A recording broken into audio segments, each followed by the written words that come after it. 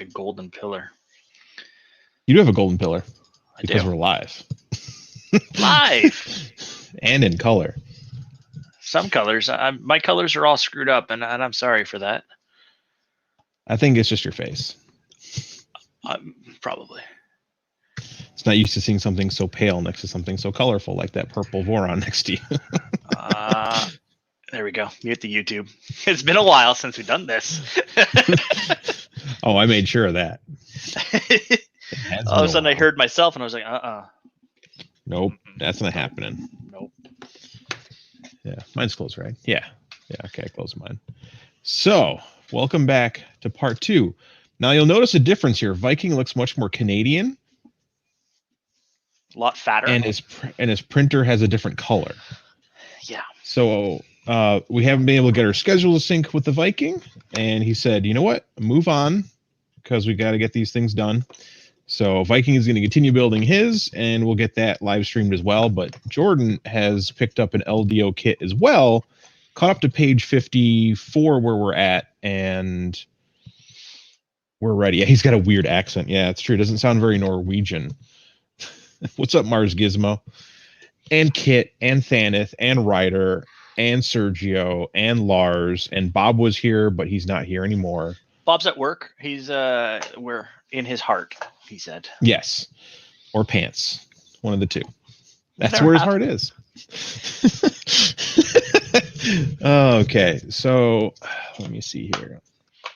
We are share screen. And screen 1. And nope, that's screen 2 is what I want to share. Wow. We're there. That's where we're at. Boom, there we are. We just finished this stuff. Oh, I haven't put 4 nuts in either side. Or is that just one side? So you're going to need... I left the ones out in the channels for now because you're going to need those for the door, but... Yeah. We just have to remember to put them in before we put on the idlers. Got it. Because otherwise they're going to fall out. Correct. And I don't have stoppers like you do. These little stoppers that I got, hang on, let me switch. So one of the Voron community members suggested these little stopper guys that he designed up. And so an M3 screw or nut fits in there, and then you're able to slide it into the channel, and everything's happy, and it holds really nicely. Mm-hmm. Some of it I've used when I built mine earlier to catch up. Some of it I didn't because there were times where the spacing didn't work out with this little bumper. Mm-hmm. So I had to go the old school way. Now I do have some of the screws in the top here, like it says to do. Yeah. Screws in the bottom and a back panel. I don't know. We'll find out. I do have one in the channel. It got stuck down here. There it is. Look at that. That was through. Okay. Looks like we added Mahai Designs and Insurgrus. Oh boy. Is it Insurgrus or Insugrus? And Mike and Andrew. What up, y'all? There's 26 humans in the stream right now. Boom. And this is not a joke. We are real. We are building things. So I'm guessing we have to do both at the same time. Well, let's go back up because I scrolled the page to get a little bit organized. A little bit organized? Come on. So it looks like we need the AB units. Let's put this out of the way for now. Let's get these. What's up? Captain Buttram. And Chris Freeze. All the people we know. Yep. I'm just going to assume I do it to both of them. I'm going to assume too. M335. Yeah, go at your own pace. Just don't go to the next step till the other one is ready. What's up, tripod?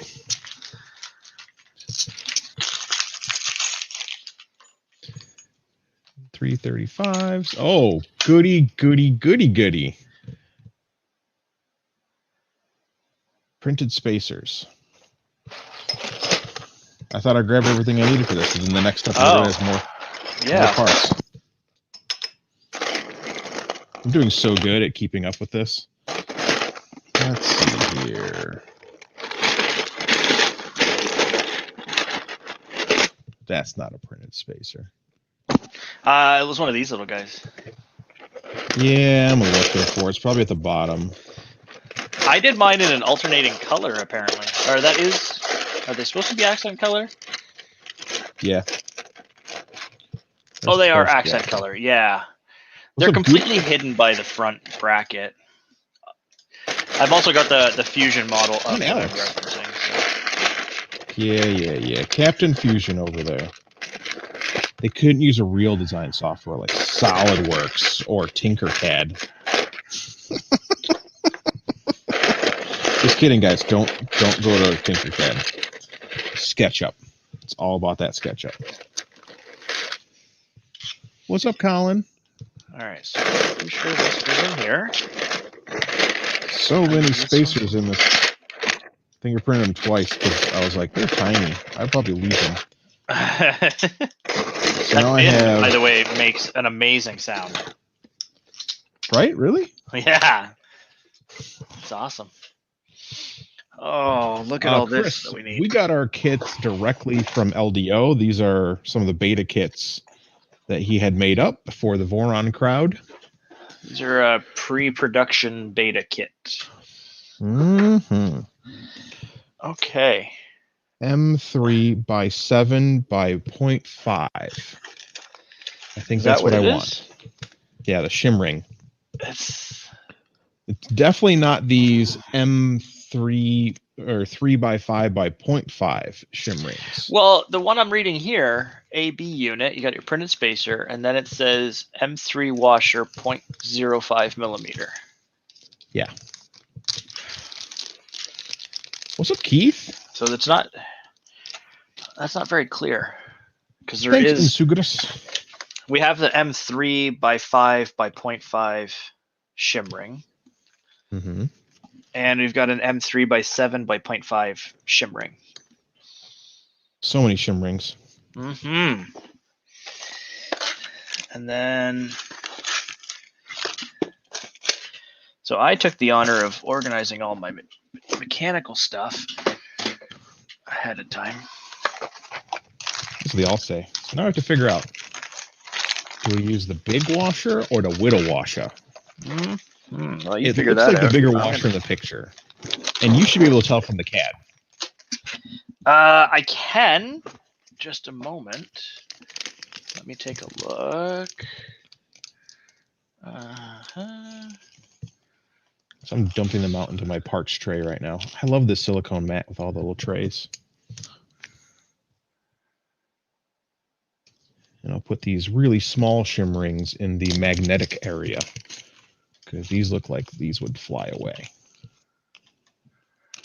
Oh, look at them getting magnetized right there. Oh, it's so nice. Get down. Get down. Get down to bear. I gotta find them on the back piece. Oh, geez. Mm-hmm. Oh, geez. Oh, yeah. I think I found them. We did print our own parts. It is just labeled M3 washer. Does it have like a size that you can go off of, like 1 to 24? But then there's, oh geez, it's number 24, number 23 washer. They've labeled them as washers. They didn't put sizes with them.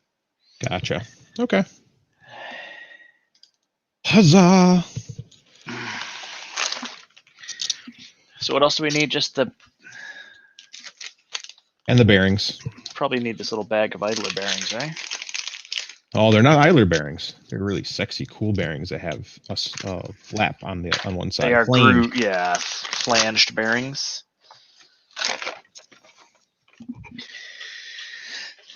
So what's the decision? 0.5s or 0.7 or the 7s? They're both 0.5. Yeah, but are you going sevens? I'm or doing threes? The big ones. I'm doing the big ones. Because that looks like the picture. Mm-hmm. Okay. So many Correct. parts. More than one part. Less than 100. Yeah, so I printed mine in high temp PET, which is a higher T glass than ABS once annealed, but I don't need to anneal these. Even without it, it is still really damn sexy. And I printed mine in standard issue PETG by AMZ 3D. Is also I don't feel like I need that. I don't even know if I'll be enclosing mine. I think you will be enclosing yours because at the very least, just for dust and stuff. Well, those are cute little guys, right? Everything's so tiny. Mm-hmm. All right, another one of these. That one's gone forever. Mm-hmm.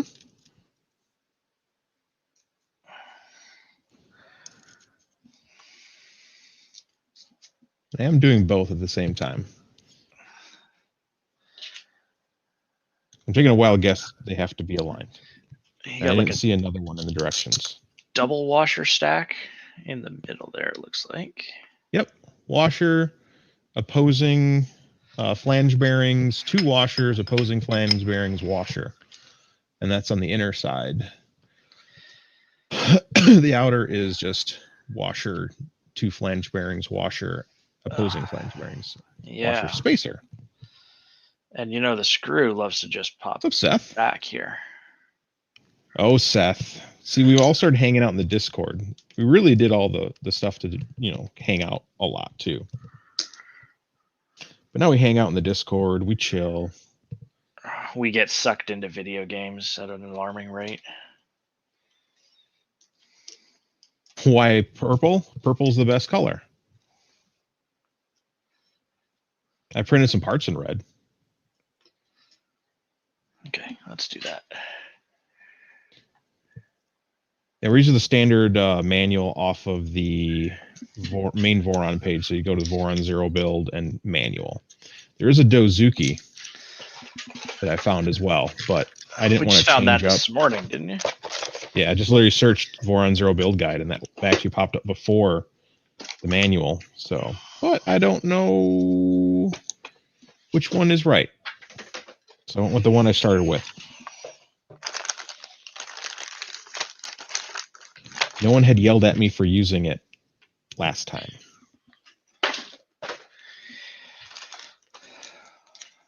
And a printed spacer after that. And I had shared some links in the Voron community Discord about our stream here. So we might see some Voron folks popping over to say, hey, how's it going? I saw that. There's a few of them that popped in. That washer is gone forever. Normal. What are you going to do? Make a new one. I guess. And then an opposing stack. No. Don't do that, Chris. Ryder, I don't know if it was... What's up, Bride Valley from France? Oh, France. Bonjour. Comment ça va? Oui, oui, Mansour. Don't do that again.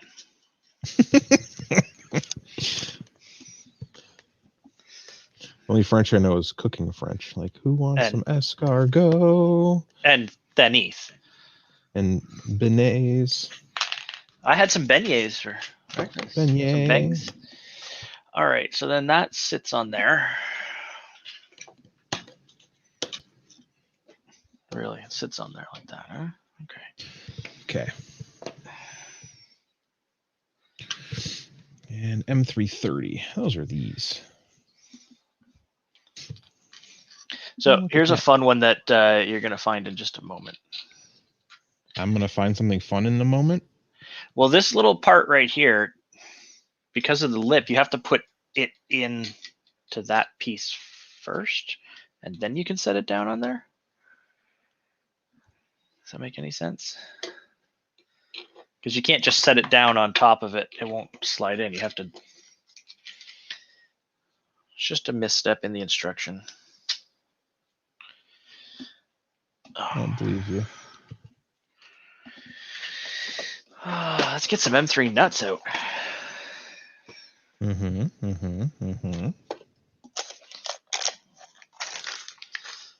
Which direction do I want? Up or down? Do I want this one up? Do I want this side up? Oh, it has to be that way. Okay.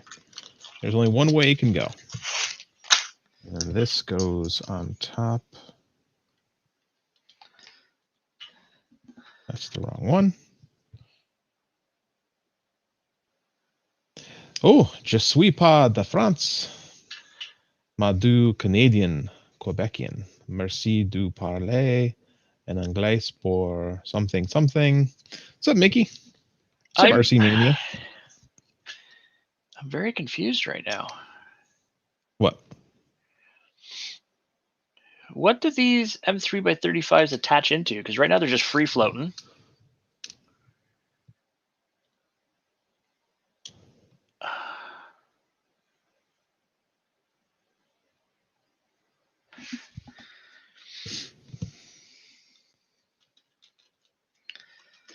Like, I get that they want me to seat an M3 down in there.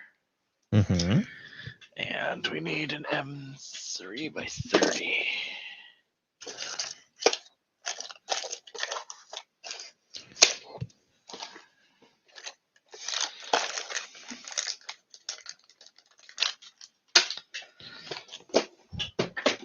Oh, we got the Norway crew in here. I'm really loving this kit that Jason's putting together here from LDO. Just all the little bags, nicely organized. No fuss, no muss, no. Nice. Well, I got mine together. One of them. Okay, what's holding those screws that has all the idler and stuff on it from falling apart? Okay.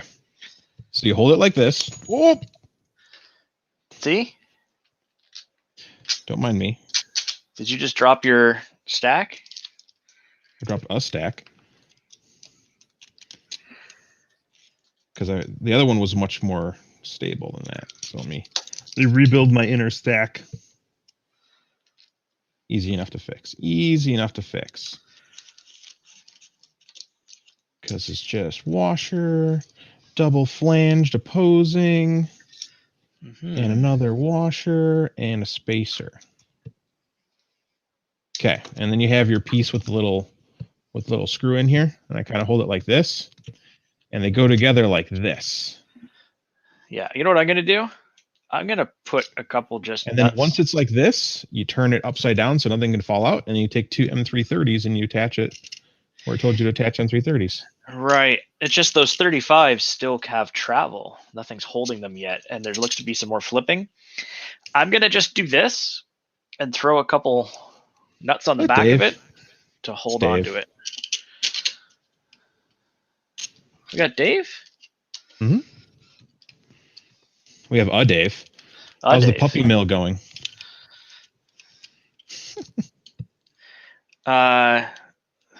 So funny enough, Dave finally followed me on Twitter. Oh, wow. I feel like a fancy person. You is a fancy person.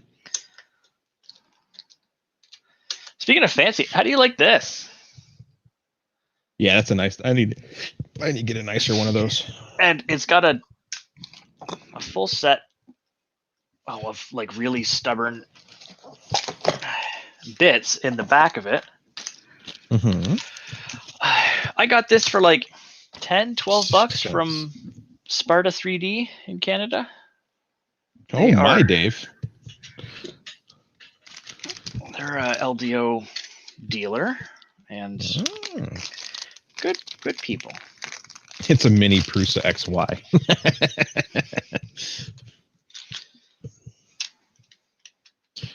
I would say the design logic is very bare.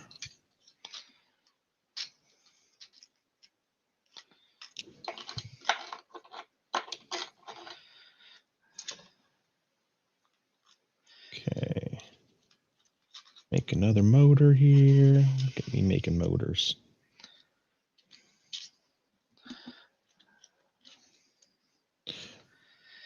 Don't listen to them in Sugris. Don't listen to who? Us? Because Well, that's someone probably no. So someone said that looks like a mini Prusa Core XY. These are. This is the April Fool's Prusa XL.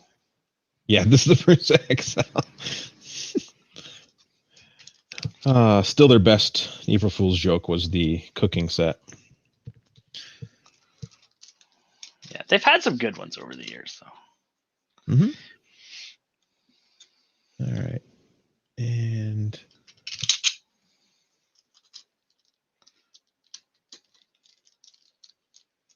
see, now this is where I'd like to know which way does the motor cabling go? Yeah, that would be nice. That would be nice, wouldn't it? Okay, what are you at now? Oh.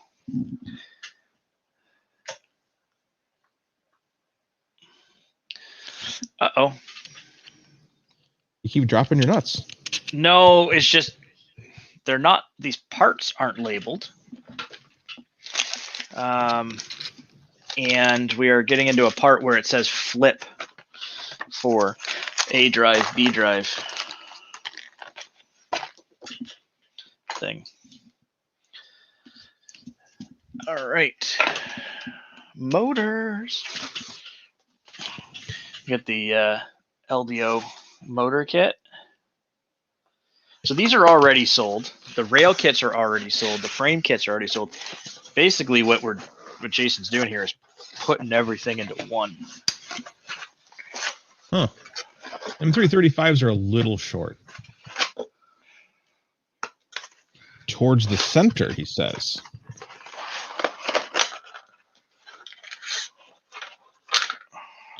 Now there's two centers. Do I want the center going this way or do I want the center going that way? These decisions have to be made.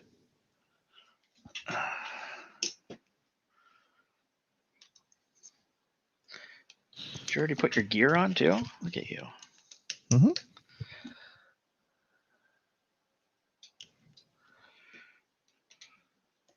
Do you know which one is your A and which one's your B drive? Hell no. Okay.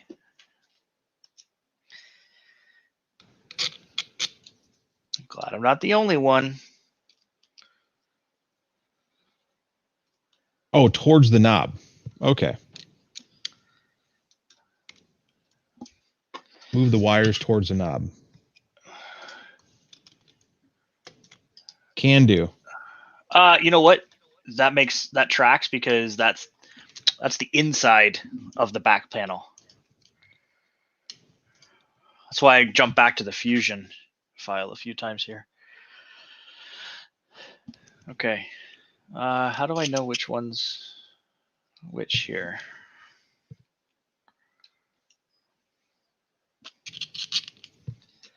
You got any idea?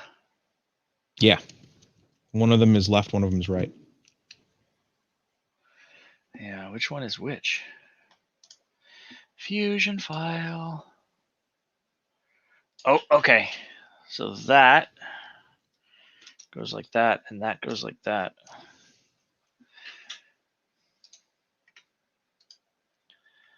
And this one is the A drive.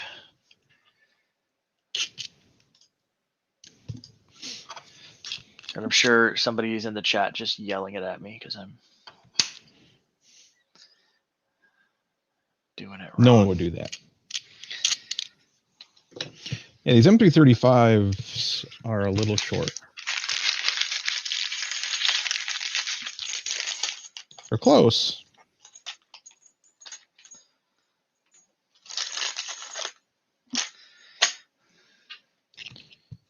see, if I were to do this, it's M340.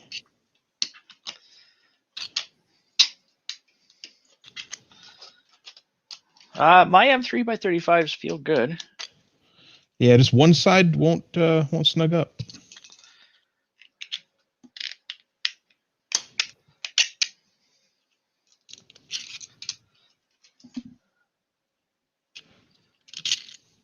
Because like it's literally hanging on by like a millimeter, which is not. I was able to tighten mine up real good. Yeah, that one is just not screwing in at all. You didn't by chance flip over your idler adjusters, did you? This, because this has an up and a down. Wow, that looks blue. Yeah, it's not blue. Oh, it's not blue, it's purple. There you go. Now it's turning purple. It's, well, I got a big bright orange wham bam slap mat I'm working on here, so. Yeah, it's trying to color balance. Mm-hmm. What?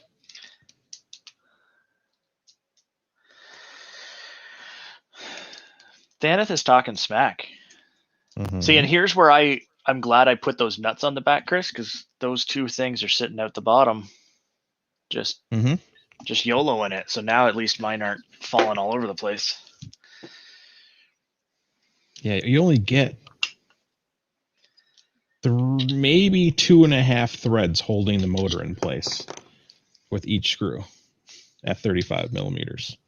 Oofta. Need to shave 0.2 millimeters off the bottom of this print.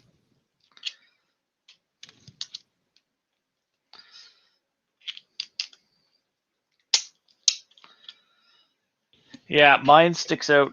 Let's see if that'll track. So that's how far mine sticks out the bottom, which is going to give me 3-4 threads.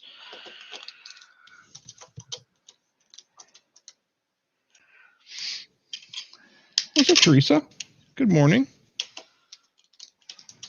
Of course I ignored Dave.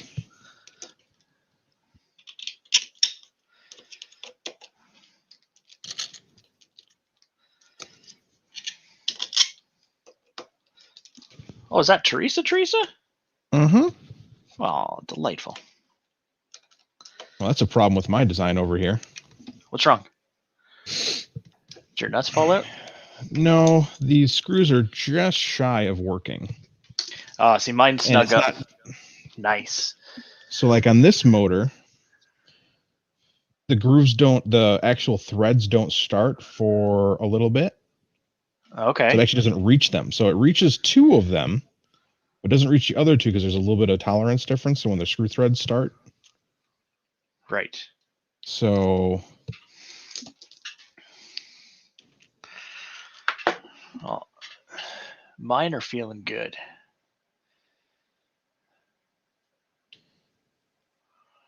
So then you should have a completed unit. I mean, look at how much. I don't know if you can even see how far the threads are sticking out. You've got a couple that are sticking out nice, and then your back ones are a little shy. Yeah. Just 335s, that's what they say. Just tickle them a little. Maybe they'll not be shy anymore. Okay. The picture in the manual is showing this one.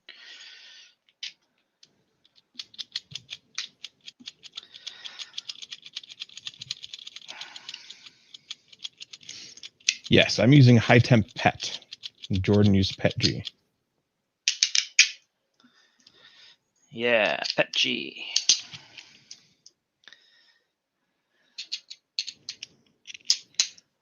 What's Teresa doing?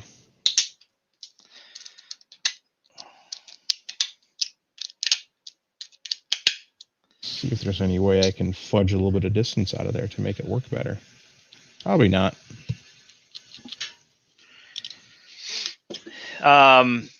Could try sanding off a little bit of the top surface to get yourself down a little. Check an actual M335. Yep, that is the same length. I'm only getting a few threads. You might need to break out your M337s. Yeah. And a half. 37 and a half. And a half. All right. Get on 340s. That's too long. I'm really digging this setup I made up here. Hey, now, what happened to all my screws or my nuts? Supposed to be 8 nuts up there. I got 7. What? Did you miss count? Oh, no, I got 6. Right. Because that's what it said to put in.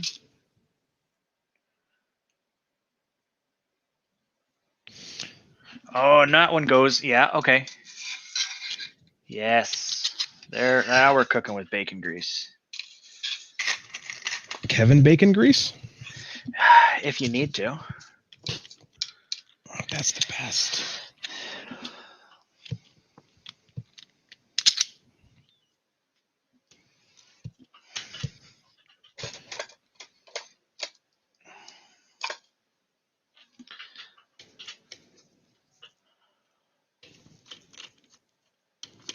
Oop.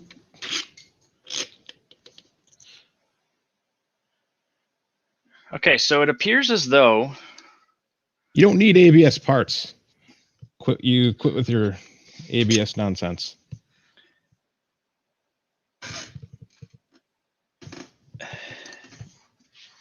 Kids using crappy materials.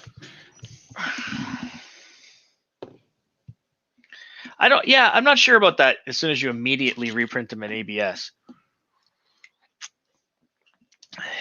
The glass transition temperature of PETG and ABS are so similarly on board. Oh, it's 20 degrees difference. It's quite a bit. But it depends on what you're using it for, I guess. Correct. I'm so confused right now by a step, and I don't know.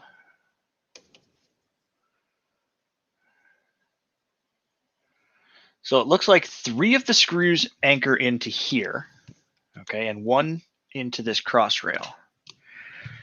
But then our lovely friends, the idler screws, just don't anchor into anything? Sure, the Voron does recommend ABS, but there are better materials. I mean, ABS shrinks unevenly in the X and Y direction. ABS material also has an interesting breaking point because once you stress it to a certain point, it just breaks. It's not as ductile as other materials. Its glass transition is beaten by other newer materials. Finding good ABS with actual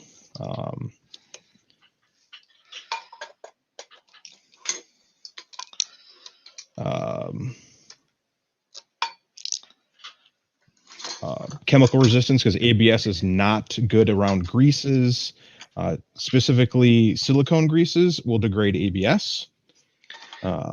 While it does not degrade PETG or polycarbonate or a few other materials. So I think the issue is there's a lack of understanding of material properties.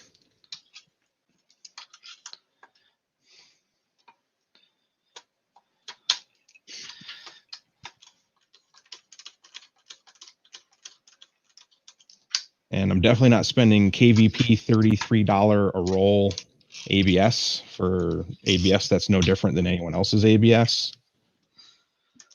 That would be silly. I was going to get some ABS Plus from, again, Sparta 3D in Canada here, in Ontario. Canada.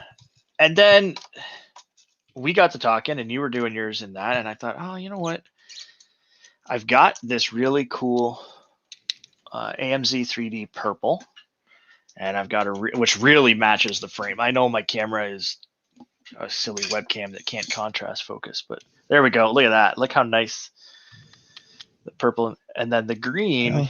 Green is their light green. I need some zip ties. Is their light green PETG that I feel has a little too much yellow in it to be a good light green, but it really makes a good, like, sickly looking green, which is why my Voron is going to be a little joker. Yeah, but then you have to buy Keen Village Plastics material, which is just really overpriced material.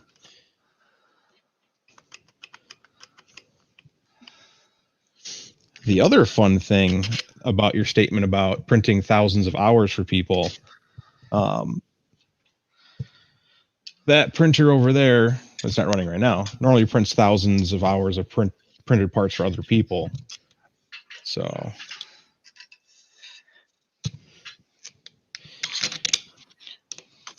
yeah, but are the Voron devs always right? If Voron devs jumped off a bridge, would you join them? Come on now.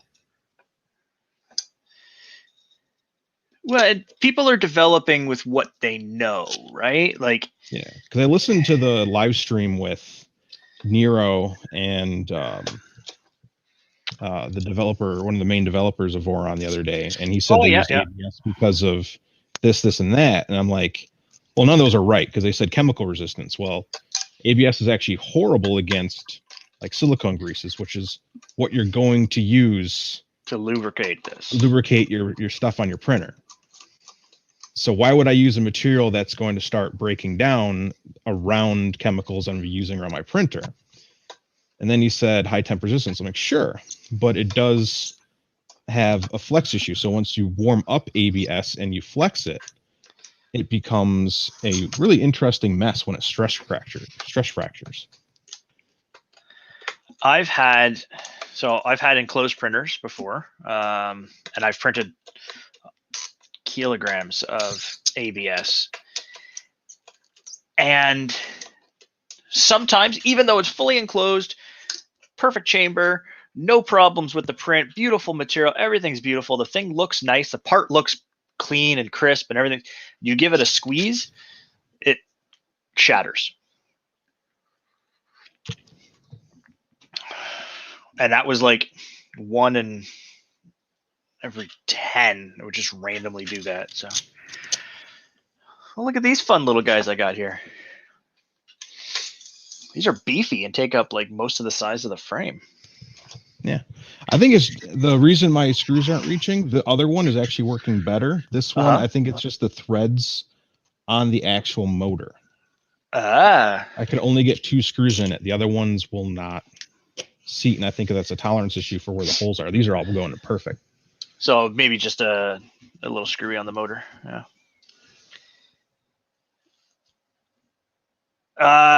Actually, the CNC Kitchen PET G parts were not because of the PET G.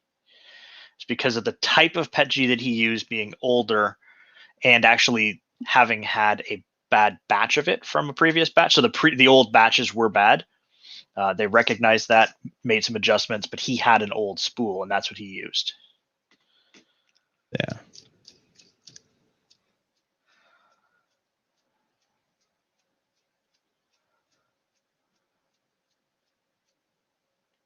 Yeah, but why?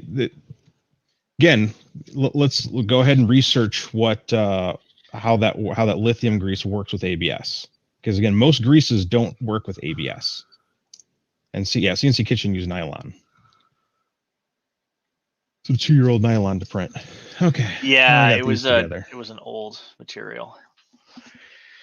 Ooh, M35 long screws.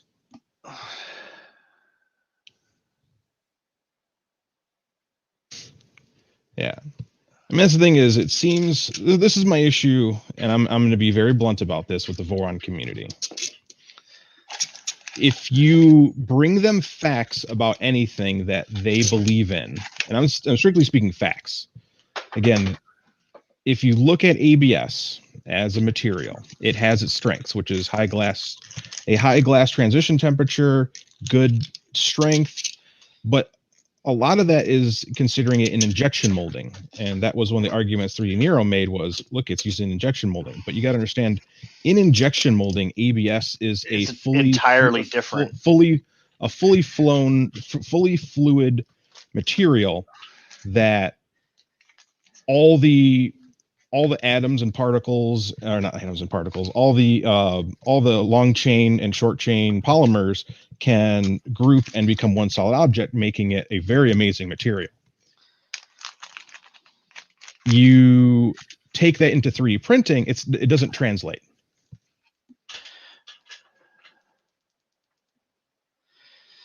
And that's because of the layer lines and stuff like that too, right? Like that's Correct. also going to impact it when it's in And injection that's why molding. One, if you don't design your solid parts for shrinkage, because again, it's like 1 to 1.5% shrinkage in the X and 1.5 to 2% shrinkage in your Y with ABS, regardless of your thermal capability. So if you have a really good enclosure or not, you're still going to get shrinkage that's different in the X than in the Y. And you're also going to get issues when it does shrink and expand in different areas. So its ability to be strong in one direction will be different in another, and it interacts with materials differently. And I get you shouldn't get grease on your parts anyway, but it's not like it might not happen. I mean,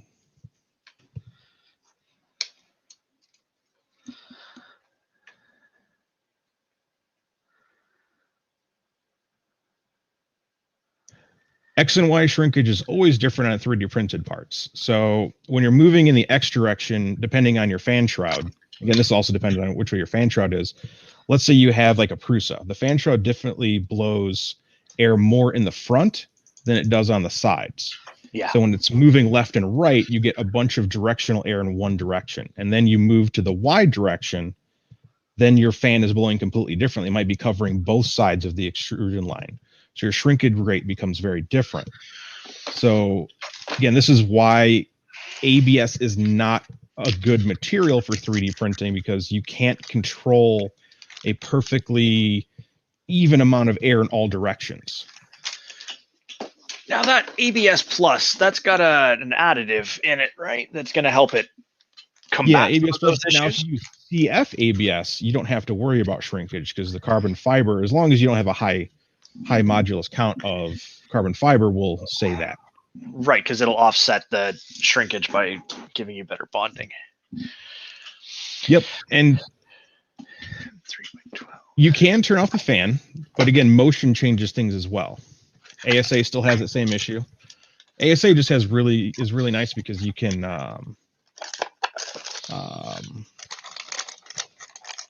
bring it out in the UV light, because ABS degrades in UV,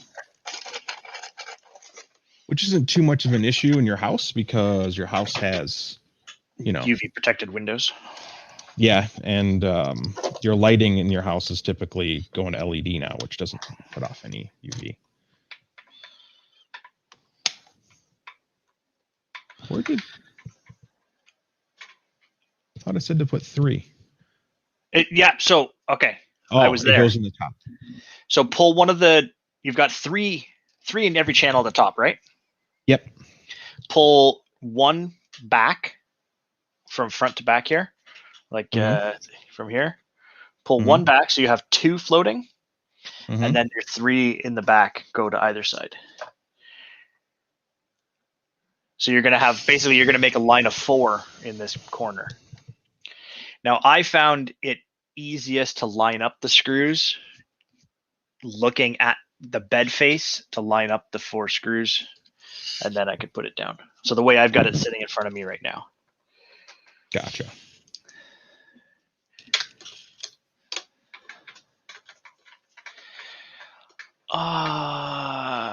ABS doesn't really need a fan anyways. Okay, cool.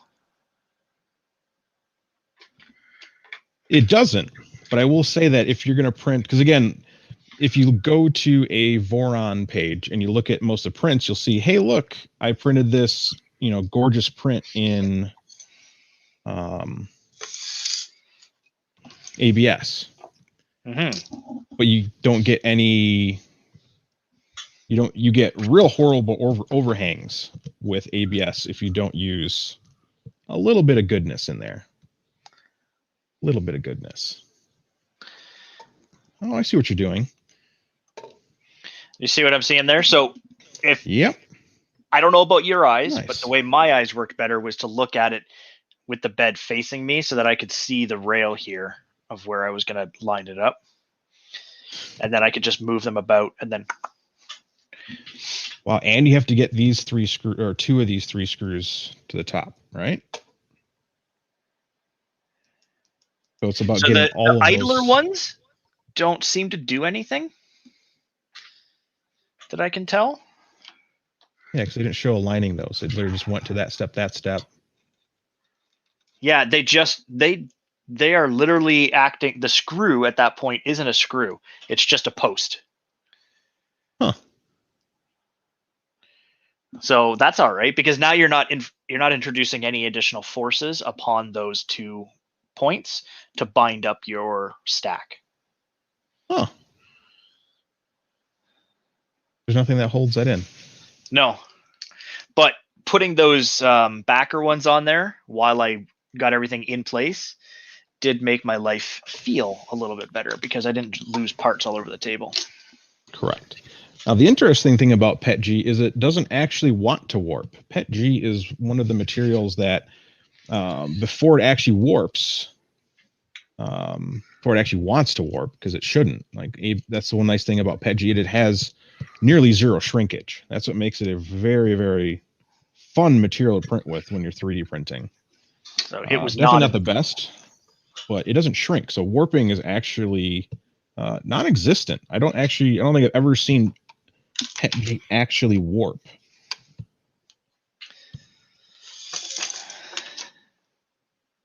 It's weird that there's no screw for it. You sure we're never going to use, even in the CAD? Unfortunately, the CAD doesn't show every nut and bolt. Oh. Damn. Now, apparently there's another version of the CAD out there somewhere. Because of our position of what we're doing here to test the beta kit of it, I'm only going off of the resources off of the Voron page, just to make sure that no one needs anything specific. A couple M3 by 10s, and there's, yeah, all right.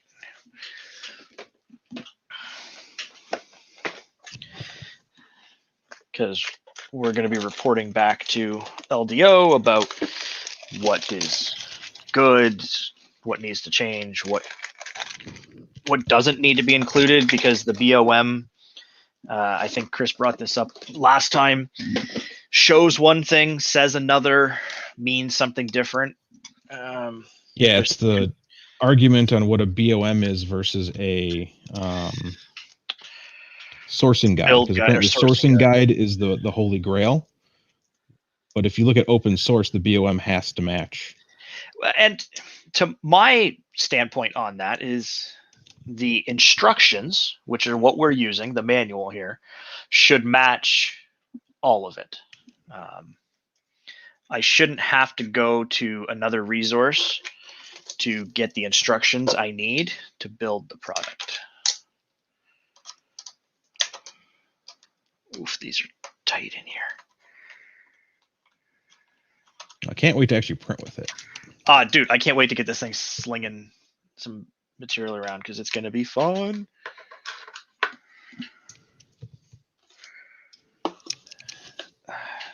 You know what else I can't wait for? Not losing my screws.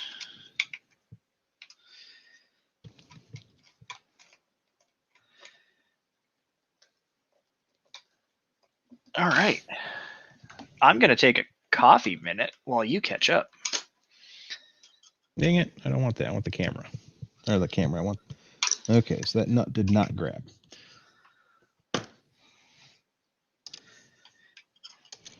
Yeah, I tightened mine down one at a time to make sure that they grabbed, jiggled it. Like, in that situation, these little printed guys that dude was talking about might have worked out well. Yeah. I don't know about this. The problem I found with these is, if he made these sort of thing, they just need to be the bare minimum size, so that you don't have to worry about spacing in between, because once you get too many of them touching each other, your spacing becomes an issue between. So I'm going to find him in the Discord and give him my 2.5 Canadian cents. So it's going to be 2.5 Canadian cents. Why can't it be? Well, there's conversion, bro. There's conversion.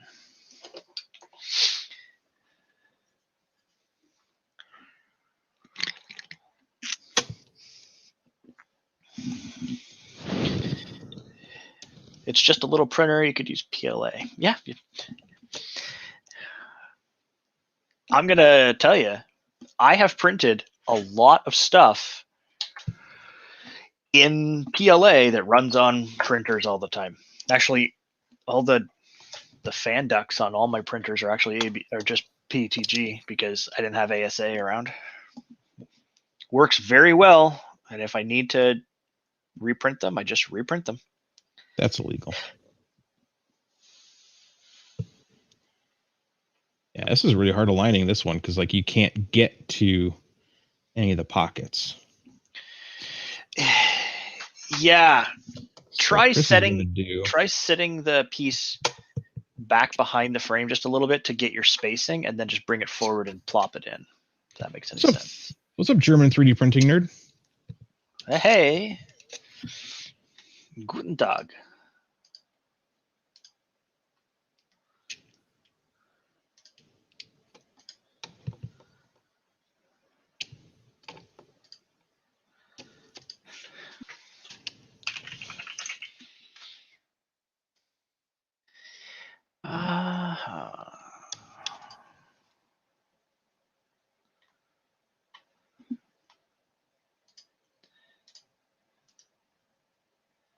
Lost the window.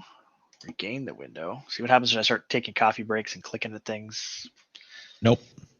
Yeah, stuff changes. Stuff happens. No. Legal. That's a weird. So cables route on the outside through the motor. Were you looking at the belt pathing? Yeah.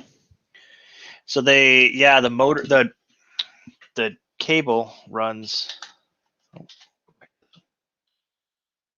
Like the belt will run back here too, from side to side, which is why there's that indent on this piece. So they're going to connect back here like that. Huh. And by having the wires to the inside like this, it means we're going to have a nice tight wiring channel. But again, one of those things that the manual, if it had just bed size. Yeah, bed size. If the manual had just had on the picture 4 wires coming off of it, like they did it actually with the Z motor, didn't they? They put a directionality on the wiring for that. Mm-hmm.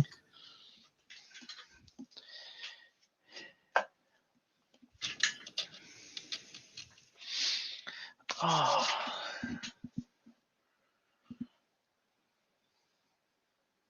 Come here, magnet.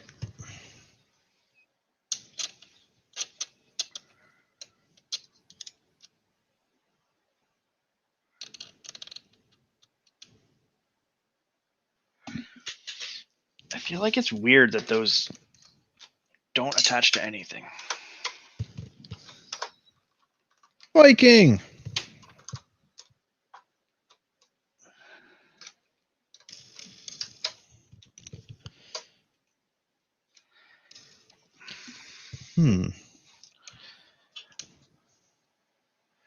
Chris, Mm-hmm.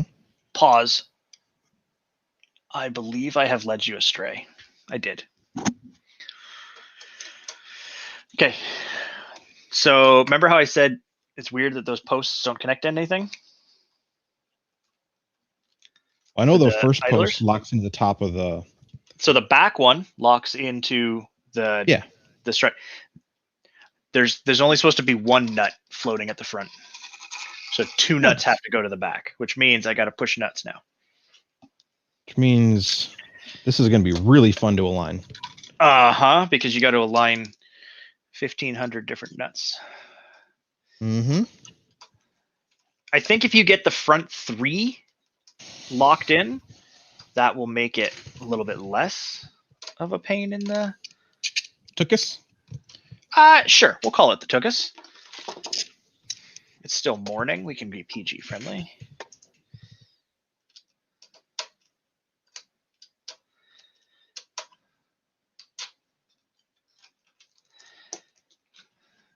All right.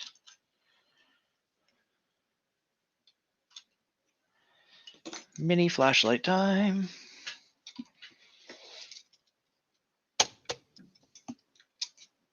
Okay, let's see if I...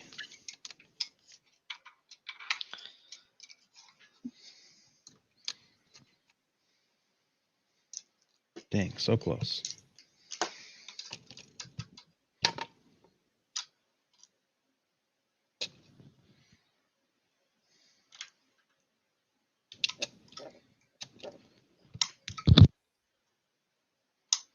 Whew.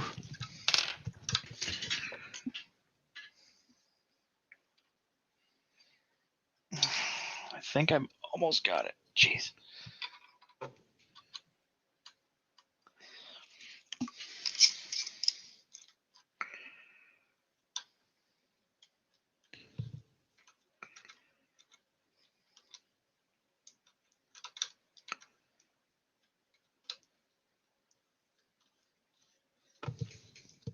Oh, snap. I nailed it. I have not yet. That back one. So this back one back here before the back behind the post. Oof. I feel bad that I led you astray now. I'm sorry. Don't feel bad. The I'm still not getting... the Manuel didn't tell me otherwise. Oh. Hey, I got that one. Did I get any of these? Come on. Hooked it. Okay. Now I'm picking it up. Okay, 2. Oh, did I get that one? Yes. Viking. Love that guy. Such a Viking. Mm-hmm. He's also the reason why we've been obsessed with a Viking game for so long. I blame him for everything. I wonder if he's been to on the game in the last couple days. I don't know. He said he was gonna rest it up. And hey, Rushmere, Mr. James. He also has a fiance, girlfriend. So I'm sure he wanted to spend time with We people. haven't committed to anything yet, Viking and I. You have. You just don't know about it yet. Dang it.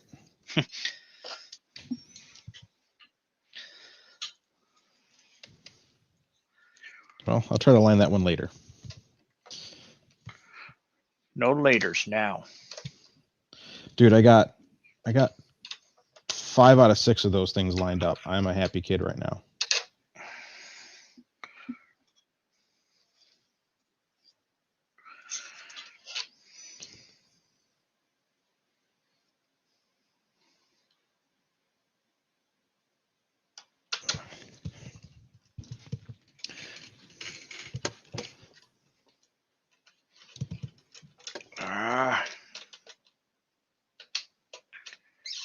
Okay, come on, you.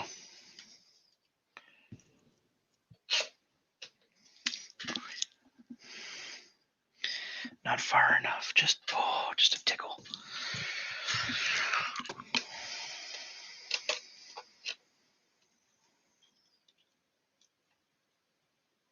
Hey, what's up, Steve-O? I am not using the SKR you sent me for it because it came with an SKR Mini E3 V2.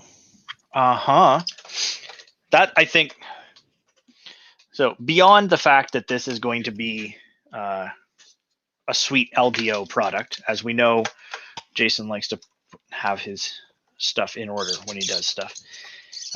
It comes with every stinking thing you need. Mm-hmm. Except the printed parts, which, whatever, you can print your own, because that's customization. But the build is a technical build. Kubler. Yeah, this is not a first time printer builder. Yeah, it looks like it from a distance, but it's the exact opposite of that. There are how many screws to hold? How many nuts are in this little frame right here? Too for many. The bed? 10, Too 12? Too many. I think a lot of what makes this hard to do is the size. And I think that's the thing, is it's so small. But then some things are kind of over-engineered. Like you don't need 6 mounting screws. You need 1, 2, 3 would work. Mm-hmm. 3 would hold that thing in perfectly. This is a kit, Dan. LDO is this is a beta kit from LDO. They sent a few out. Some people ordered them when they hit up Jason. They're like, "Hey, bro, can I order one?" And he'd make one for people. But he is not doing that currently, so don't go messaging Jason, by the way. Unless you want to give him $800 for a V0 kit. I think he'll take it. I have no word on pricing or availability at this time. However, from his conversations that I've seen him having with some people through Twitter, on some threads that I've had and in the Discord, I think he's hoping to get this out this summer. So summertime build sounds nice. Yeah, after you're done doing all your yard work, you can come inside and stress out over where tiny little screws go. And sweat. Just sweat. Yes. It's a fun build, though. I got to say, it's a fun build. It's a good-looking printer. I like some of the engineering that went into it. One of my favorite things about the MK3 and the Bear and it is the build. Okay, I love the build on that. On that type of printer, I love it. So to build this and end up with this cute little adorable, I'm excited. Viking, don't worry, buddy. We'll get you there. Oh, so check this out, Jordan. So you know how that one bearing at the top, one of them needs to be flipped on the A drive. Now it says to repeat all of the steps for drive A, for drive B, and then flip the bearing spacing. Yeah, I flipped mine already. Nice. I can do that easily by unscrewing that screw, pulling it out. If I look at the back,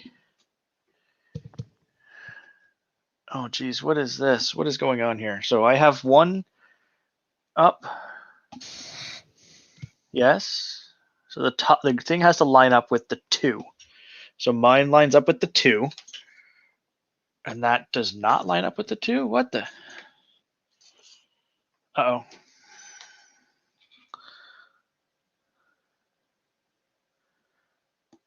Oh.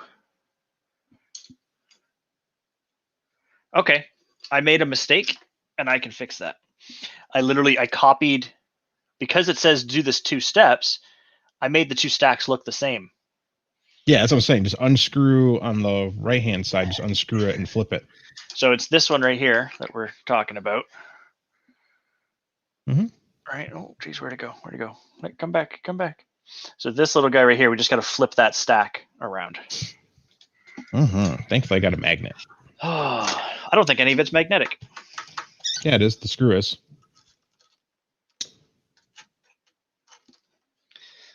Don't fall onto the ground. Don't fall onto the ground.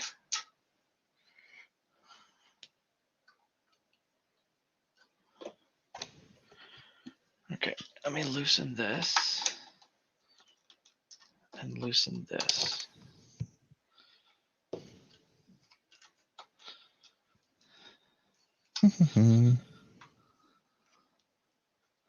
Yeah, it's just an odd place to put the next direction for the next side. Mm-hmm. There are some layout things with this whole setup that I kind of wish were different. As far as put this here, do this order. Order of operations is a little screwy. Like, I know after you did your build, we talked about aligning the the Z gantry and everything. So I had made some spacers for that, which made my life uber easy to put together later on. Spacers should be mandatory. But again, that's something we learned from building other printers. Bears, right? Building other printers, building bears.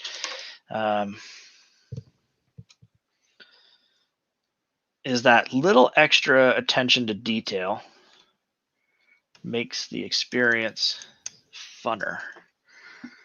Oh, how am I going to get that in there? That's easy. Tweezers, which I know I've said it a few times now. This Sparta 3D that popped up recently in my line of sight is just fantastic. I've gotten some really good quality tweezers. I just bought, and those come with some of the orders. I just bought this nut driver set for M3s and stuff like that. Or did I get that on Amazon? I don't remember that one. But the screwdriver set, the things, there's just some great stuff. You're a bunch of great stuff. He's got one sticker that is just perfect. Mm-hmm. I don't know if that's going to show. Does that see that? Oh, look at that. Eat, sleep, print, repeat. I just haven't found a good spot to put that yet, but that's right on the Mad Monkey wall. Not on the Mad Monkey wall. That's where the sign is. You crazy. All right, X-Acto knife is going to work. You already knew that.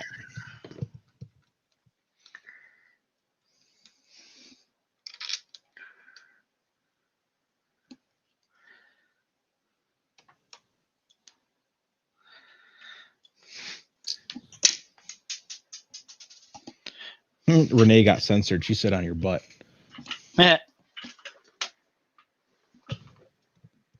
She's not wrong. Now she wants to put this. Now someone says put the sticker on your leg. I did just get a new one, temporary for right now. So, but it's a temporary leg. They're gonna take it back next week.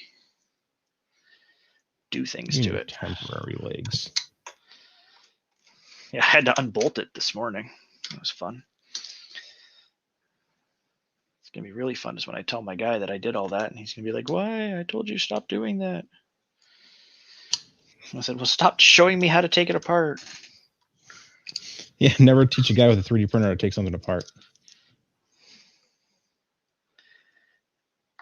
Oh, this stinks right now. Okay. This all has to be loosened up a hair. I got everything in except that last washer that goes on the underside of the printed part. Such a pain. Sometimes I even wonder.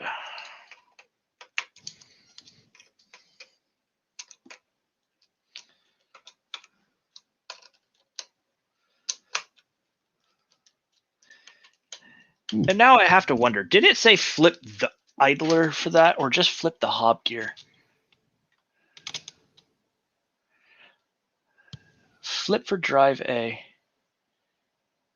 It doesn't mention building the other one differently. Yeah,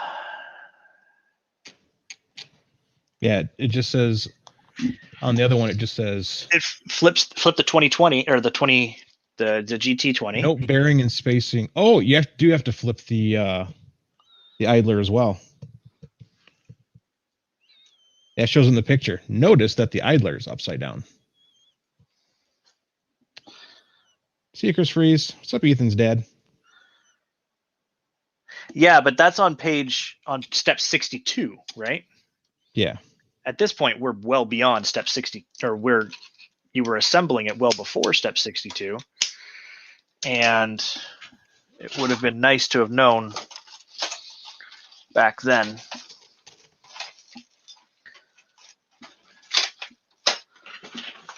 Magnet. Did you steal my magnets? Yeah, I do that all the time. No, they were stuck to something. I'm a big dirty magnet thief.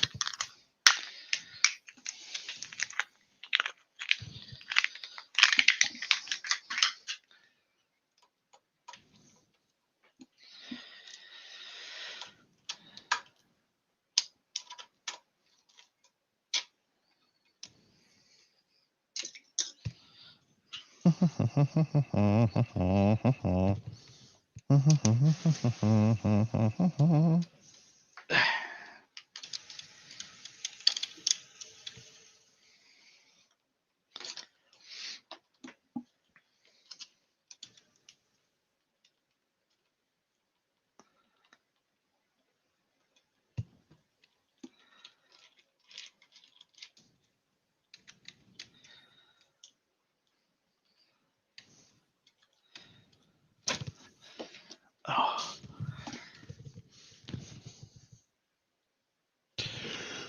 I'm just taking it off and I'll re-put it back on. So we got to flip both the idler and the 20. Mm-hmm.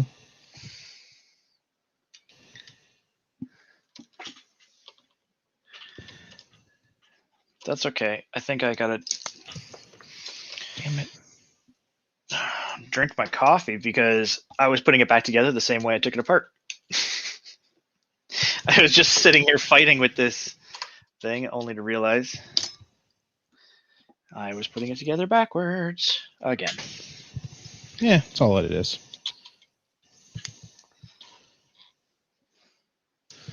Let's see, IMST, tried out your Clipper config for the SKR board and it mostly worked. I had to invert the probe direction from my pin to V1.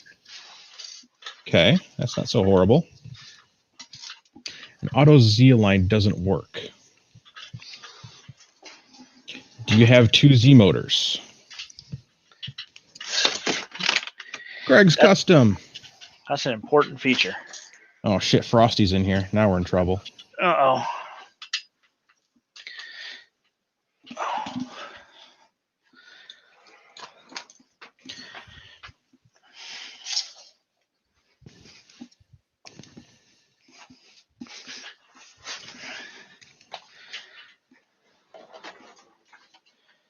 Frosty is just so, you know.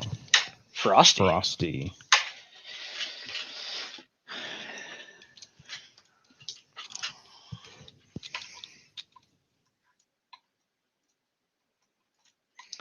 Give me your motor. What didn't I unscrew enough? No. You're not allowed to be angry at me. It's a true story. All right, let's see how this goes again.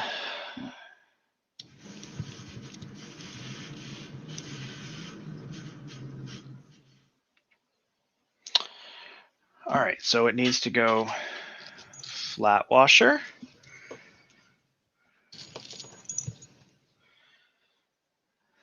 Idler stack.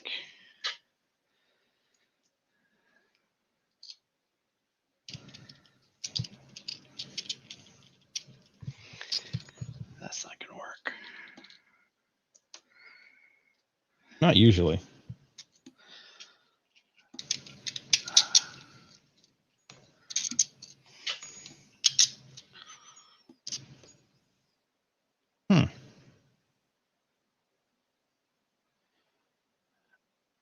Okay. Printed spacer. So now it goes on with this first. Then a washer.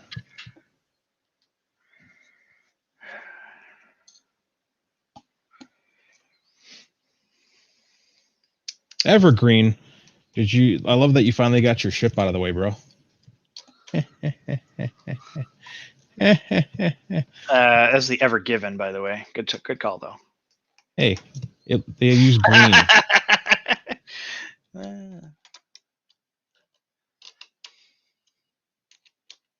Are you mocking me?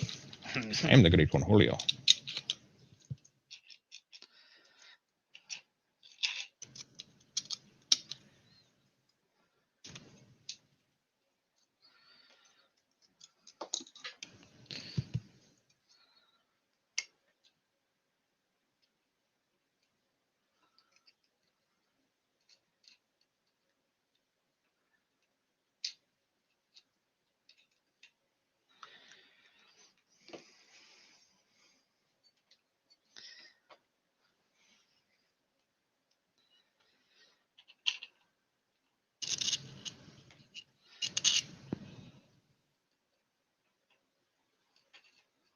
Grubby's playing Valheim.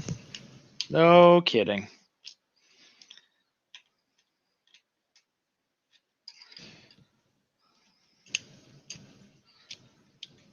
Okay.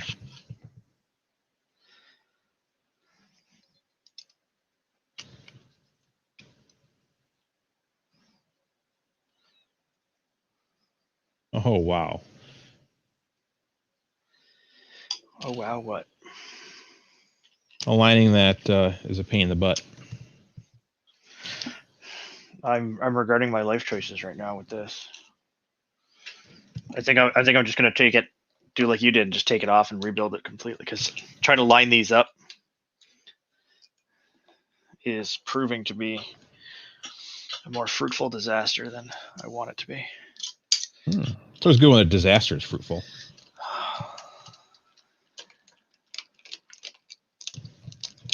But as long as I can do it gently and not. Okay, the motor realistically could have gone Evergreen is the company. Ever Given was the name of the ship. Ah. So, haha. I get half points. Do you though? Yeah. We're now Good Mythical Morning, and we're having a competition. Half points are included.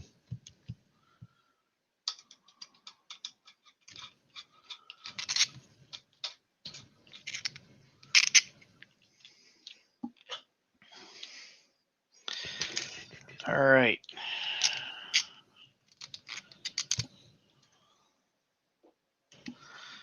Yeah, that's fine. I can deal with that.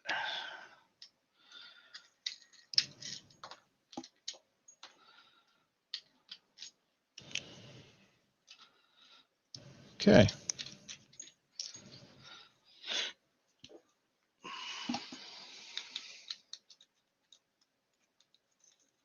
Okay. Man, it's going to be fun getting a belt through there, though. Not just any belt. An itty-bitty-bitty one. It's still it's not a 6mm belt. It looked like a 6mm belt. Like it's still itty-bitty to me. Okay. No! Greg's Customs. Oh, I'm ST. That means your motors are flipped from my configuration. So you just need to flip where your Z motors are. So it's trying to move one up and one. It's moving the wrong one the wrong way.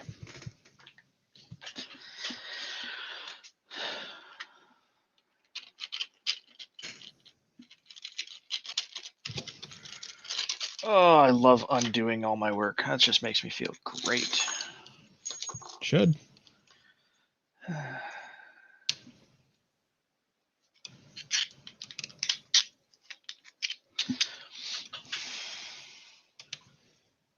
I can't wait to do this again.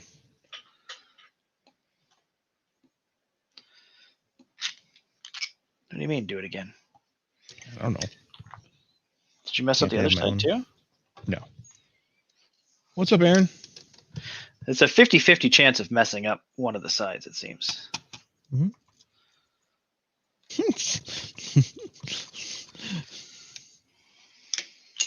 Ha!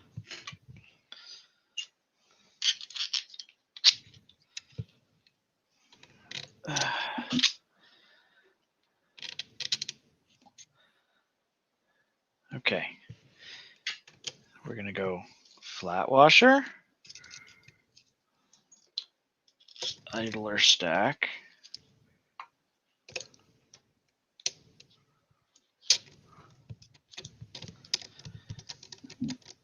double flat washer,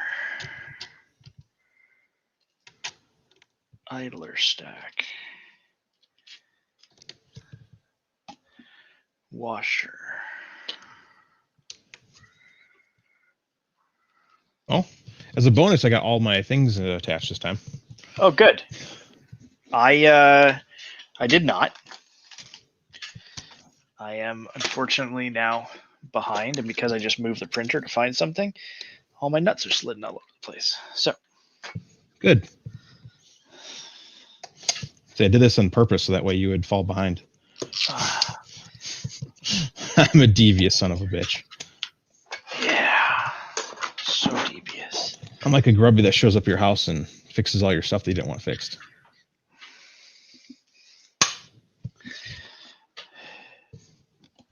Okay, so then you need washer, stack.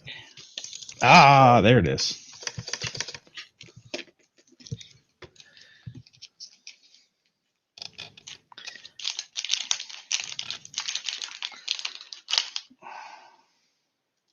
Washer. Oh, good. Okay.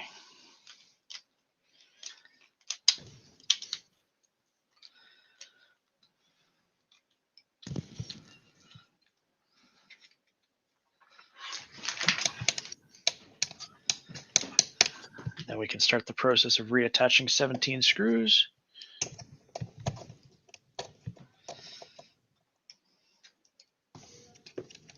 "17 screws." Yes.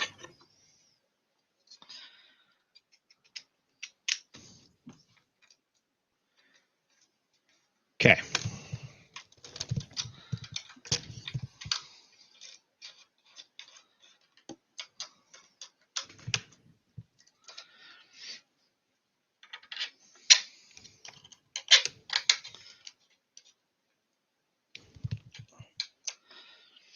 Mm-hmm.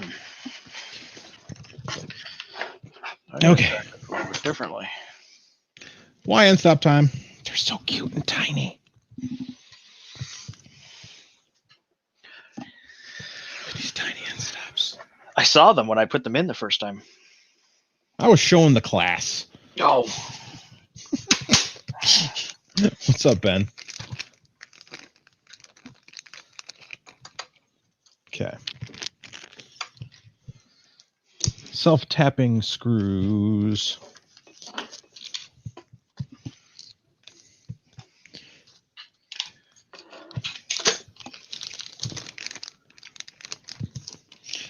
Self-tapping. Those can go. Yep.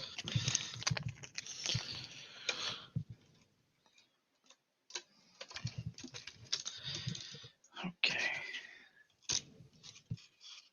All right. What screw head size do I need for this monstrosity? Oh, good. Back to the mini tiny screws.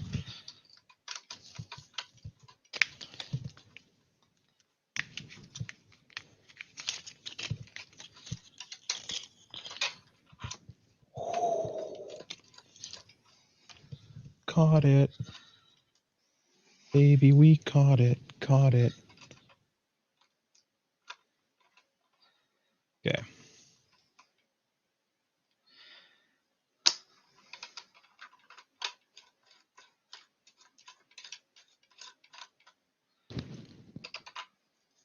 All right. This needs to be attached ahead of time.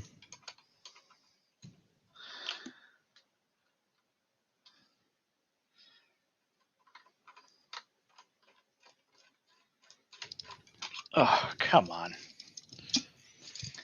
I can't. It's too early in the morning.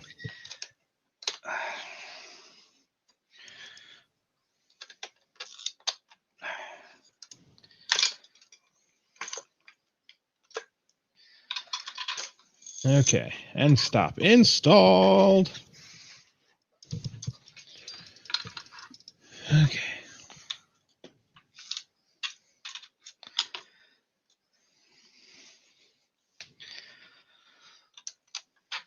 Oh.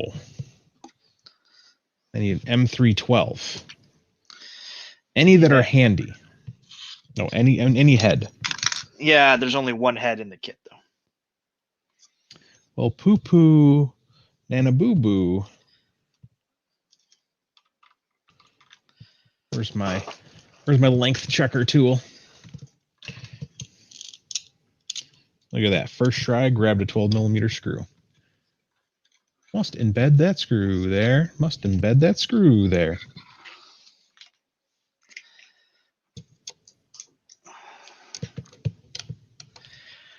Oh. Or I can just throw it anywhere I want. You're right there. Monkey Funk? I'm just trying to get these couple screws lined up, and it's just screwing with me.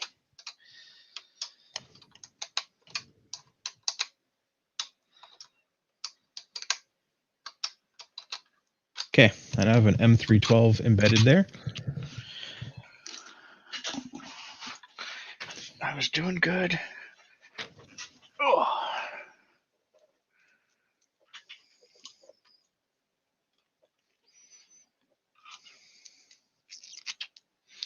Okay. I need a thing that looks like an end stop.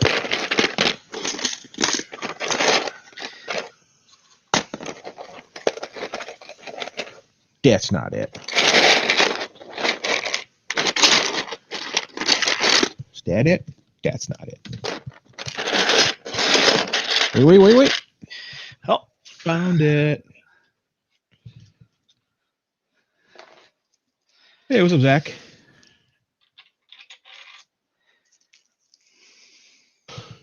I rip this lever off of this one. All right. What are you ripping the lever off? On one of them.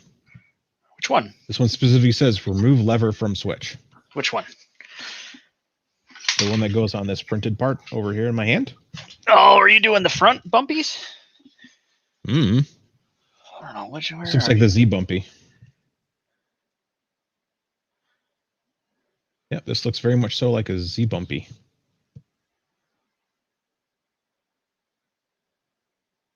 Thank goodness I have the world's smallest Allen keys over here. Remove lever from switch. Which way did you put the... Because I couldn't figure out which way to put the... I guess I need the bumpy to touch that thingy, don't I? Uh-huh. Dang it. All right, I'll get back there in a second. I'm close. Lunch break. That's not allowed. Get back to work. This is America.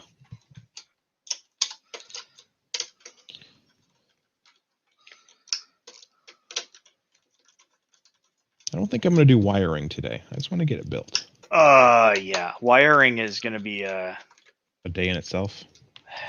Yeah. I'm disappointed because they've got this manual where they've laid out these printed parts. Okay. Oh, and there's no wiring guide. And I remember this. There's quite a bit of pathing that's been put into the printed part, right? Yes. So be proud of your printed part of where you want the wires to go. If that's the way you want the wires to go, tell me. Oh, M310s. I'm a bad boy. I grabbed the wrong screw head. Oh, it means I might have a chance. I think I'm going to catch up. What sucks is before we did this, I was thinking of going off to make a coffee and coming back. That ended real quick, didn't it? Tell me about it. When you got to go back 10 steps. It's okay. I don't think any less of you. Everybody else does. Everybody else does, and those are the people I care more about. Yeah, food sounds good. I had a bowl of cereal this morning, and that was it. I normally don't wake up at 8 in the morning to get ready to go on live stream. So yeah, that's my bad. But at the same time, don't matter to me. We know this is going to take a little bit of time. Nah, this is the easiest build I ever done. Okay, so I need to take these little screws out. A lupa.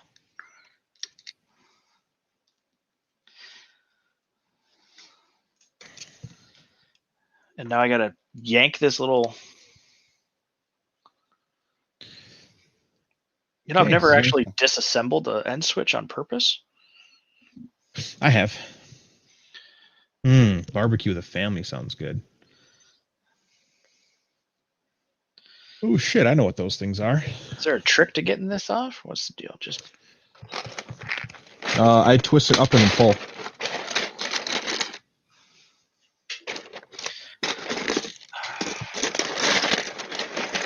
They're really small, so kind of a pain, kind of not a pain. Well, the lever, she gone.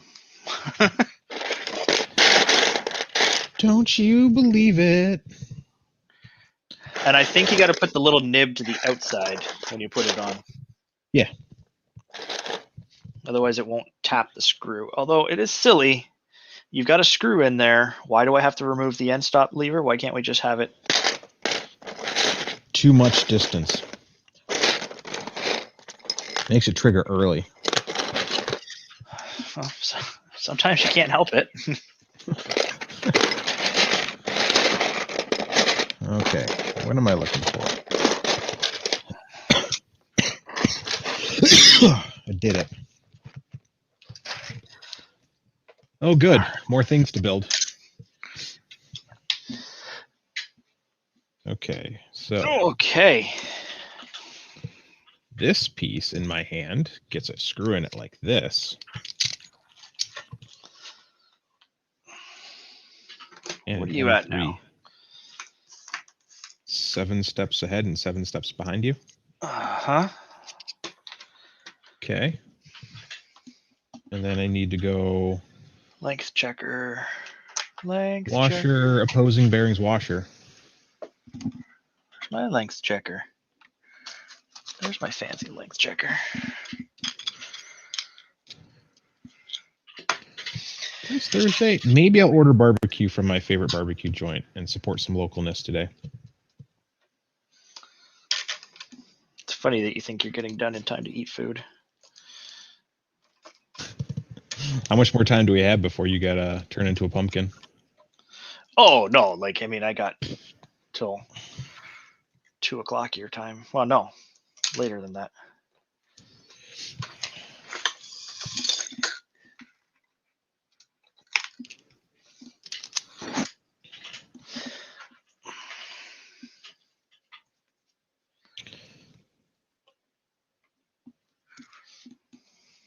This part is really easy to install. I like this one.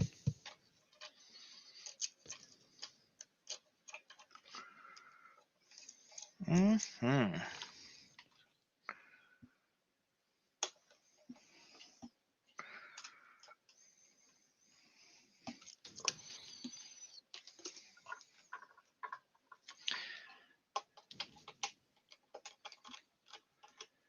Oh, yeah, man. That's good right there.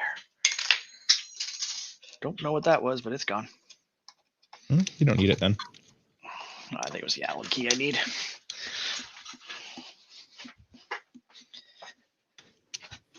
And it's such a small Allen key that if I don't pick it up and find it now, it'll be lost to the world forever. Okay.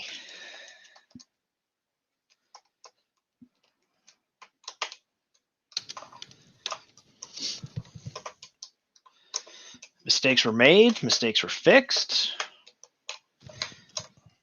Mm-hmm.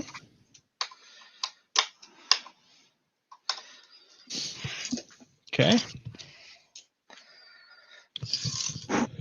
Now what do we... Oh, don't worry about it. Hey.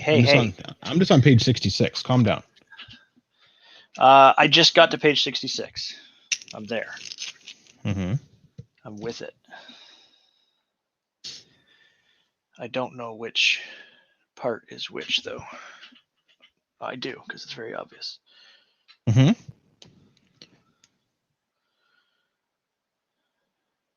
Oh, Amazon delivery. Compiling for MKS Robin E3. That's always fun.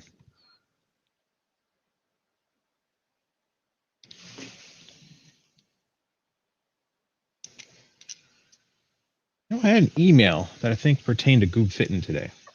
Uh-oh. Let me see here. M3. So I saw an email come through that said UPS.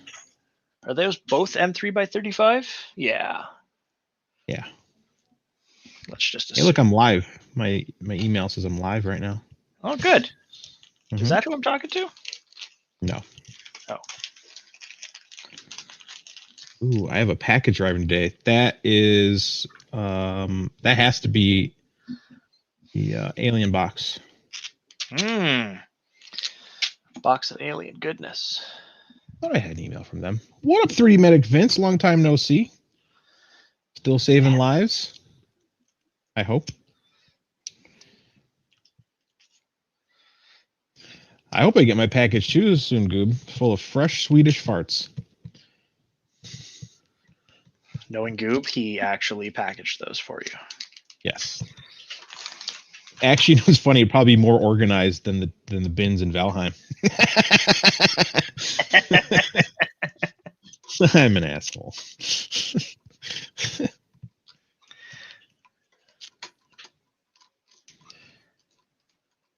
You saved few lives. That's not good. We got to pump those numbers up. Oh yeah, this part was nice. Right? Only 2 screws to align. Really hard to mess that up. A few washers to put on. Nothing. I took the liberty of setting out my parts while we were chatting this morning. So I didn't have to go hunting for them. Oh, shit. Now we have to build a pocket watch. No, wait. Just wait. Take 2 seconds. Come on. Give a monkey a chance. Patreon notification. Thank you, Jared. Subway? Yeah, Subway Jared. He's fresh out of prison. Do you hear some issues that there are some issues with the pocket watch? A lot of people are switching to that mini Sherpa. So we will see if I need to switch to a Sherpa. I love the little names for these things, by the way.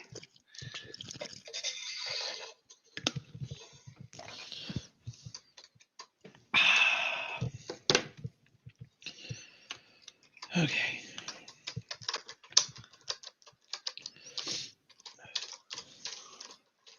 What's fun is we're taking a break to go build something on the backside where you could get at it later. Mm-hmm. Instead of finishing the frame. That's silly. That's silly, but it's what it is. That is really weird that it goes now, because it literally just goes, it does the pocket watch install, and then you go, let's put the bed on.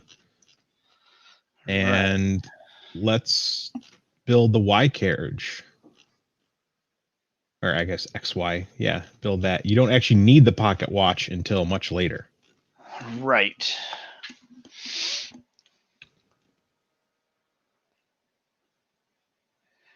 Well, what it's saying now is mount the pocket watch, and then we'll move on to the bed. Yeah, I'm going to skip the pocket watch for now. You want to come back to that later? Yeah. Also, that part that it wants us to mount, I was industrious, and when I put everything together... Because, I mean, it's not like you can't access these 2 screws right here that are...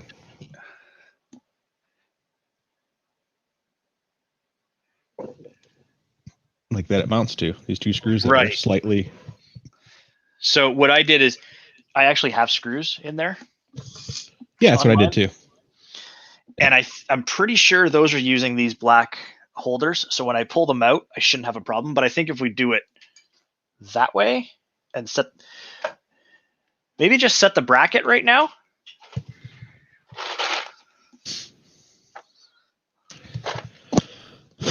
I'm dying. I'm going to set the bracket. Well, now looking at the pictures, taking top 2 screws? Top 2 screws? Or like, yeah. Yeah. I mean, there's the one at the top, and then there's one at the bottom, and there's one a little higher, and then there's 2. It's the second and third screw from the top. M3 by 12.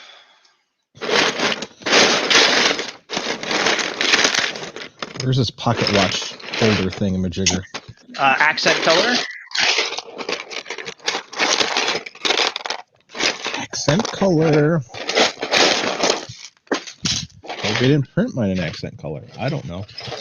I actually do not see that part in my parts box. That's what it looks like here, Chris. T-shape. Yeah, I don't see that yet in my parts bin, but I do have a lot of random shit in here. I can hear it. It sounds like it. R.I.P. headphone users.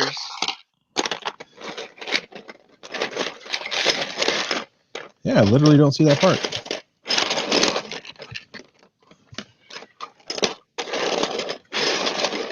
I mean, NBD, I can print it, so I definitely have to skip this stuff. Yeah, I literally do not have that part. I have all of the pocket watch in here, though. Pocket watch, pocket watch, pocket watch. So you're sure you don't have that part? That's weird. Yeah, I have positively, absolutely, most likely don't have that part. Unless I print it all in black. You might have. So here's the other thing: is I don't know if it's accent color or not. Let me check the thing. I printed mine accent color because I wanted more accent. Well, that's illegal. So what I did is I went through the CAD and I picked and choose colors to make or parts to make color. Yeah, I do not have that part. Not even in black, eh? Not even in black, eh? Balake. Well, good news is it's a small part, and I still have the filament in my dry boxes right there, and the dry box is still at. Ooh, it's a little moist in there, but. Do you want to take 2 seconds to fire it off, or are you gonna get it started? Let me pull up Idea Maker. Cool. I gotta go make a coffee because I need more brain power.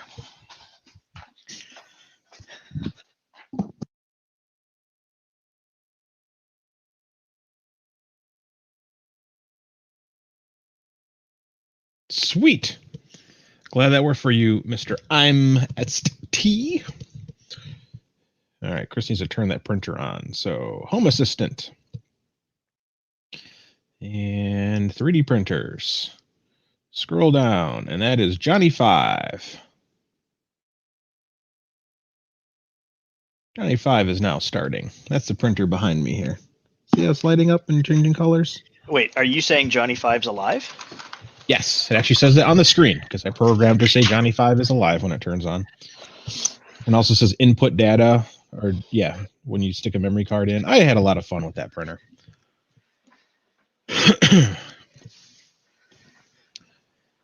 Okay, Chris now needs to go and find where he put his Voron stuff. I think it's in the downloads. And search downloads for Voron. Yep, Voron Pocket Watch. I have that downloaded. Let's see if there's an STL I missed. I think it's part of the main. I think you're correct. I think that's why it didn't get printed. I didn't know what Pocket Watch was because it didn't tell you what the things were. Right. That's why I have 2 ZN stop tops or something. Okay, what am I looking for? Tensioner, foot, tensioner.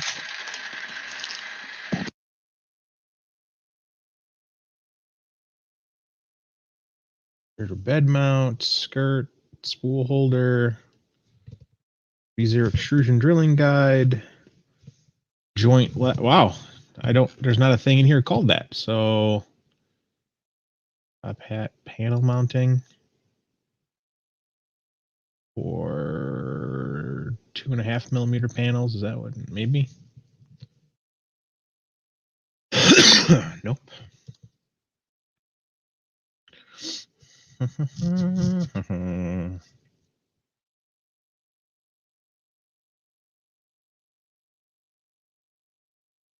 actually don't see this part.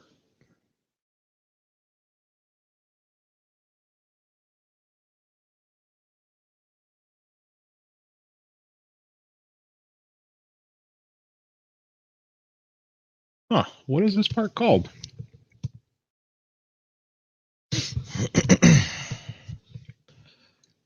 Drive tensioner.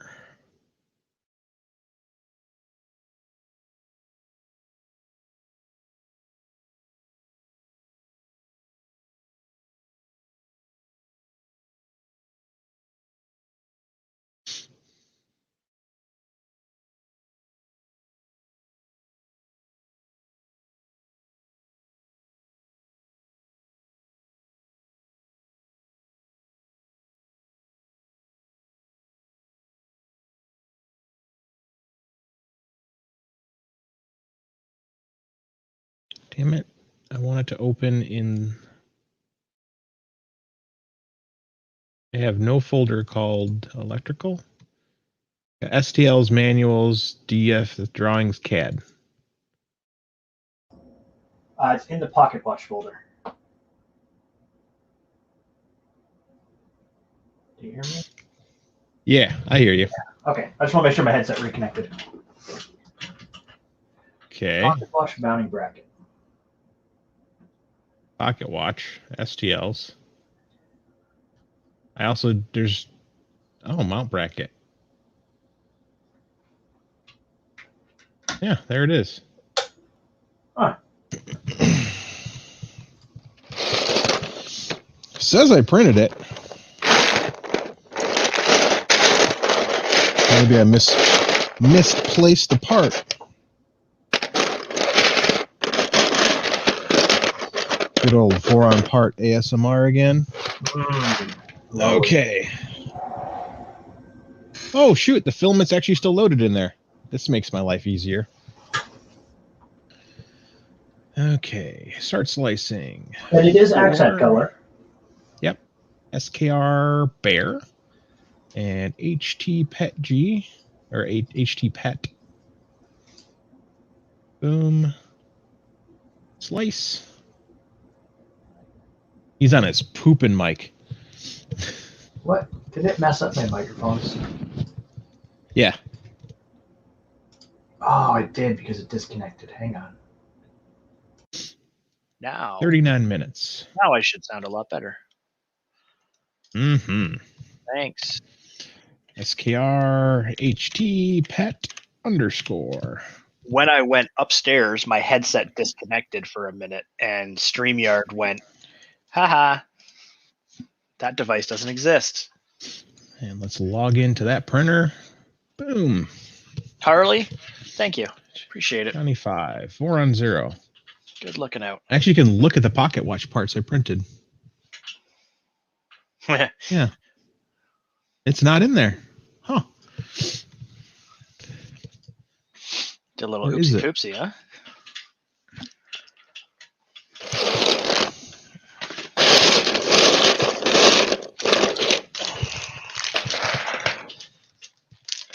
I think some parts didn't actually make it in there because I don't see any of the accent parts, like the fan shroud stuff, in here. So is it in a different bin then?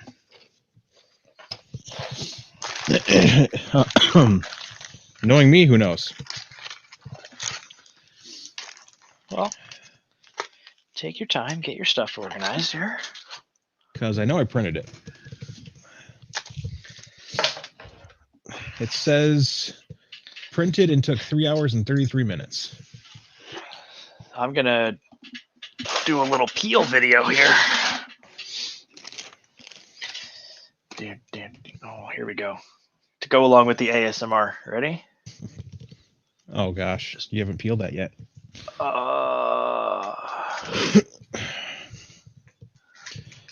Where would Chris have stuck Voron parts for no reason? This is why when I printed mine, I had the bin sitting between the printers, and as the parts came off, snapped into the bin. That's what I did. Dear Maybe. Lord, So they printed that's it. beautiful. Yeah. Yeah, man. All right, I'm just gonna hit print again on the whole thing. Well, I hope you're not missing other accent parts. Well, I just printed the pocket watch by itself. So there's group A, which is black, and group B, which is accent parts in it. I can see the preview picture in Repetier showing me that it's in there.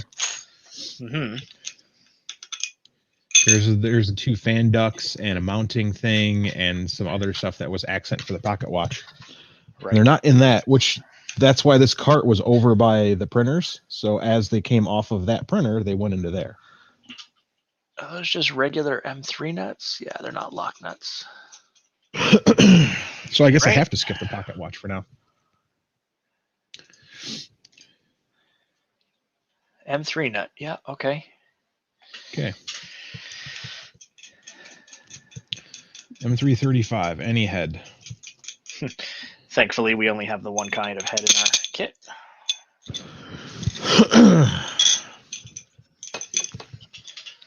M335. M3 nut, any type. Now, it looks like a lock nut in the picture. It does look like a knock nut in the picture. You see why I'm confused? Yeah, it literally looks like an M3 lock nut. Which would make more sense because it's heated. You'd really want a lock nut. Should we just use lock a regular nuts? Nut? Dude, it's on a heat source. Yeah. I would say if you don't want to keep tightening that, yeah. Well, you won't be able to because it's going to get covered by the magnet. By the spring. No, the magnet plate adhesive is going to cover these holes, aren't they? Yeah.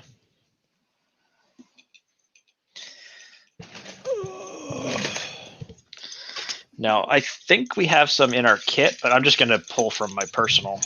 I'm pulling from personal as well. Stock. Let's make. You got a notepad going for some stuff? We'll just make a note of that for Jason.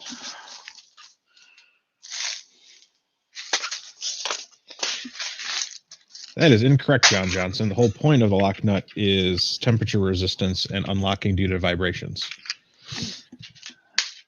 And temperature shift. There's a fun thing about temperature shifts and lock nuts.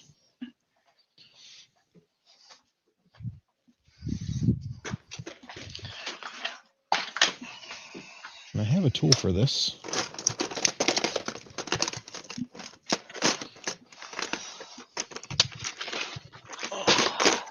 Because the real question is, that's a 5mm. I need a 5.5. Where did I put my 5.5? The real fun thing is, how do you stop dissimilar materials when constant heating and contractions to stop from coming apart?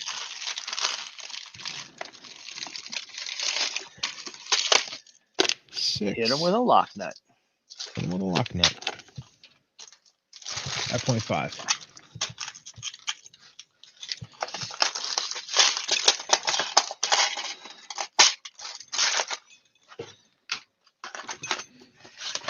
Yeah, when I started looking at all the sourcing guide stuff for this, before finding out about the kit, I was like, okay, I have a lot of these screws, but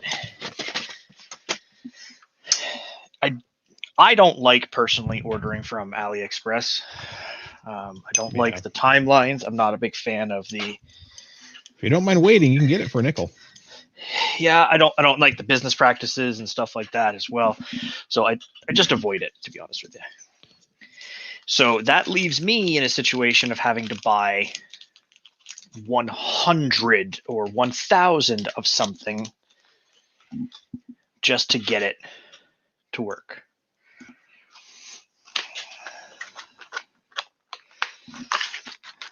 Uh, 5.5. Now, if you really want it to not loosen, you could do you could do 2 nuts in opposite direction.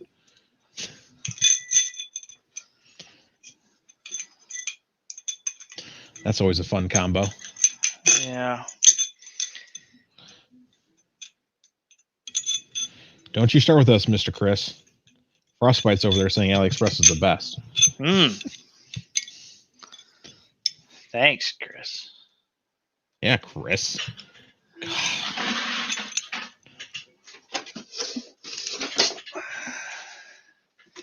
Don't you have programming to do? God. Jeez. Oh, dude, this is sweet. If only it was a long shank. Like if only this went deep. I have a 5.5 millimeter whatever Wrench? this thing's called, socket. So I'm just Dang. holding the socket and spinning, and it goes through the hole. I have this to get me most of the way, and then I have a pair of needle nose to get me the rest of the way. You better start printing, Ben.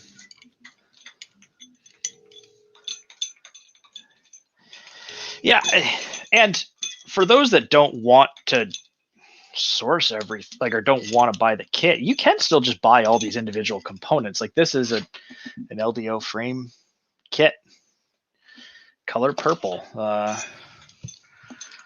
all the other goodness. But if you're like Chris and I and generally lazy, I can't wait. It was so hard just waiting, trying to build this thing. I was like, I just want to. I know, I can't wait to watch it like zip around. And then comes the fun of us trying to tune it for PLA, because that's going to happen. This is going to print PLA. It's going to print PLA for sure. I'll have to see the fan ducts. I know there's a bunch of people that would do that. It's going to print Pet G like a king too. Pet G.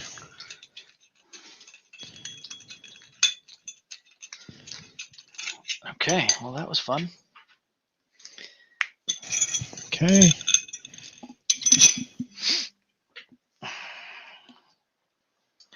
And when I say that was fun, I really don't mean it. I didn't so much mind it. Oh, what am I doing? I don't know. Got my fancy bob tool right here, and I'm not using it. Is it time for the wow stick? Wow!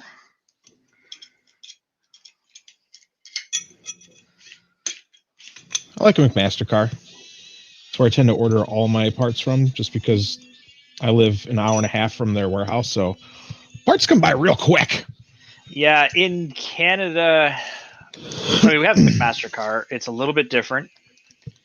If I needed, like, I know where the electricals or the wholesalers are to get if I need, like, bulk nuts and bolts and screws and stuff like that, because I used to use them when I worked.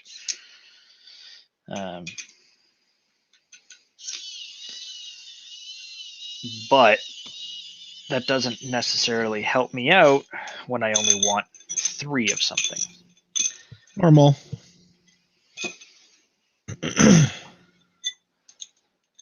Full Mando helmet in parts. On a V0? That's what man. Chris is trying to make us do. Frosty, stop. Yeah, you know what I'll do? I'll print the full Mando helmet on my Super Cube, and say you did it on the and then take it to the bandsaw. This is what it'll look like if I did it like this. And then cut it up into 120 millimeter cubes. Okay. Here's a pro tip for you, Chris, with the WoW stick. Yeah. If it's not feeling like it's got enough torque for you to what you do, just plug it in. Yeah.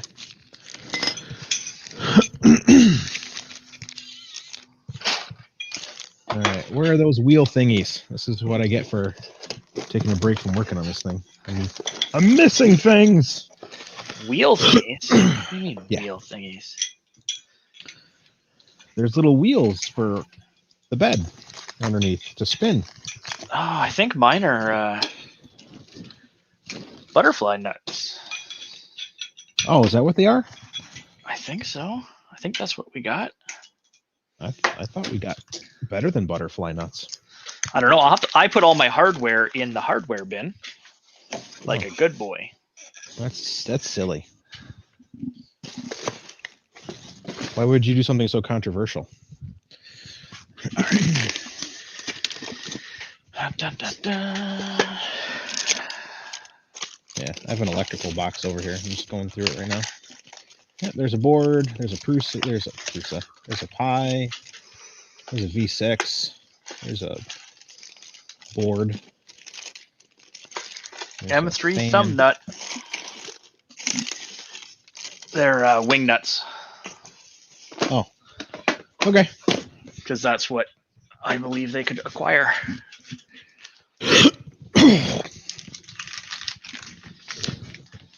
Sounds like time for me to design something in CAD that uses a lock nut and M3s.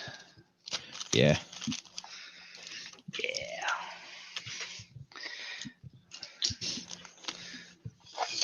Oh, sounds like it's time to do that another day.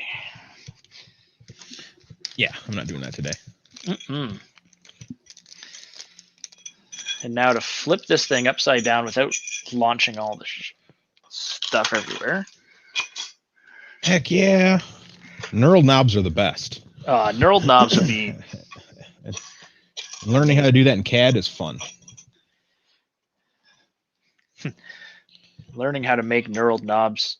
Oh, wow. You got a dude. There's like no...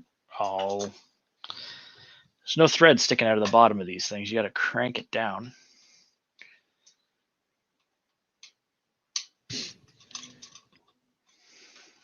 Huh. When do you attach the heated pad?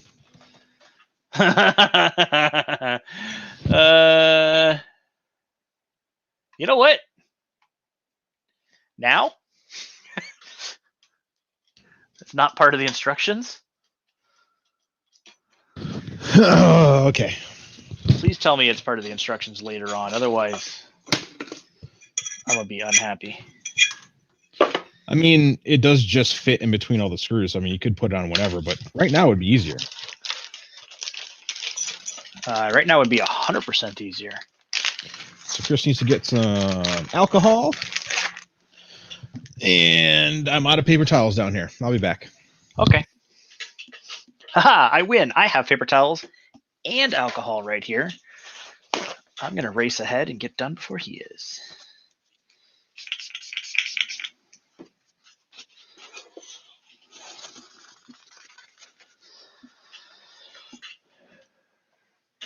I'm realizing I'm building off camera a bit here.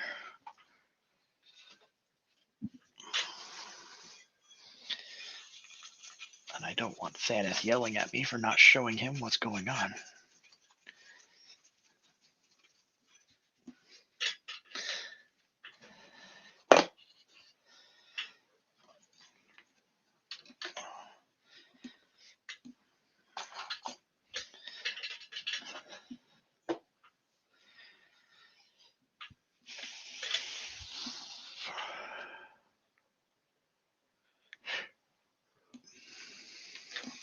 So these come with the 120 volt, 100 watt beds, which also means that it is going to heat up hot.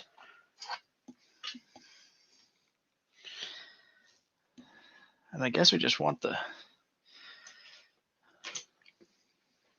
wire to go to the back like that. Oh, Yves.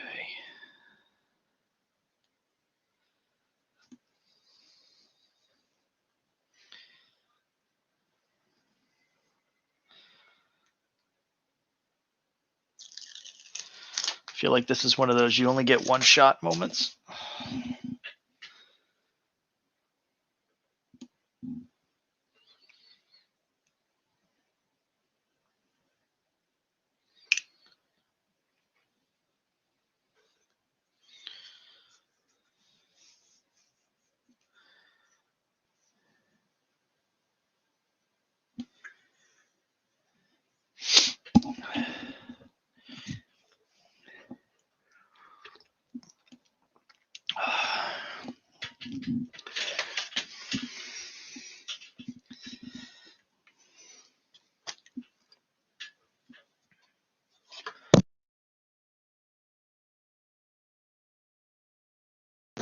I'd also like to know where my wiring is supposed to go. Is it supposed to go through that hole?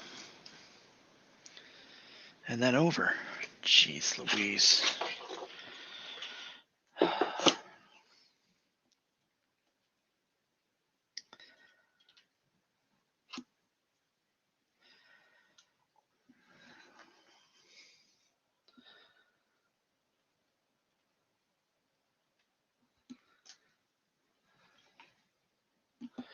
Don't forget to tap the fuse below bed and ground connection.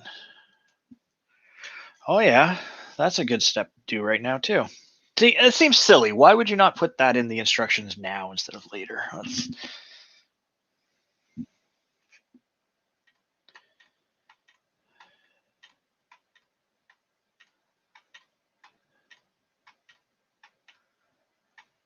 Oh, there is no instructions on this right now.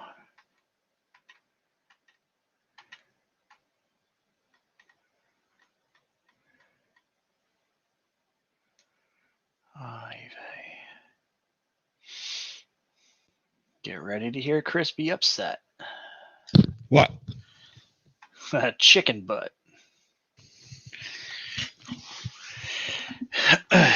So apparently it has been suggested that we also put the fuse on. The thermal fuse?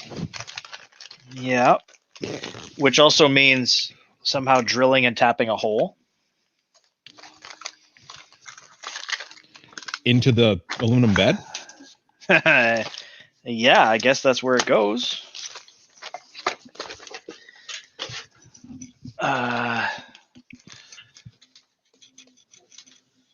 It's also easier with Wagos under the bed. Like, there's so many things. Like, it would be nicer to do it this way. And I don't even know where that's gonna. I don't even know where this is gonna sit.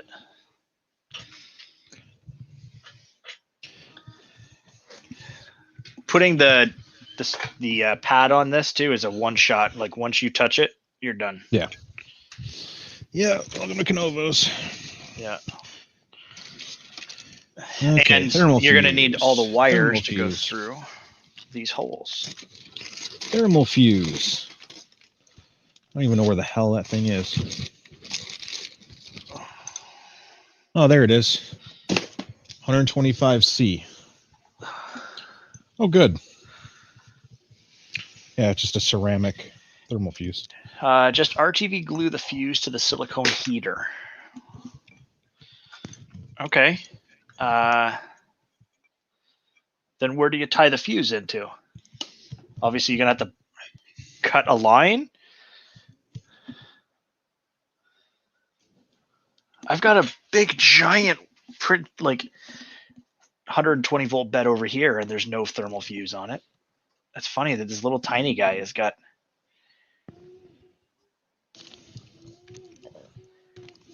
Cut a line, splice it in. Oof. Oofta.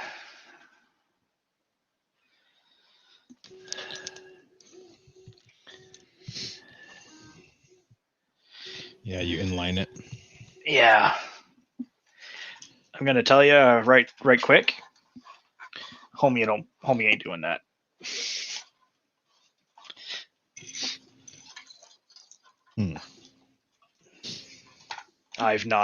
I've been running this. I've ran this printer like hard over here, and it's not had any problems with needing a thermal fuse.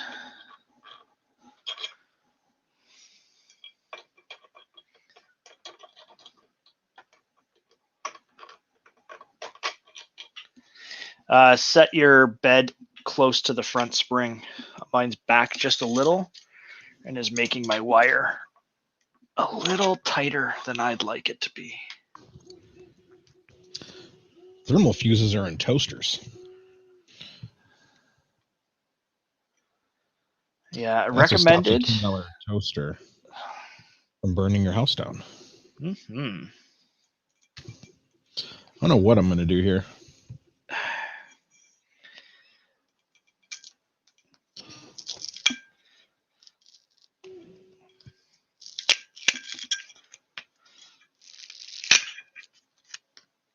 Okay.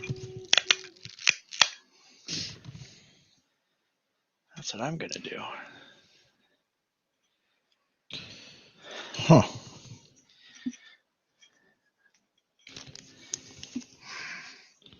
Yeah, right? Like there's not a lot of room on the bed to put it on the bed. You got to put it on the heater. Now, it's 125C. Yeah. I get where Frosty's saying you could just put it on one of the posts. right? Also, WFO makes a great point. I'm not a fan of splicing heated wires for a heated bed. Like, that's 120 volts. You make a bad connection. That's worse than, yeah.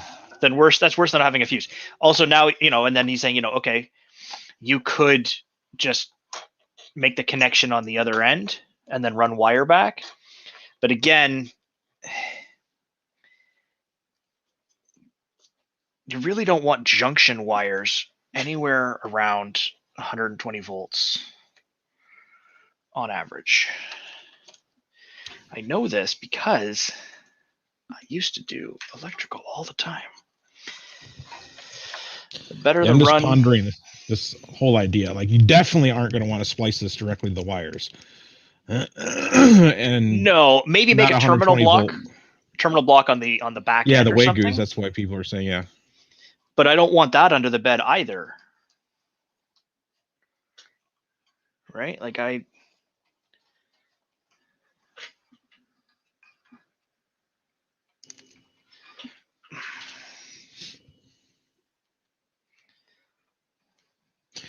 definitely would not recommend what the manual is saying. I didn't dig down deep enough in the manual for that to see it, because here we are in building mode and it's asking us to do electrical stuff.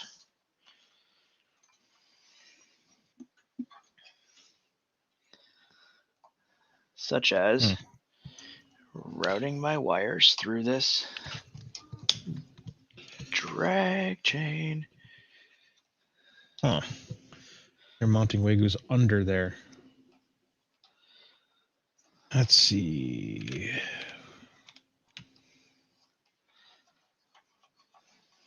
So you need a 4-pin.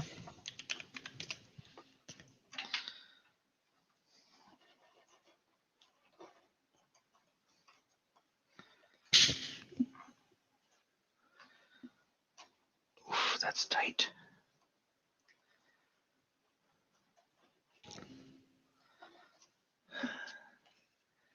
There's no zip tie in that for strain relief.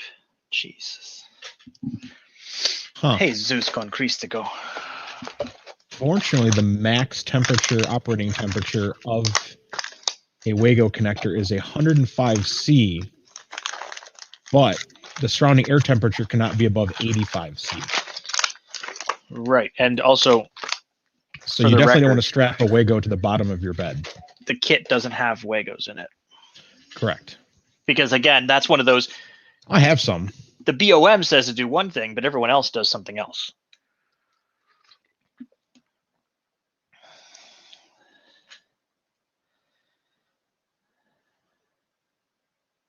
Yeah, and see, then doubling back with an 18 gauge wire for 120 volt, that's...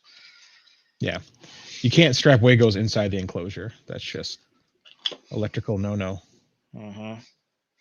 Also, I don't think junctions in the enclosure at all is a good idea. I mean, it's a moving part, technically.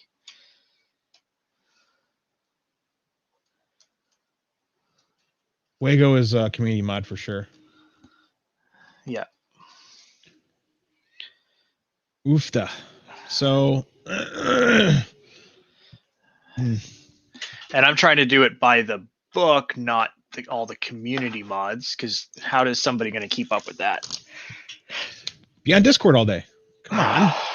I am, but I had to mute that thing because it gets insanity sauce. Mm-hmm.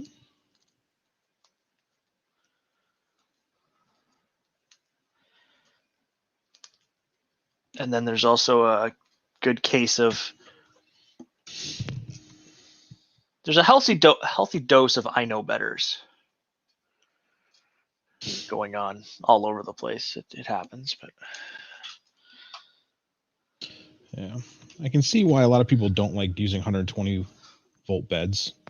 This is definitely one of them. It is an interesting hazard. Yeah.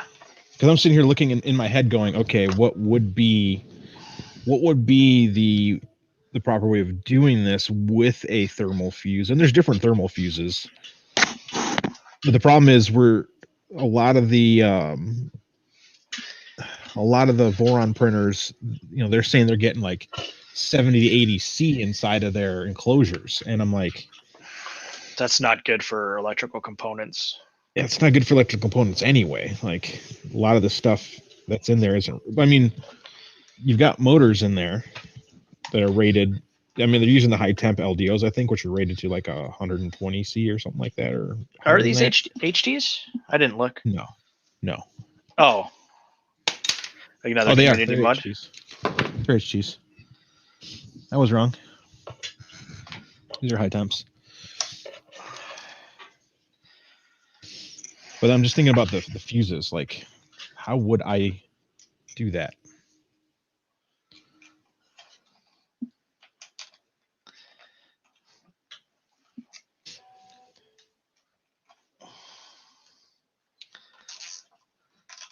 Motors are inside the enclosure, Andre. Gantry moves up and down. And the motors are on the back panel. However, that is open air to the rest of the printer. I don't know if you can see what I'm doing here, but I routed my wire under and through the little holes. Didn't put my springs in first, so now I hope that I have room to cut my zip tie.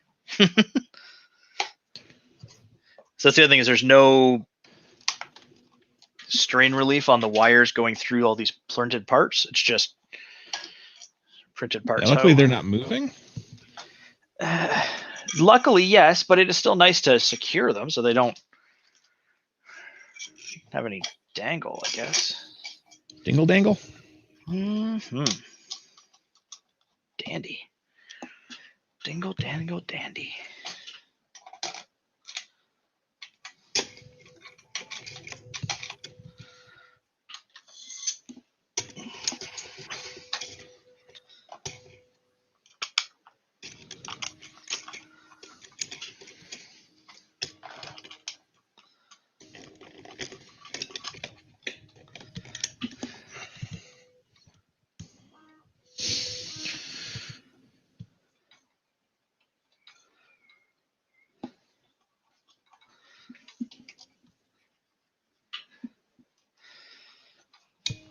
I just don't want them, because they ride very close to the linear rail.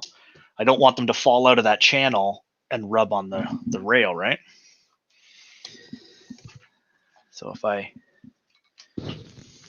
zip them up over here, that's likelihood of that is very zip ties. Very minimal. Who builds a printer with zip ties? What?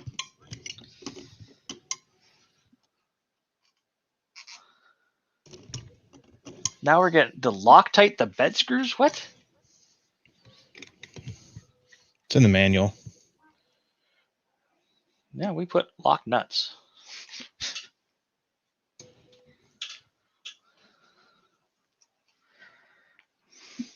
I think some of it comes from experiences outside of the printer world on how things react, trying to carry them over into the printer world, like adding Loctite to the different things. And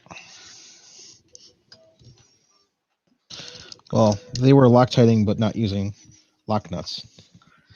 Right.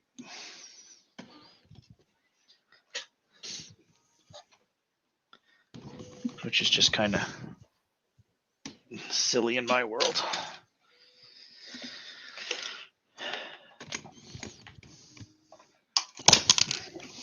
But again, I think did not hold. Like I say, I think it's partly because of experiences in other fields of study, maybe, or jobs or whatever.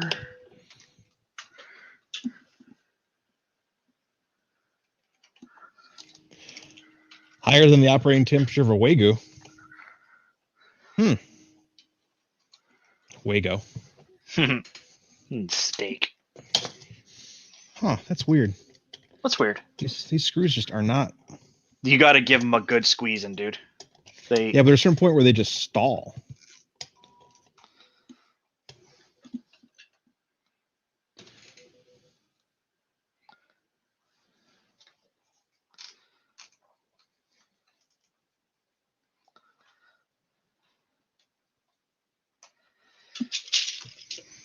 Dun dun dun dun dun dun dun dun.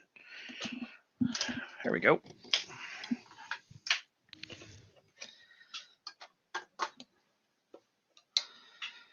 And now I can run all these wires down this little hole.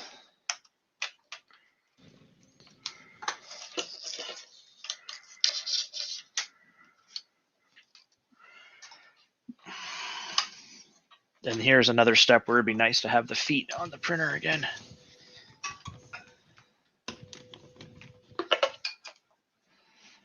Dun, dun, dun, dun.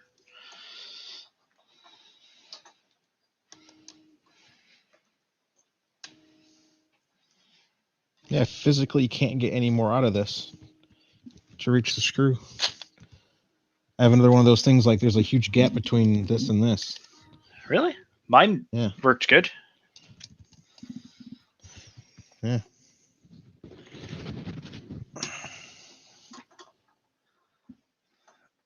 Yeah, mine worked real good. So now I've got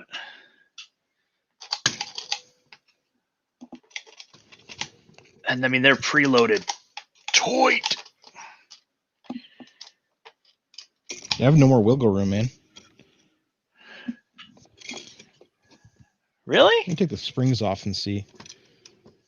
Maybe you're maybe you're binding up at the wire grommet at the back.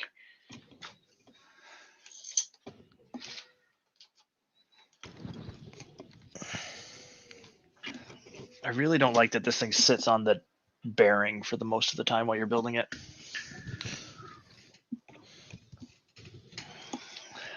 Sup, little printer llama.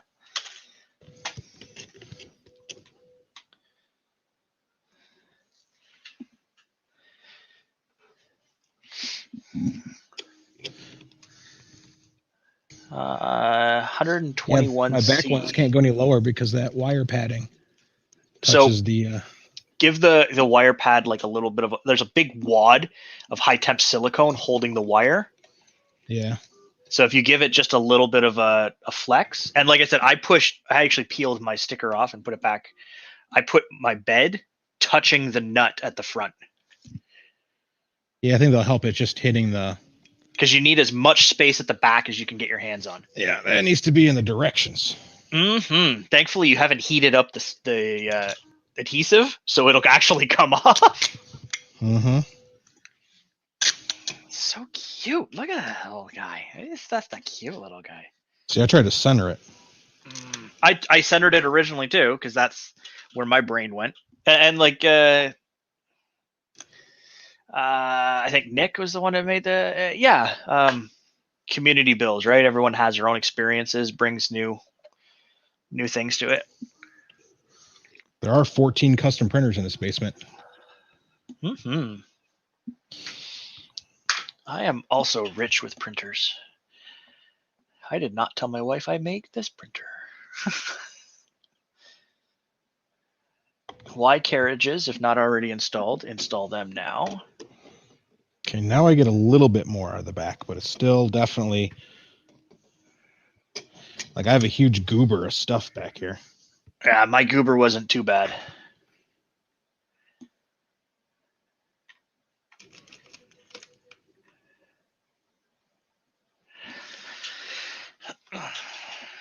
Yeah, I have a huge ball of silicone back here.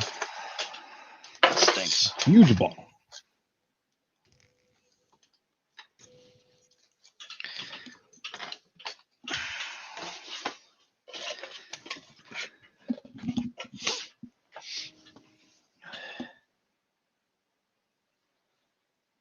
All right.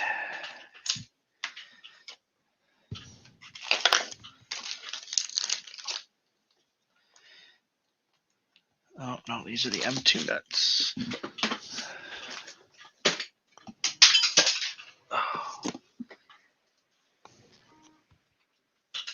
Come on, printer, don't be like that.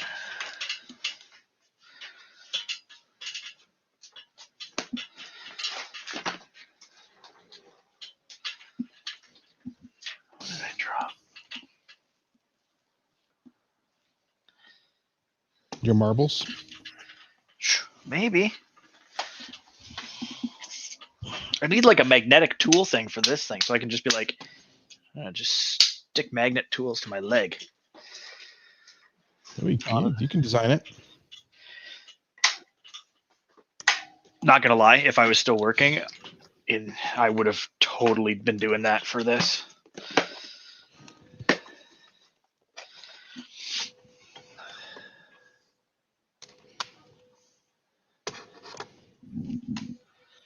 All right. M2 screws. M2 by 6.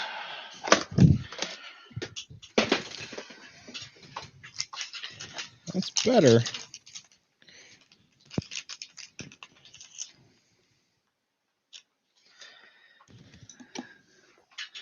Thermal fuse goes away. Let's clean up a little.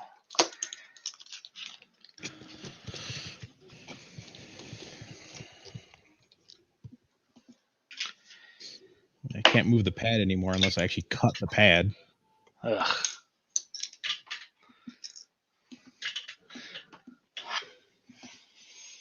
Yeah, the wires are so thick. Really leaves no room for anything. But I think I made enough. You need enough headway that you can get it going? Yeah. That's good. Just get them locked in slightly. Well, that's all you need. Once you get it started, you should be able to just work it down. Hey, what's up, Dan? Dan. The 3D printing man. Who wants to know where we can get one of these? And I'm like, nowhere yet. Nah, nowhere, sons. I've had so many people messaging me.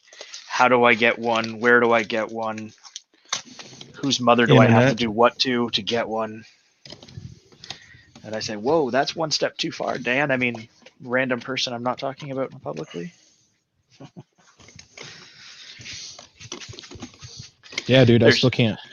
There's Jerry. I think I'm gonna do a modification to mine. Because the way my bed is, like that wire bundle is right over the brace. So I'm literally like an extra 4 millimeters I can't go down.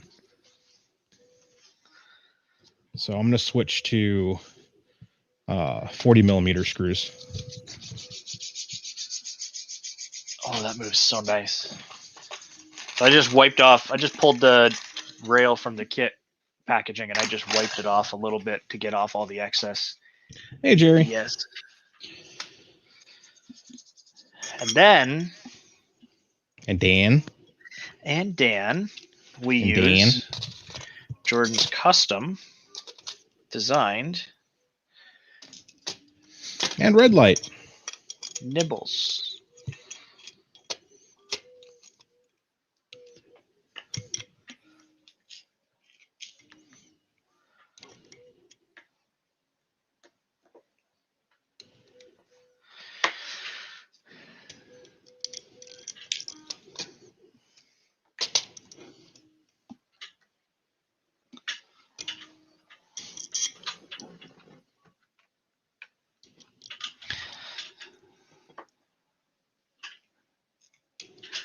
So these little nibblies, I custom designed to go into the ends of the rail so that I don't accidentally drop my balls. Yeah, Llama, if the wires went out the side, I'd have way more room. But there's a channel for the wires to go in from around. Now you don't know that unless you've built a printer before. Correct. All right. Because there's absolutely no wiring manual. Double correct. There's also no wiring manual, which is slightly disturbing. Shoot, I don't have fully threaded 40 millimeters, so I can't switch to a 40 millimeter head. You don't got fully threaded 40s? Nope. You probably don't need to be fully threaded. I can't nylock them then. I can't. Yep. I'm picking up. I got fully threaded 40s over here if you want to wander over. Yeah, there's some fully threaded 40s from Voron for some parts of the printer. Check your spares kit. I don't have a spares bag. You're the only one who had a spares bag. I'm a spares bag.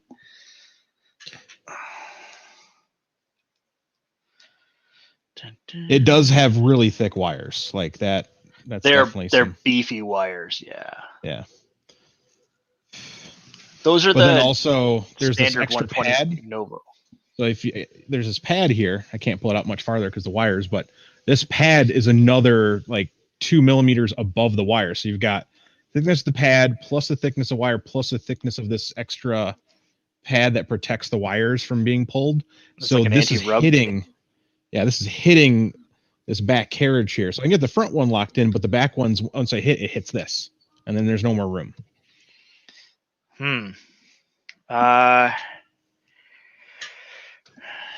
Yeah, you could steal a screw, I guess. So because maybe later on you don't need a fully threaded 40. Good. I think I'm going to do that. I'm going to steal these fully threaded 40s for now. I mean, I got no choice. I cannot attach the bed. No. And it's just too tight. That's too much. There's too much load on there anyway. Mine slid in nice. I'm gonna double check mine after I get this put together real quick though, because now I'm curious.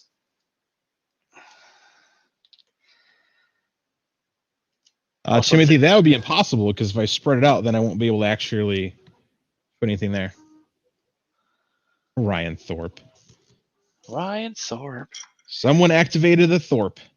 So this step right here, attaching the little guide rail thing for the M2s to the thing, that should just be standard in the manual. I'm not even gonna pretend otherwise. I said no to pretending. All right, let's see what we got here. A lot of stuff. Yeah, see mine, I don't know, can I get an angle on it? See, I got a decent gap back there. Mine was not even close to that, dude. And the wires, they don't feel like I'm pulling on them or pinching on them or anything. So that's good. If you're not here for the tacos, you're not here at all. What? I didn't know there was tacos. Bro.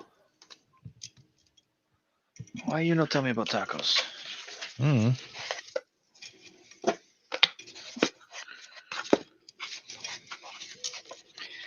nice part is all the extrusions are the same ones left. So.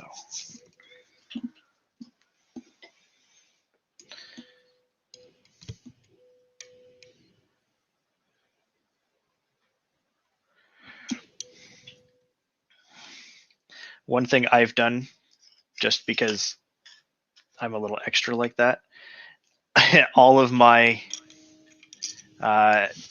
bearing blocks, all the LDO is correct. Like they're all aligned. Just for funs. All right. I'm not going to go much further ahead here, but I am going to find these parts while we're waiting. Learning.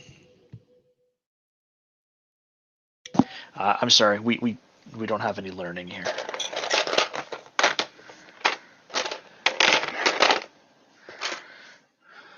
Those look like some parts we need.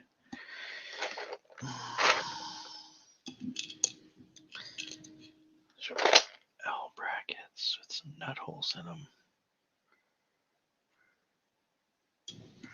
Oh, did I mix the colors up on this? Ooh, that looks fun.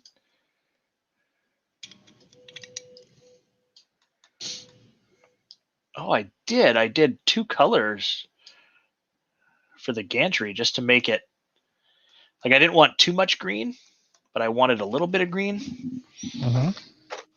So I've got mixed up gantry colors, colored idlers. I feel fancy. You is fancy.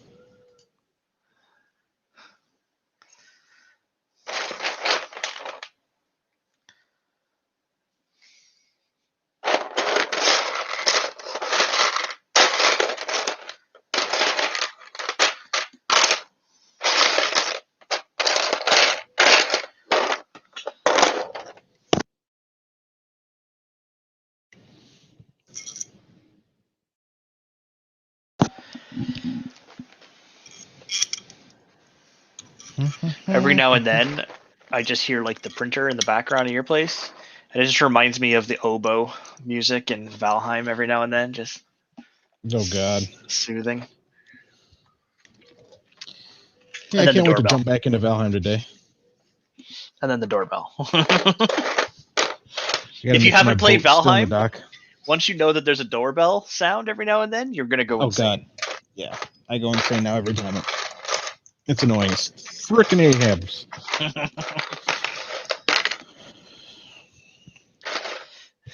How'd you like the portal building? I liked it. It was nice. It was a good portal building. Something different, right? Yeah. We built so many rectangles that I thought an octagon would be fun, and that was not easy to engineer. I built an octagon treehouse, so I know the feels, and it is tricky to make. Timothy Abraham, just need a frame for my V0 build. Printedsolid.com. Or if you're in Canada, go to sparta3d.ca. Yeah, I can't help that we play video games, Ryan Thorpe. As I'm flicking everybody off, I didn't realize I'm using my middle finger right now for this spin job. Woo! Ryan got the spin job. Waiting on orange. Oh, waiting on orange. That's good choice. I approve of that choice. I too would wait on orange if that was a choice.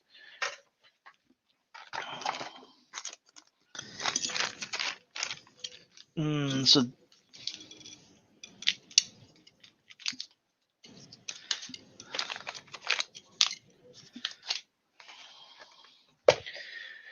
let's see. I think it's the smaller ones.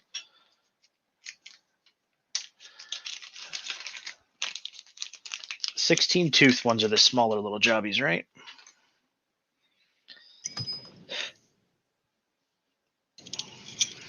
Oof. My hand's getting sore. Not used to this much monotonous spinning. 15, 16. Good. Yeah, all this manual labor is hard on you. Mm-hmm.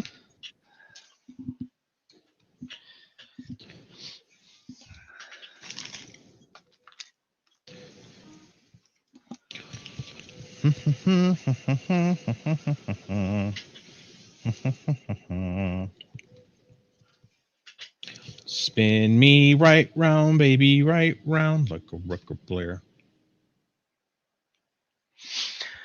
Here's something that I enjoy. Hey, Ryan, I can fit more on this printer than one of your printers that isn't working. Oof. Oof. Oh, right in the feels.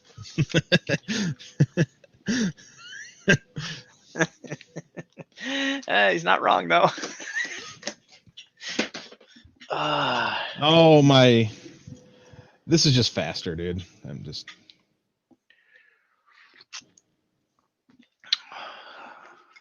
I think Llama's talking about your Wowie Zowie. I do have an electric screwdriver. It's right over there. I have the same thing Jordan has right there. I love this thing. Yeah, This, by the way, this kit came with a lovely accoutrement of bits and other things. Mm-hmm. This lovely gem was a birthday present from one Mr. Bob Carnes.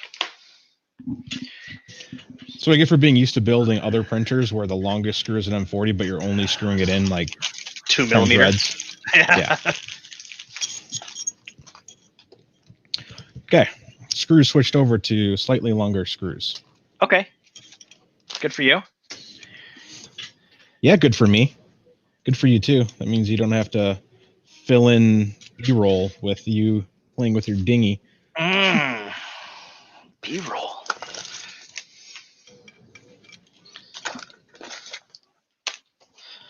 By the way, the smartest thing I did was putting all the screws in this thing. Like, always keep an empty one of those if you're going to build a printer. That's just smart. You're silly. Mm-hmm. M3 by 35.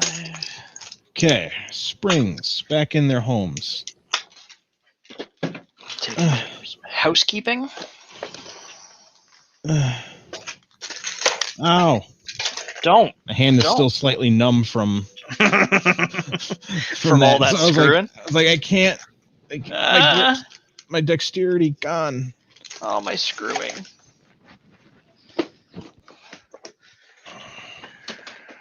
All that screwing. Mm-hmm.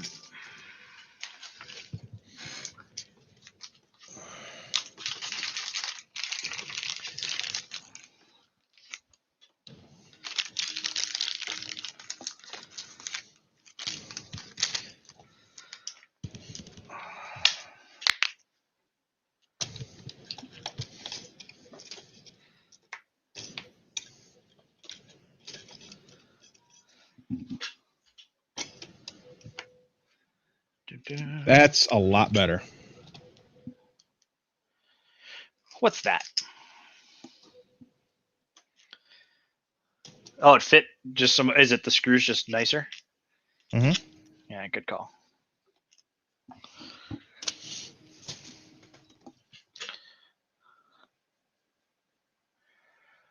Oh, my Lanta. I already passed the wires in underneath through the little hole.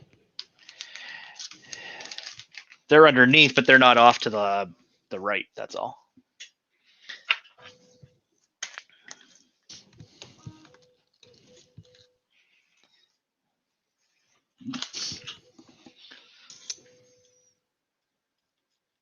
Off to the right. They'll pass under the little part, and then there's a groove. Remember that part that you had to cut the little piece out of? Mm-hmm. It passes through that and then into the cable chain. It's how I perceived it based on the wiring diagram it presented to me. Which wiring diagram? Correct.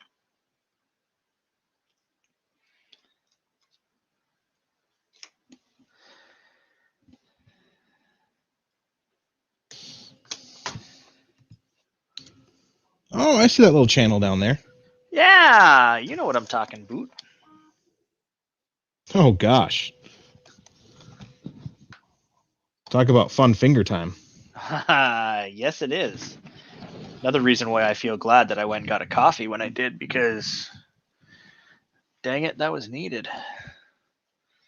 So that all shoves in there and somehow goes in this cable chain. Welcome to Thunderdome. Mm-hmm.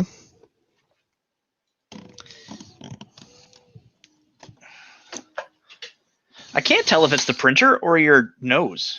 It's fantastic. But it's just a little oboe sound. Huh. I'm going to say it's your nose. Didn't you say you had a deviated septum or something? Oh, I do, yeah. Yeah, there you go. You're in the winter, it's so bad. You got an oboe. Mm-hmm.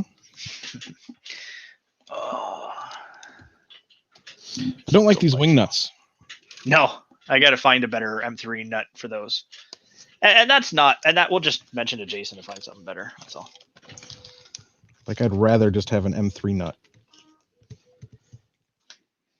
For tightening, you wouldn't, but. You don't know me.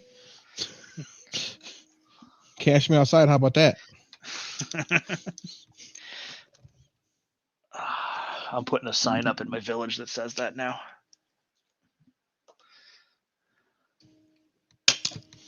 Yeah, this wing nut doesn't actually hold.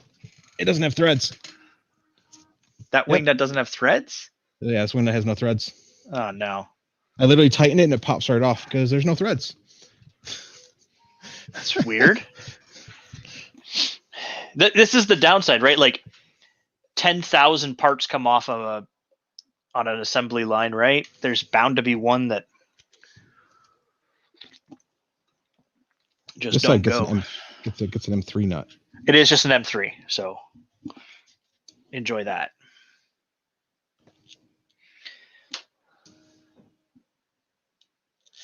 I think they're taking bets on who's going to win here. And I didn't know that there was a contest. Yep. Now that I know it's a much... contest, I think I'm going to just try to kick your ass. Nice. Kick your ass, Seabass. Normal. Okay. So Chris is going to do some surgery here.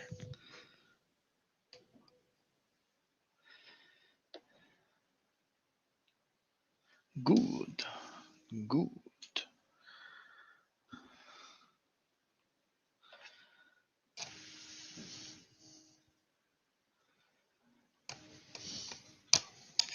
Dang it, I had it.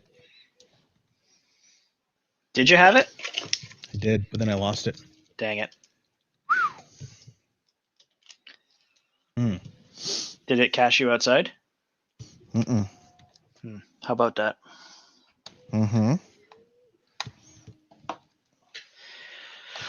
Oh, let me tell you right now, this part is stressful. Which part? I'm just assembling the idlers for the gantry.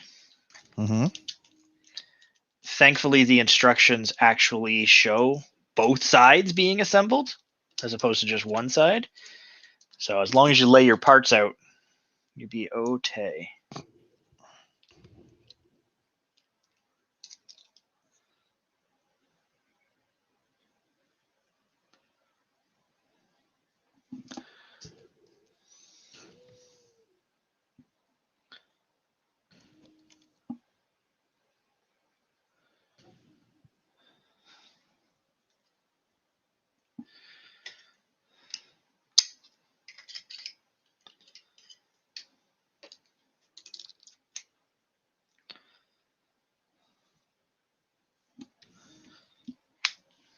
Okay, so that's a little something, but that's okay. We'll make that work. You have no choice. It has to. Yeah, no, it has to. We can't stop believing, Chris. Just hey, hold on to that love and feeling. Correct. Mm-hmm. Yeah, did you run your cables to the cable chain already? Yeah, I did. You son of a bitch.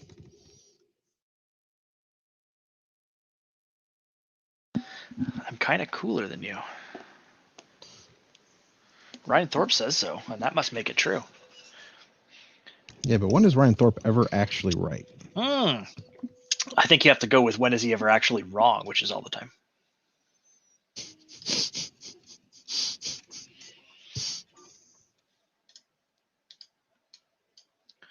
I think it's time to play with my sign. I don't know if... Oh, yeah, look at that. It shows up. Nice. So let's go to just me. Fancy sign. Glowing in the background. Hidden by printers. Slightly.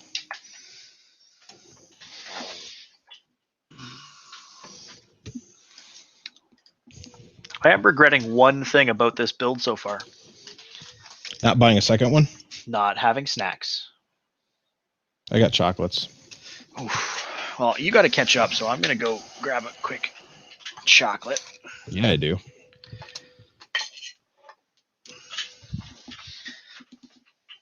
Oh.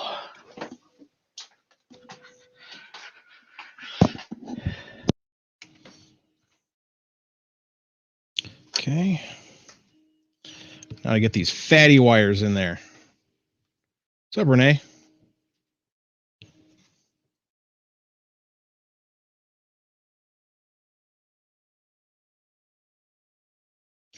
Someone messaged me. Oh, yeah. There's a package for me and everything.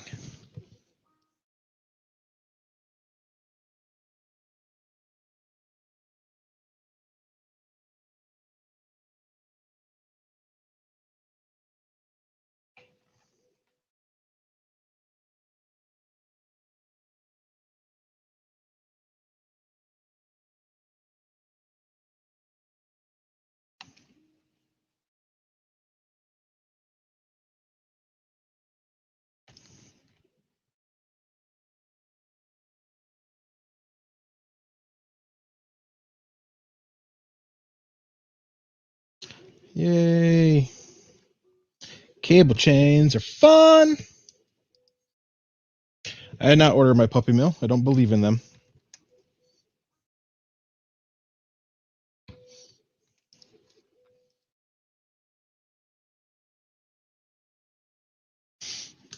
Okay.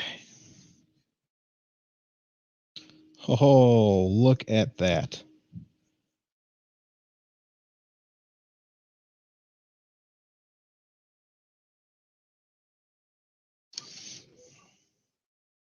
Okay. Now to get the rest of these thermistor wires through.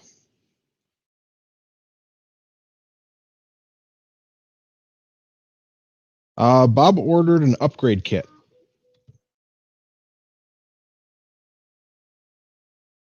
It turns his Prusa from a Prusa to a Prusa Plus.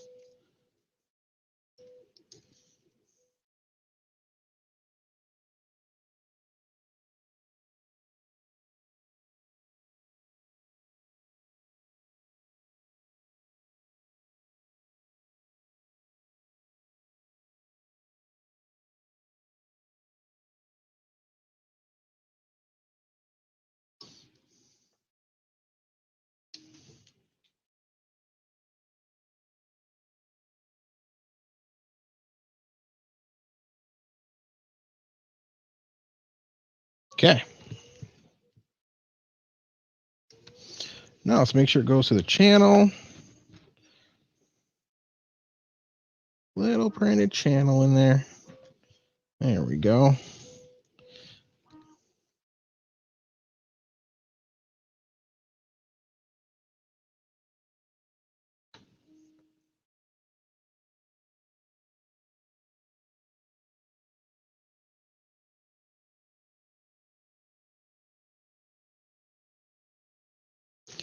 And pull it.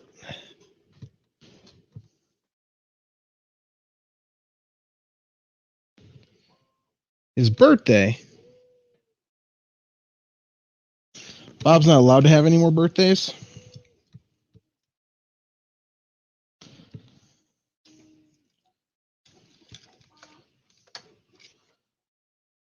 Don't ask me why. I don't know why I said that. But I have to stick with it because I said it. Uh-oh, what'd you say? Nothing. Oh, good. Oh, sorry about that. I was coming back downstairs, and I happened to notice that the garbage truck had come by. And Someone my did take out the garbage garbage? can. No, my garbage cans and recycling were just, the cans or containers were just blowing all over the street. Like everybody's are. It's super windy outside, so Yeah, we had that this week. I just went and picked mine up. Some days it feels like every time that there is Mail day, it's windy. yeah, Or garbage trash day. Garbage day is windy. I really feel bad for my one set of neighbors who live at the end of the cul-de-sac because the trash just accumulates Okay, in their yard. that's done. Done. Yeah? Will you try building a Voron 2.4? I don't think the 2.4 is in my interest list at the moment, but that could change. I am A few things currently depending. interested in a 2.4.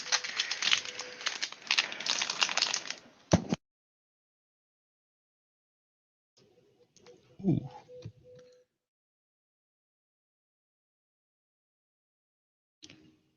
Okay, Y carriage. The only thing with the 2.4 is I'll do it when Jason has another kit. Honestly, I am not sourcing. I am not sourcing any of this. Okay, so all of these have no holes in them. Yeah, you should have nothing left but no hole. Okay.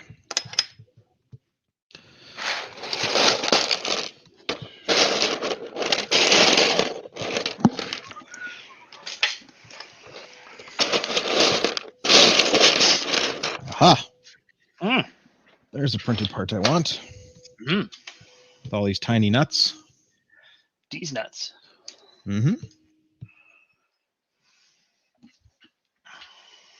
Sourcing is not half the fun. I don't. Oh. I don't know where you find fun, but that's not fun for me. Ryan's hey, the kind of guy that goes, man, I really need to have another dental exam. Let's go have some fun. To each their own. Like, let's be honest here. But that ain't fun.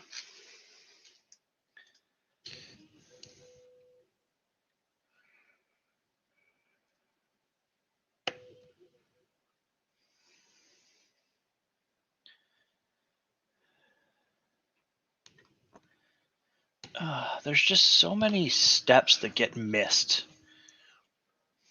Just like, just assume that you know what you're doing. Of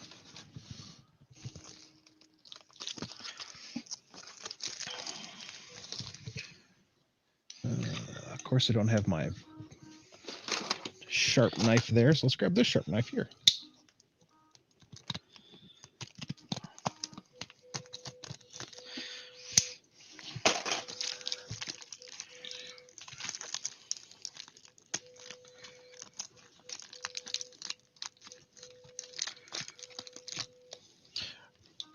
No, Ryan is correct. Sourcing is half the fun. You know, sourcing a whole kit from somewhere. Yeah, sourcing a whole kit. Not getting, like, okay. Chris has forgotten a printed part. Chris has built printers before.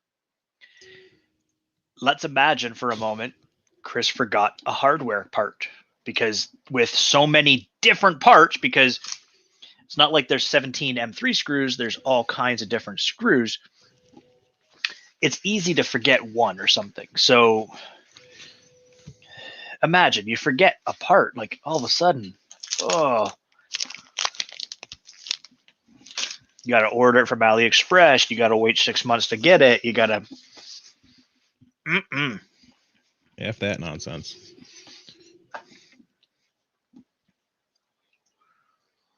Instant gratification. Building is the fun. Building is the fun, yes. Especially if you like Legos. And if you don't like Legos, what are you doing in life? I don't know. Probably complaining about how everyone should print everything in ABS. Now. This isn't Twitter. Behave yourself.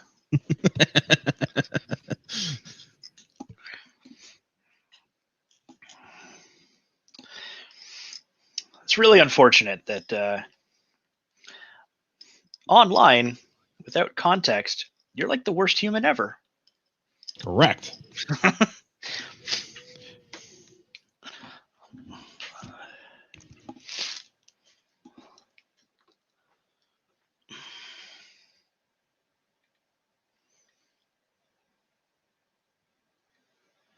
Oh my Lanta. There is. What? Oh, they've just got so many screws to hold this gantry in place, and not once does it say to put any hardware in.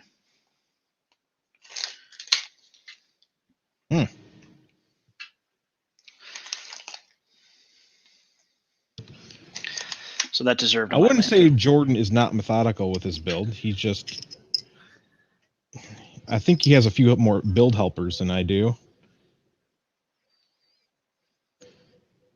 What do you mean how methodical Chris is versus me? I got all my shit in screw bins and all kinds of stuff.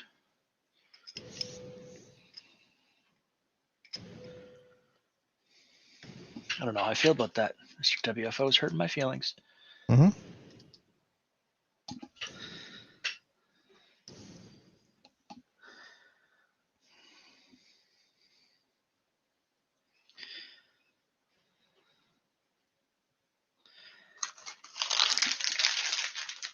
It's a joke. Yeah, you know what else is a joke?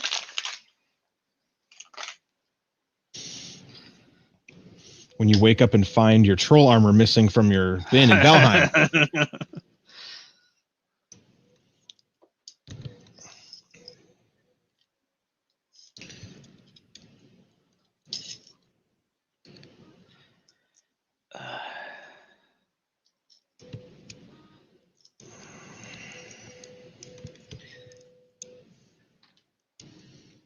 All right.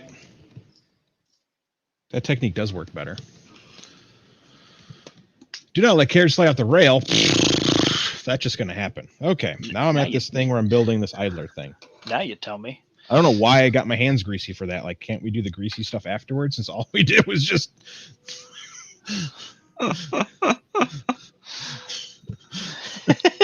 You're like, why did I have to do that step? Why can't I do that step next? Yes. Printed part. Did you already build all these things? My idler stacks? Yeah. Yeah, look at those fat stacks. You son of a gun. I even two-toned them because YOLO. I two-toned them because I'm a monkey. And I got chocolate, and I took the garbage cans in. I've been a productive little human. All right, let's quit with the little stuff. You're human.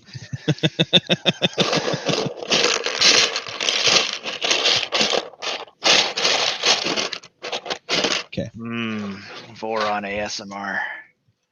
You know me. Okay, I need more parts. Where the heck are these?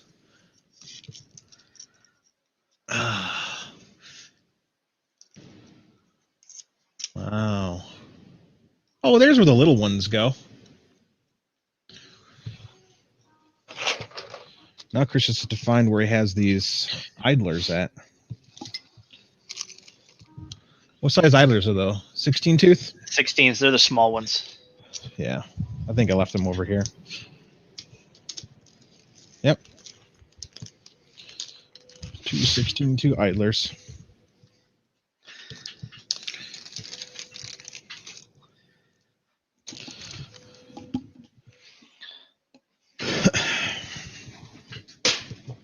Okay, this piece. So I need a teeny tiny. Boop. Oh, M325. Let's get a little closer.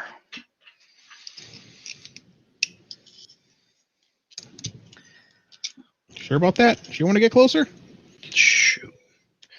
WFO's asking for it. That's why. Oof.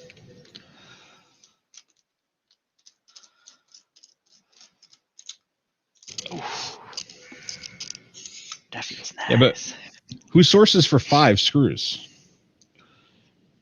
If I order screws from McMaster-Carr, ordering 5 screws is silly. And actually, you in many of the wholesalers, you can't.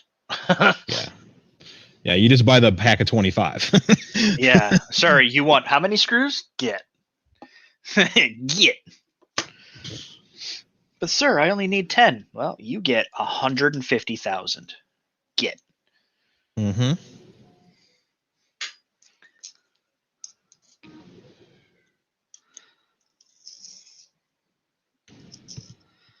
And if you think anything else,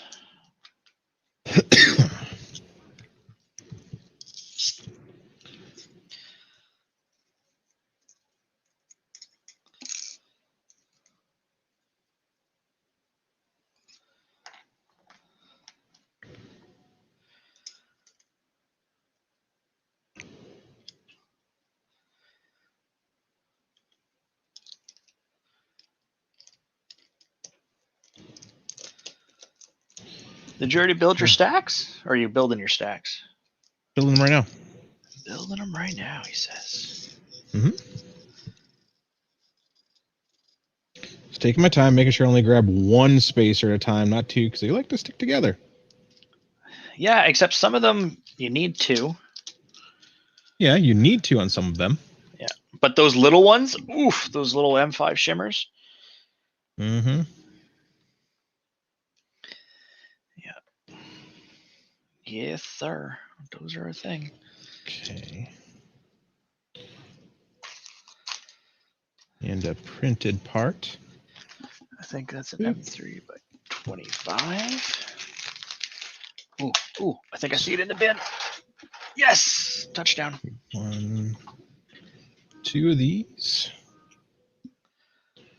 2 opposing ones of these.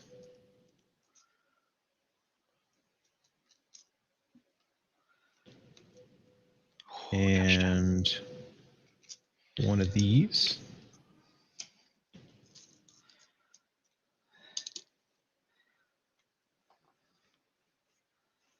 Okay. What's up, Bob? Oh, I thought it was not Bob. And I was going to be like, not Bob? No, not our Bob. Hey, Bob. And a Bob is good.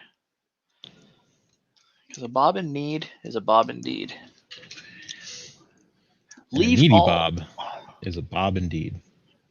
Leave all gantry screws loose. Leave all gantry bolts loose for now. Snug this bolt. Snug this bolt. What the? Listen, you people.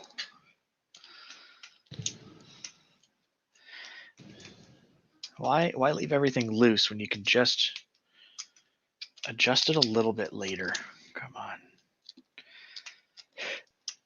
Oh boy. Oh boy, what? Hope there's extra ones of those somewhere. Yeah. Clamps are shipped. Have you not received them? Did you give him the clamps? Yeah, I gave him the clamps. That's a great Futurama reference, by the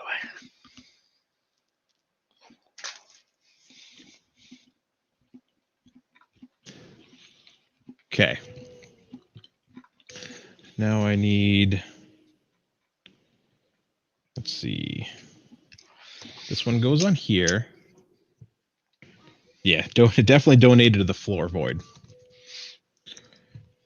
Okay.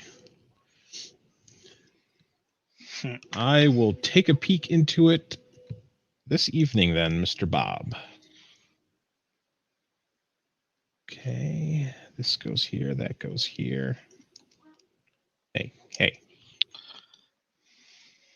And then a self-tapping screw? Oh yeah, I gotta do that still. Uh-oh. Oh, it's not a big deal. Oh, monkey. Nope. You watch the comments in the Discord. In the Voron Discord, they're gonna flame me for missing a self-tapping thing. Yes.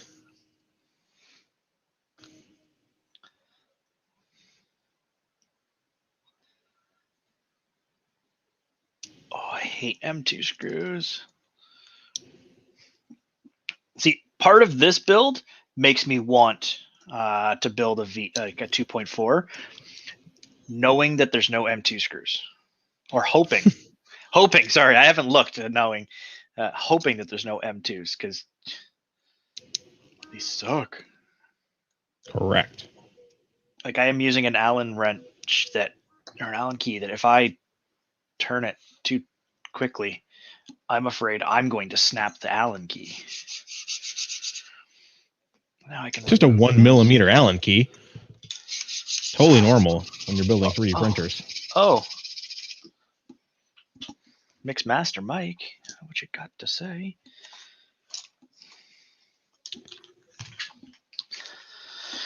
Dan should definitely build a V0. I think everybody should buy a V0 kit from Jason, to be honest with you, because I think Dan should build it with Ryan Thorpe. Oof. That'll teach Ryan. Yep. With his sauce attitude.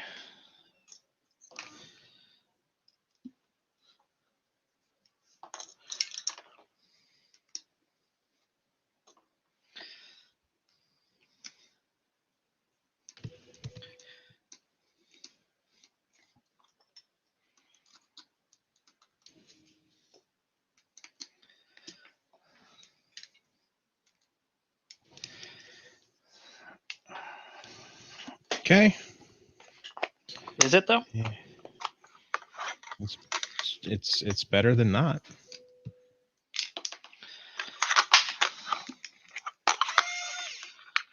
Okay. I've got a lefty and a righty. Oh yeah.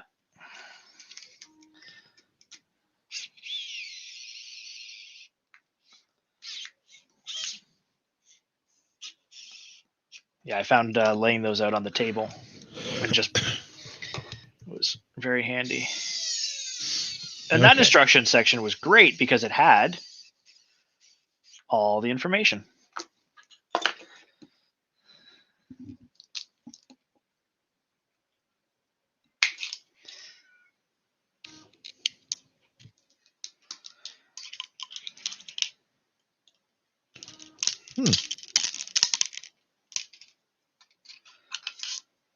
Interesting.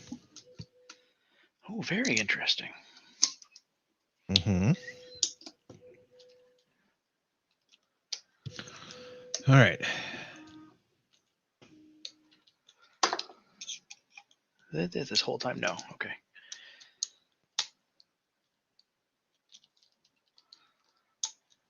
I'm confused. Normal. So here's this piece. Here's obviously this gantry piece. Yeah. It slides here, and then it shows a spacer in the next picture. Which spacer? Or is that just the other side? That's the other side. So one side will be like this, Chris. Uh-huh. Okay. 2 screw, and then you also get 2 screw in the bottom. Uh-huh. Because of course this little tiny rail has to be held on by 17 screws. Yes. And then on the other side, one of them gets a post. Oh, neat. M312s with stuff like that. Okay. Mm-hmm. And how?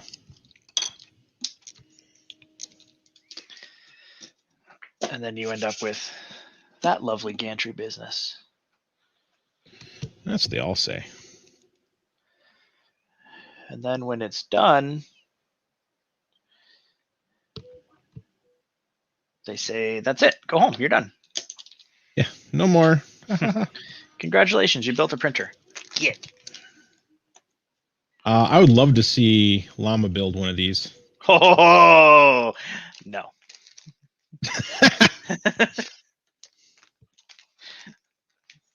I don't think Llama's sanity can handle it.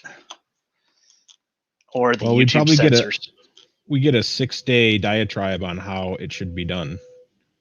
And I think he'd still be on the first page. So how's that any different than building with you? I at least continue to build. I don't stop for the That's true. the You do 6-hour discussion on why this is done incorrectly based on my experiences. I mean, literally the only things that I'm finding as issues are, please make the guide better. Yeah, just What's up, Cadriel? so I'm rocking your Fluid OS over here, or Fluid Pi over here on 3 printers. so this step right here, Chris, the step you're getting at right now. Did you see a step where it told you to insert some nuts into the channel? No, not at all. Right? Like just Little things. and Llama. upon looking at it, you know what would be easier to do is putting this nuts on the parts first and then just sliding them in. That's what I'm doing. Yeah. I did it the other way where you eyeball line it all up. Yeah, eyeball lining it up is not fun. See, Dan gets it. And Llama, you did build the Llama core from scratch. But that's the point. Yep, that's the argument.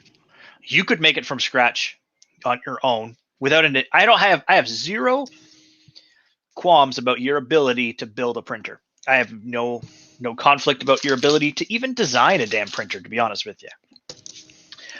I do have doubt in your ability to follow directions.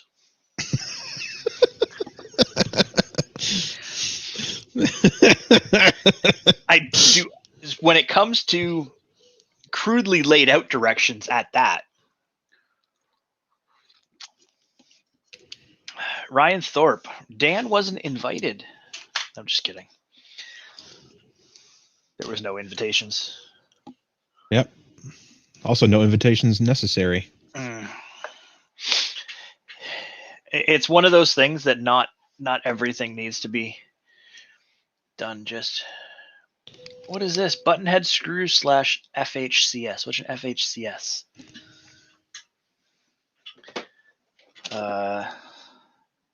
A fuckus?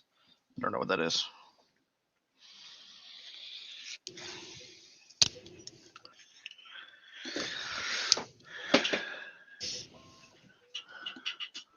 See, Llama knows. I'm not wrong. Nothing but love, Llama bro. Nothing but love. Love and llama loops. Love and llama loops. Okay, Speaking of, I gotta get more llama loops. This is a pain in the ass right now. There's no feet on my printer, which makes it. Oh wow. Oh, that's going to go below there later. Okay.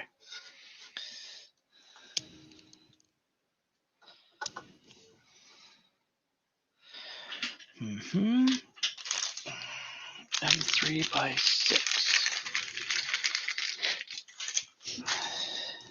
Llama, you would have stopped building this printer the second they said find M2 screws. Then get. I mean, that's where I should have ended too. To be fair. These things right here, these are the silliest operation I've ever heard of. Just to be fair. But how else are you going to do it? Well, you've got such a tiny rail, right? Yeah. Now, if I owned a machine shop or something to that effect, I would totally. Those are M2 by 6, not M3 by 6. Oh, Jesus. Oh, Lordy Jesus. If I owned a machine shop, I would totally just mill that out of a chunk of aluminium. Oh, llama meat's delicious. It's like a cross between crocodile and beaver.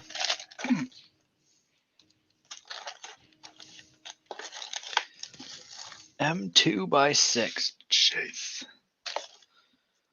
I don't approve, Chris. I don't approve.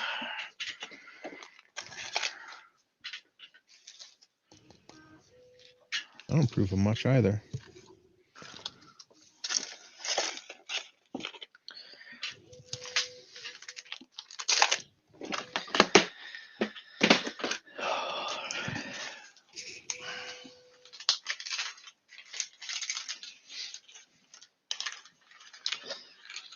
Ryan's getting saucy, talking about Llama's tiny rail.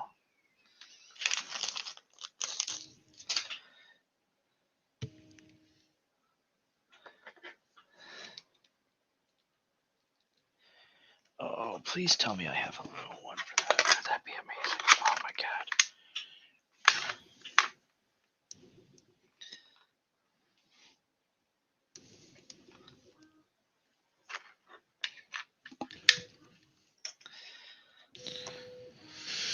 Okay, so that side's done. Now the other side does the same thing. Yeah, but different. But different. It's the same, but different. I'm going to try to put this together so people can see what I'm doing. Nope, it's not happening. That's silly.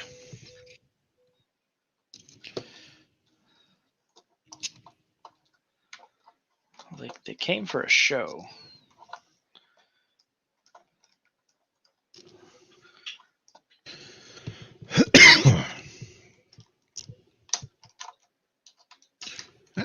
Ow.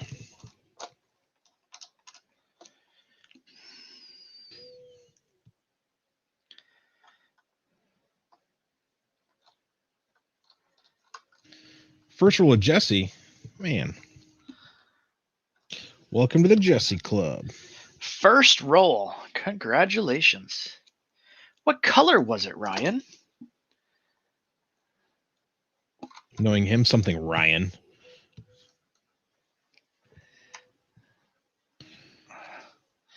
I'm still waiting for my first Canadian shipment. From Dave. Yeah. I'll tell him to hurry up. Yeah, you do that. He listens to me. Ooh, Brad's orange glitter is a good color. I'd like to try that one.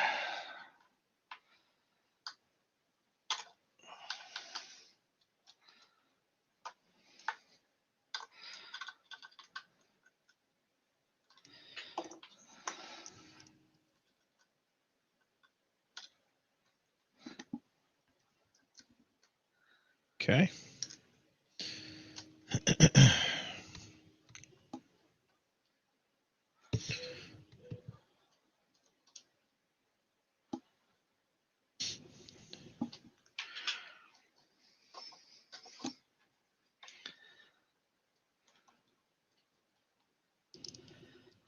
Mm-hmm. Oh. Let's see. Can you see that? Oh, yeah, there we go.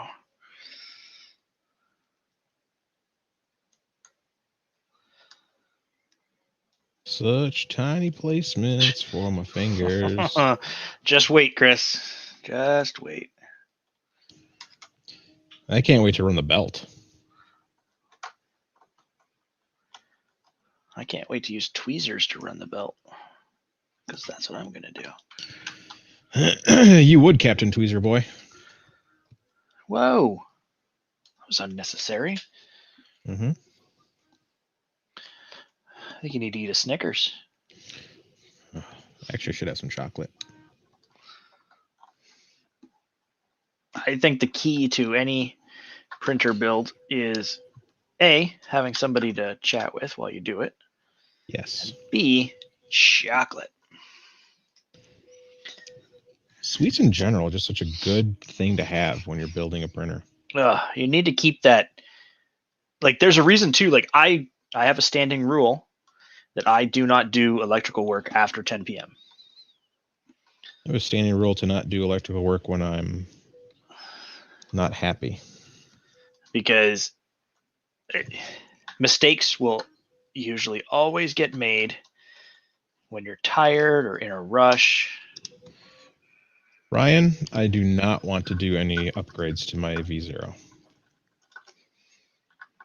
Wait, you mean building it isn't an upgrade?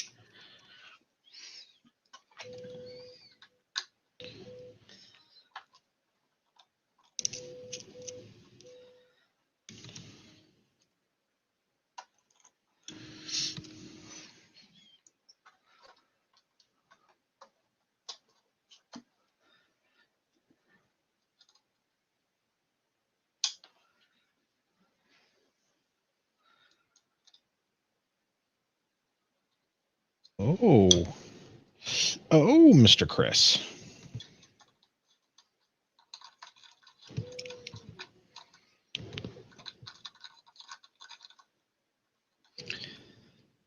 Oh, he says.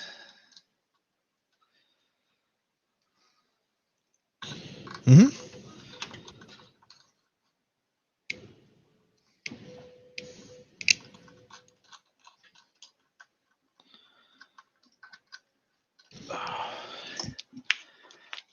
Oh. Ryan, what did I miss? Oh, just undoing stuff, changing things, complaining.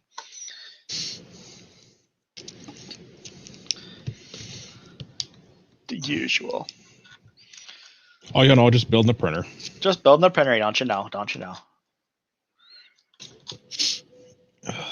Apparently, we're from Minnesota now. Soda. Actually, a soda does sound good right now. But I'm a hydro homie at heart, so I got my water. I got my flavored bean water. Bean water.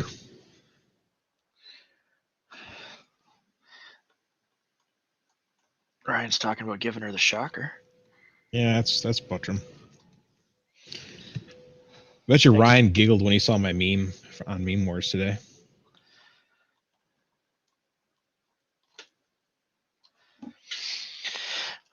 And if you're not in the Meme Wars in the Discord, you got to get in the Discord. Yeah, it's literally half the battle. Ryan says sourcing the printer is half the fun. Being in the Discord is all the fun. Mm-hmm.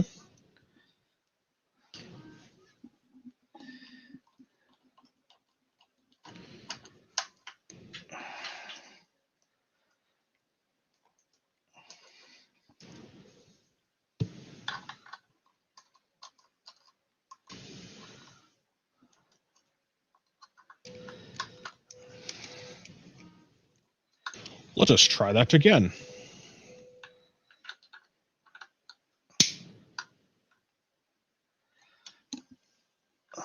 You know you're loving life when you have to make your own screwdrivers. Well, you don't have a proper screwdriver for this? Well, I have ball end nut drivers.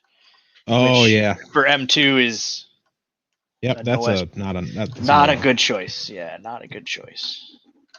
Yeah, anything less than anything at 1.5 millimeter or below, you just don't ball screw it. That's just. Well, yeah, if you want to strip them. I do feel like breaking stuff. Yeah. And getting your Allen key stuck where it doesn't belong. Mm-hmm.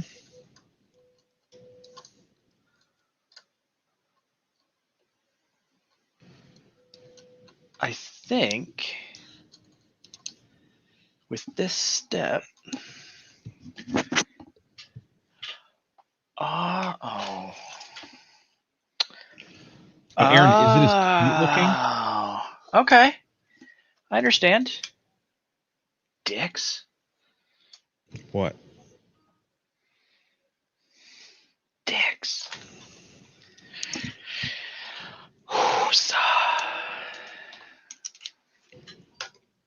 What? So remember how it says snug this screw? Yeah.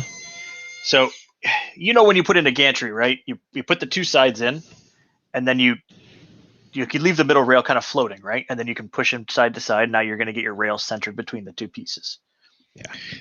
There's a screw underneath the pillow block that you can't get to after you've put it together.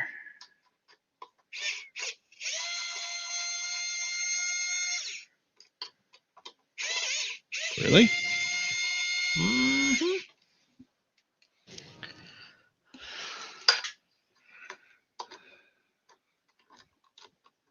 That seems silly.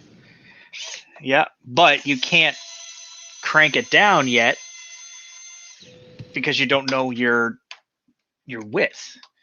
I thought, oh, well, maybe I can just line them up with the printed part. But of course it doesn't say that's okay.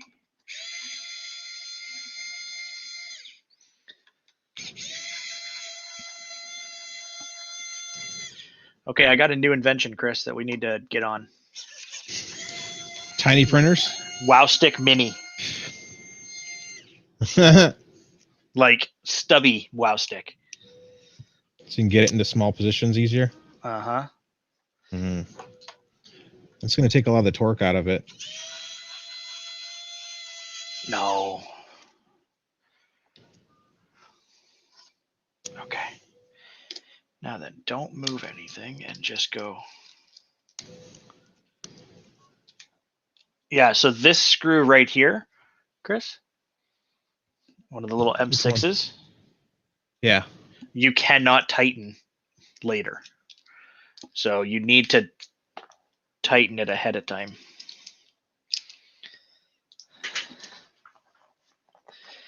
Which is Fun. unfortunate. Yeah, it's unfortunate.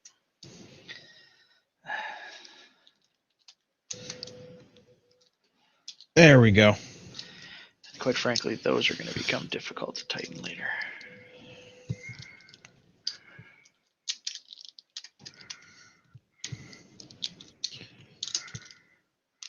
Don't you know? Okay. So leave all Gantry boats loose for now.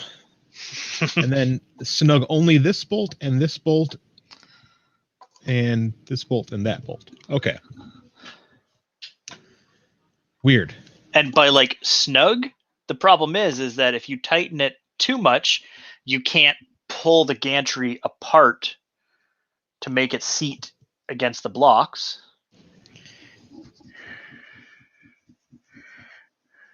Oh yeah, there's a gap there. Know what I'm saying? Yeah. They love As it these is, I'm hidden gonna have to screws. I'm gonna have to undo the screws on my rail and shift my rail over just a hair Gotcha. because I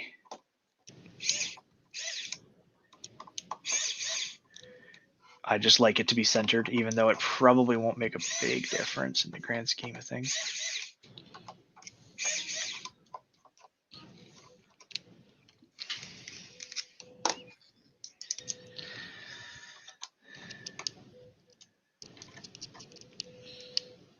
Okay.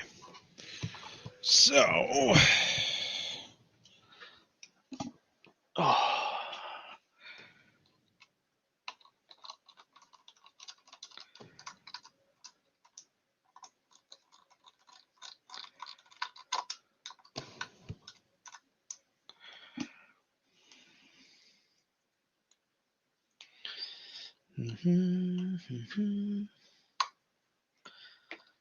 So I think I'm going to do is, so let's take M2s again to attach to the Sorry, which, sorry? blocks. The M2x6, yeah. Oh, goody.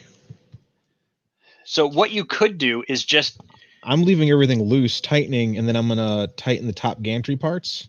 so just, yeah, And snug then up the undo bottom it all. two, like snug up the bottom two on these printed parts, tighten them up tight, and then I'm not tighten even your snugging them up tops. Yeah, I'm just tightening the tops. No, I mean like to get your brackets against the pillow blocks, tighten those bottom two, like just pick two on the plastic part, tighten them up to the pillow block.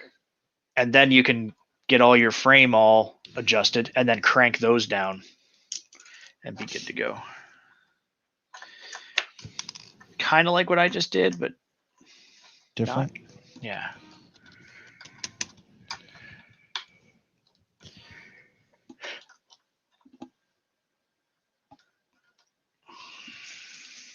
Also check if the gantry triggers the Y end stop.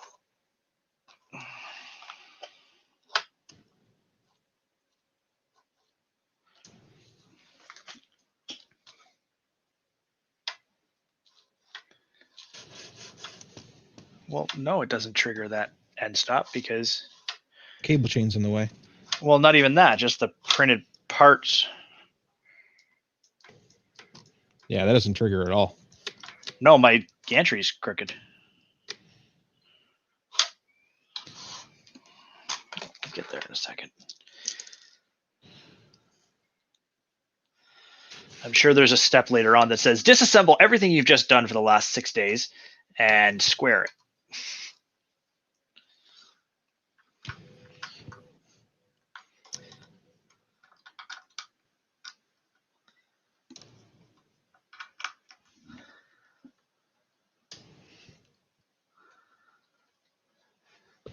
Okay.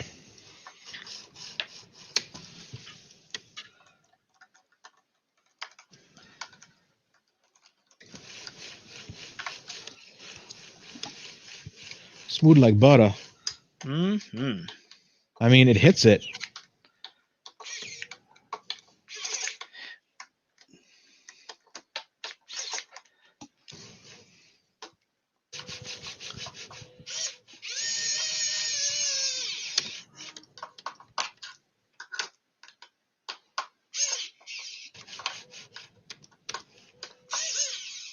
Okay, now let's unscrew this.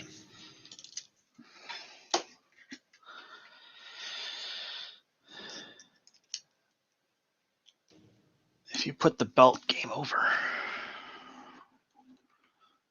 I don't want to put the belt. I don't want game over.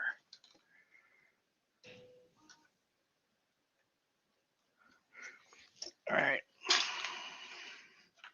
Cable chain, get out of the way.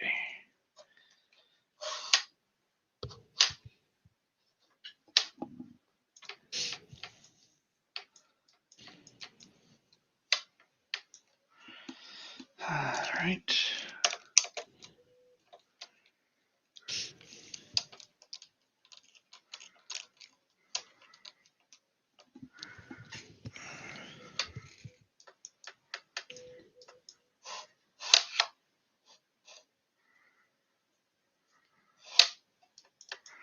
Yeah, so mine, this side hits the printed part fine.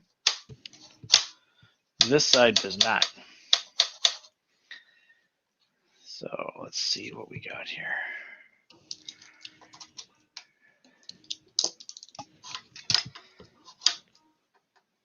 Ugh.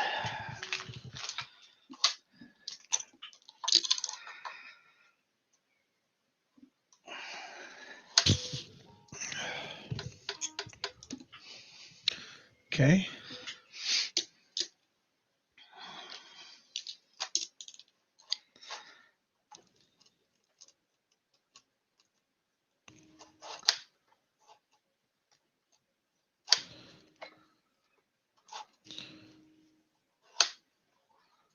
There we go.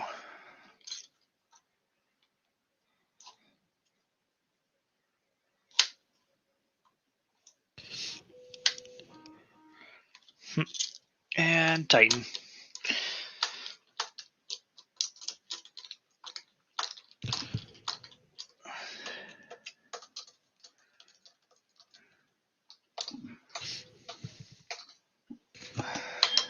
There we go. That fixed it.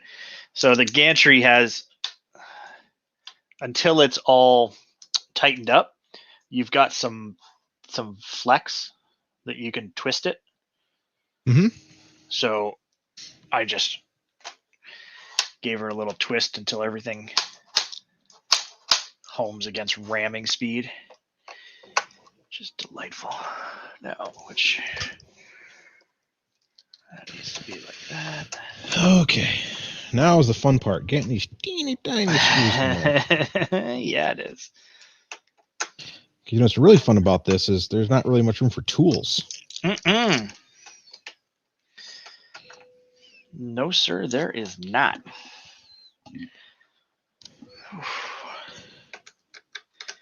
I can't wait to get to the next step where I realize somewhere along the way I screwed something up on the belt routing and now I have to undo everything. Oh, are you routing the belt right now? No, I'm just saying, I just have a feeling. Because anytime you deal with any kind of Core XY system, belt routing is not a mystery, but it certainly takes an extra few steps than people expect.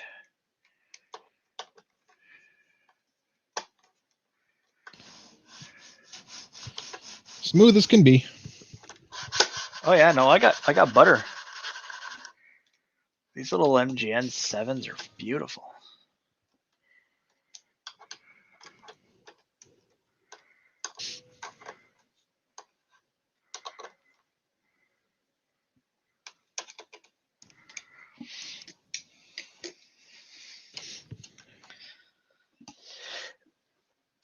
I'm just doing the anal retentive thing of making sure my linear rail is as centered as I can get it between those two parts.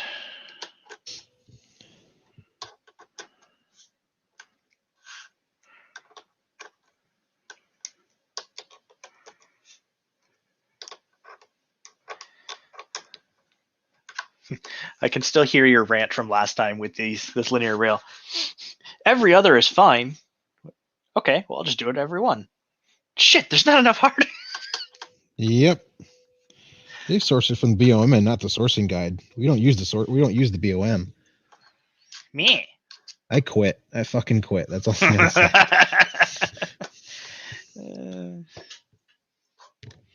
think I can remove my safety pegs as well, because that. Ooh.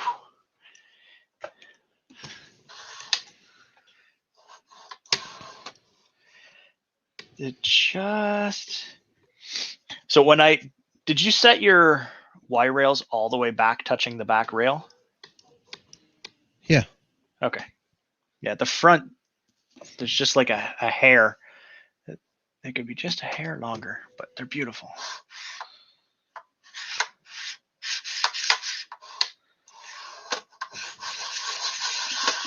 Look at it printing.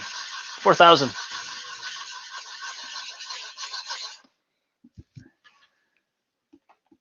Print 4 million.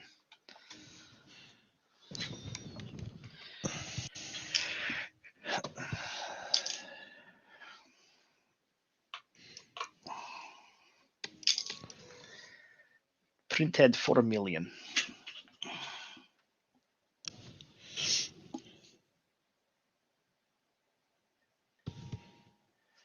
Oh shit. Getting low in my motion box here. Which is good. Which is good.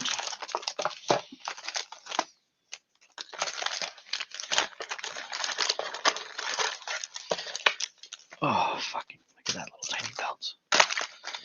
Look at that little tiny belt. He's so cute.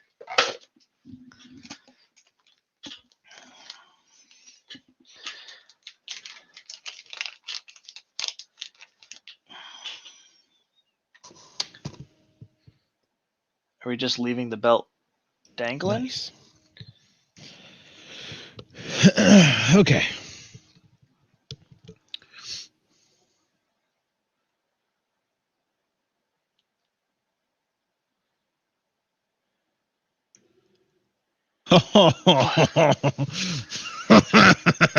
What? Share with the class?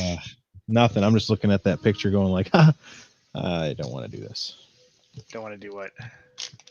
Belt routing? Belt path. Yeah. Dude, I'm looking ahead that like instructions for belt tightening. Belts must be tight, like not kind of tight, fully tight. Use a pair of pliers to pull the belt ends while the T-nuts are semi-tight so you can feel the teeth clicking through the retention block. Pull them as tight as you can without tearing the belts. Only then should you tension with the knobs on the drives. Okay. Sure. But I have a slight problem in that this belt tensioner just floats to its. I guess it must get tightened into the extruder once, like the sugar head, once we get to building that. Okay. All right, Chris. Okay. So in bottom,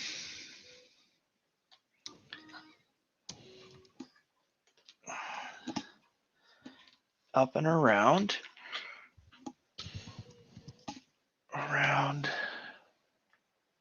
Spin me right round, baby, right round.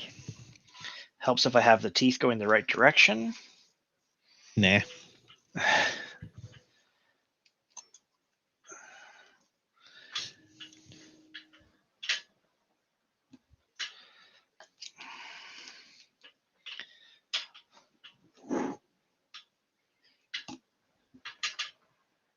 Hey, you know what's great? What? I think I got my pulleys backwards.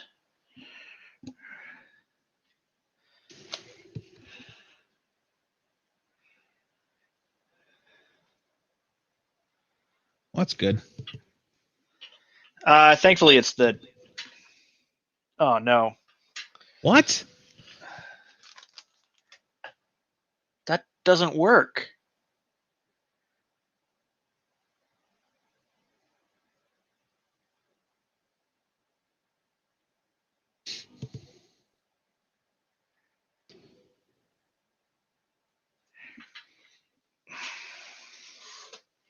All right, I'm calling shenanigans here I'm also calling shenanigans here. because That's your bottom, A and back. B are backwards, aren't they? Yeah. That's bullshit. Because we followed the directions. Yeah.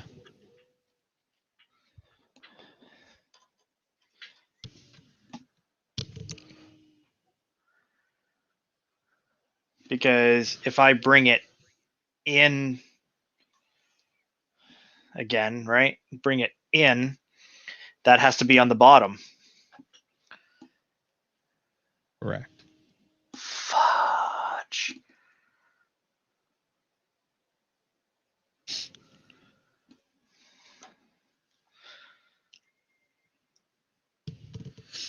Let me go back up to that spot. So we're on page 82 right now.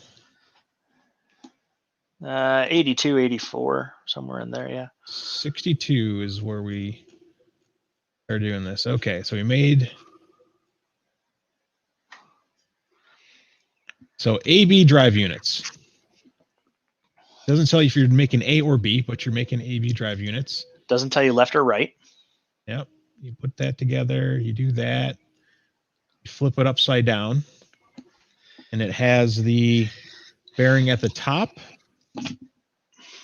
and the printed part at the bottom when oriented like it should be. But that actually goes over here. Right. So right now, the one you've got your finger on, bearing is on the bottom, right? Yeah. And that is supposedly drive Supposed to be- B. That's supposed to be bearing on top. Yeah, but bearing's on the bottom. And that also means hob gear has to be flipped on both. Both those idler posts have to be flipped. Cox.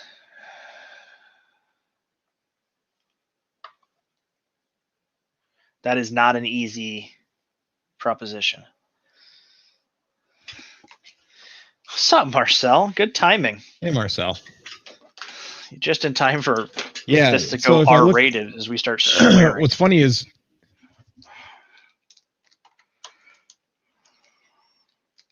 so when I look at the manual and it says to install it here, Mm-hmm. the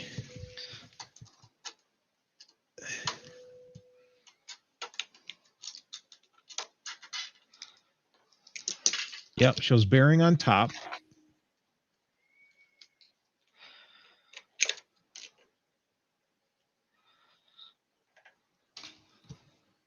Weird.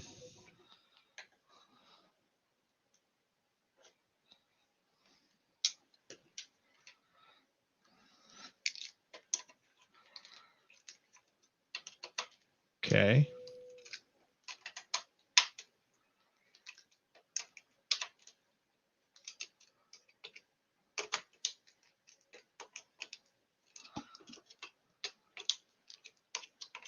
Because page 62 is where it like They don't show a good orientation of things. That's all it is. So it's supposed to be printed part on the bottom.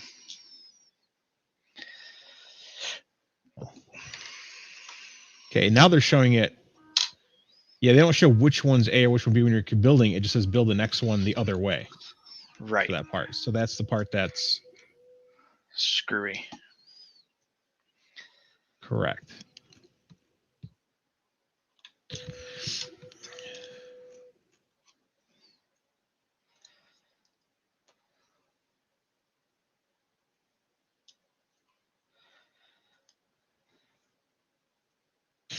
Okay. Luckily, this is easy to disassemble. Yeah. I don't know where you've been all day, but easy. Because it's these ones back here that you got to pull. Yeah. So, like, to pull that thing and rebuild it all is just silly sauce to me. So I'm going to try it this way.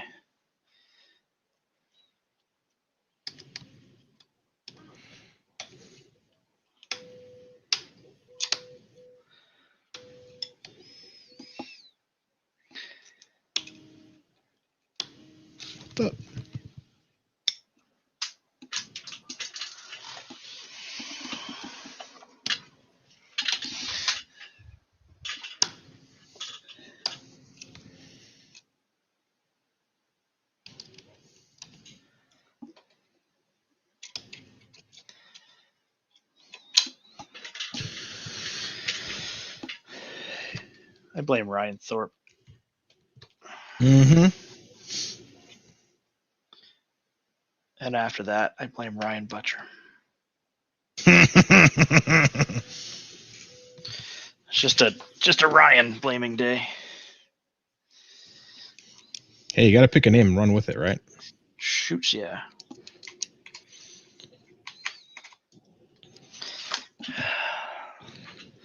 Some days it's blame Chris. That's a lot of days. As long as you recognize that.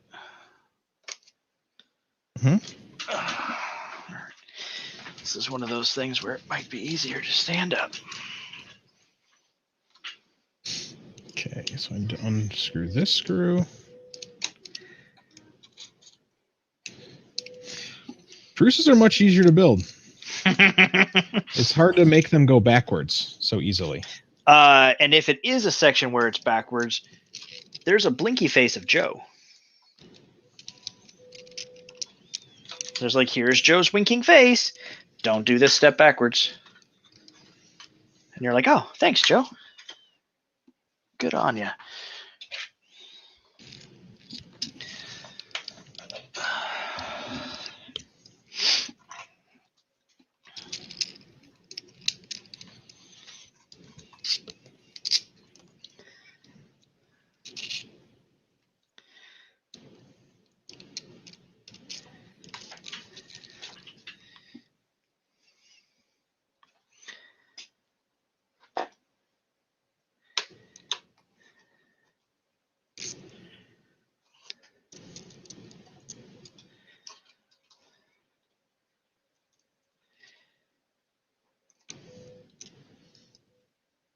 When is Jordan getting his bong leg made? Whenever you design it, Thorpe. I don't need a bong.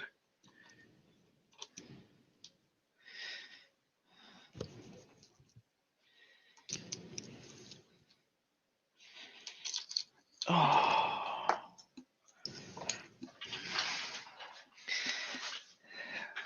All right. It wasn't easier to do it that way. Usually isn't.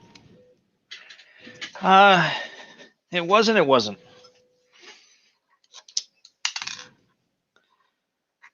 You know what I'm saying? Nope.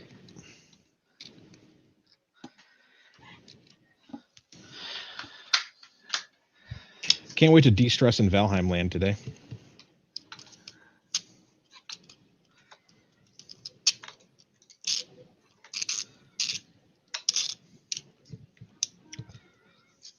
Yeah.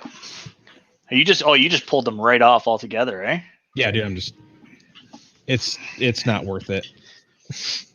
It's the lining up these 10,000 screws that sucks, man.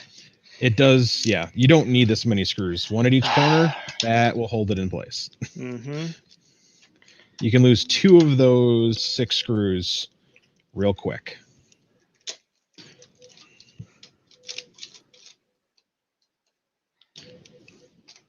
Remember, folks, 3 points make a plane. 4 points constrains it. And 17 makes a Voron. Yeah. I'm just going to switch my motors around. That's going to be an easy fix. Good call, Jordan. Why undo them? Just switch them. Okay, Yeah, so this one has to be printed part down.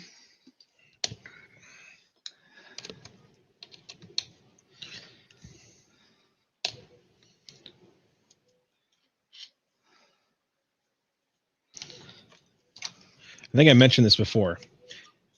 Always stupid proof your manuals. Because there's people like us who will find exactly how to break it. Well, and I mean, I don't know about you. I don't consider myself a stupid person. I'm following the direction given to me. Oh, that's stupid of you. Parent law. Mm-hmm. Yeah, all I gotta say, the most impressive thing about this build so far for me, the magnetic silicone mat. That shit's my jam right now.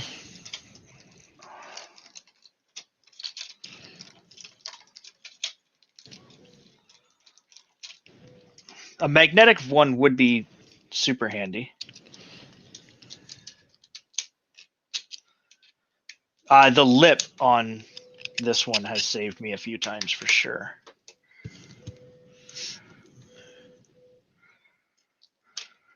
Hey, what's up, Hino? Hino, Uncle Hino. They're instructions, not directions. Listen, I don't think you want to hear our colorful language regarding these right now.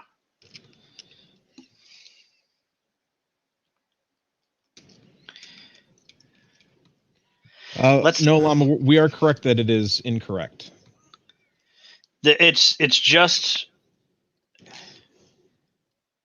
You literally can tell once you start winding the belts through that one side was wrong in the exact. well, the opposite direction. pulley, like everything lined up with the part, but that's not how the part goes.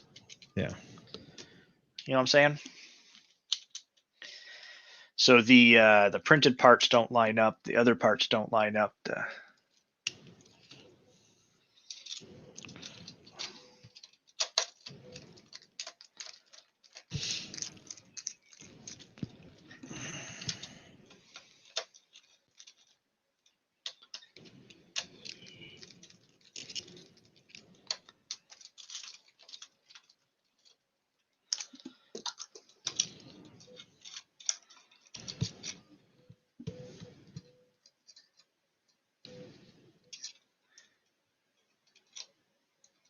Yeah, the Vorons is pretty much impossible to just follow the pictures.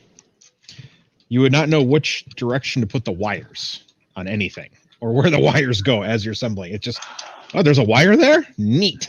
Yeah, the wiring pictures, like you've got 188 pages, like or 150 pages, 140 pages on how to build the thing. And then when it comes to wiring, it's 3 or 2 crudely drawn diagrams. Just plug it in here.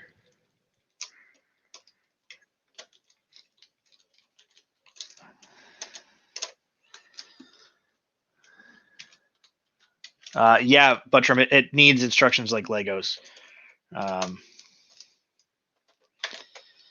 In fact, that's something I should tell. Every printer brand should have instructions like Legos. Just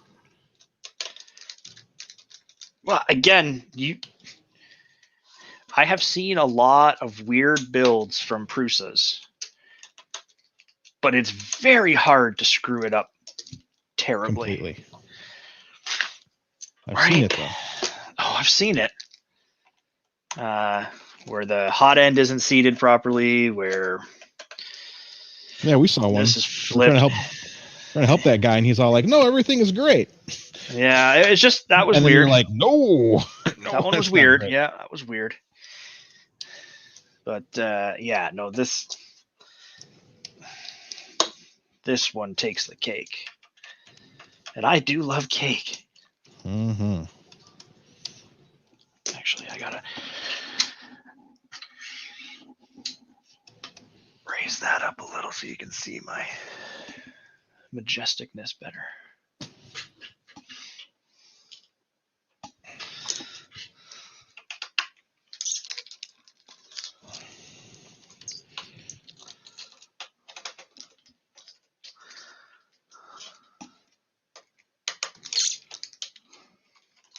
That's why we build bears, Vincent.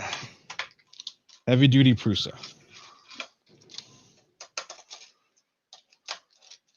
Whee!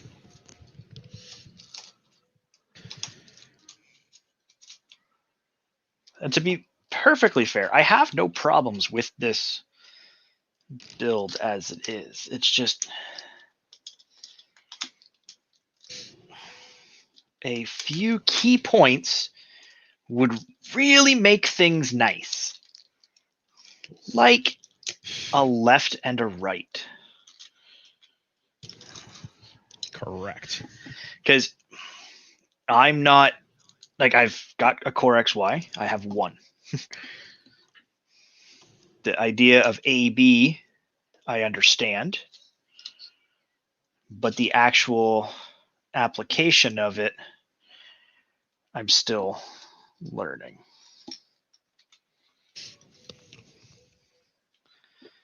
So building it without that is a tad frustrating.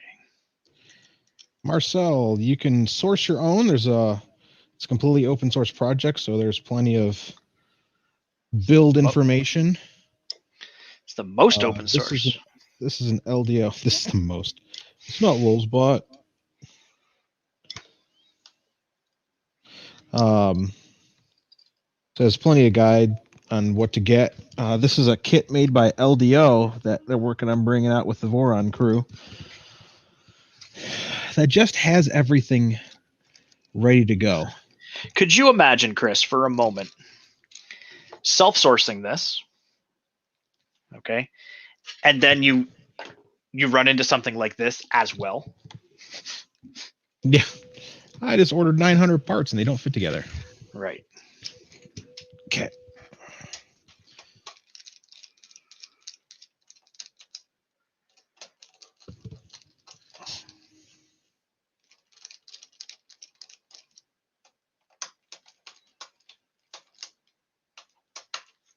Okay, looking from the back. There, that's on top. Okay.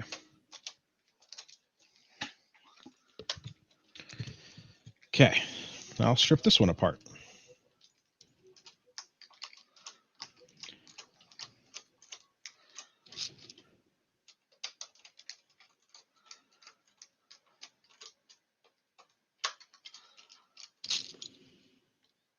Oh, thank God.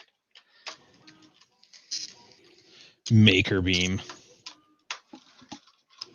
There is little maker beam T-nuts in this thing. Yeah, I saw that. I don't know where they go, but they're there. They are for the tensioner we're about to build once we get step 62 finished and then jump back up to step 87.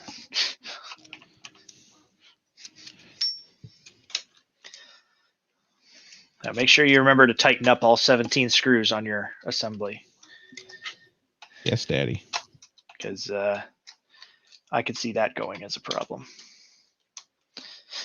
There's so many screws, it's easy to miss tightening one up all the way or something. Gotta be fucking kidding me that just fell apart. Oh no. Just trying to flip a thing and the thing falls down on the floor. Chris needs a chocolate break. Yeah, I actually did take that piece of chocolate I said I was going to take earlier. Yeah, not chocolate break, man.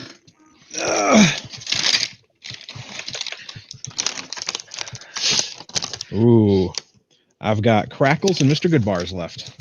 Always eat the plain stuff first. Look at that, printing at 275 in an enclosure with a Prusa. Closure's at 41 degrees Celsius. Is that one of those printed solid enclosures? It is.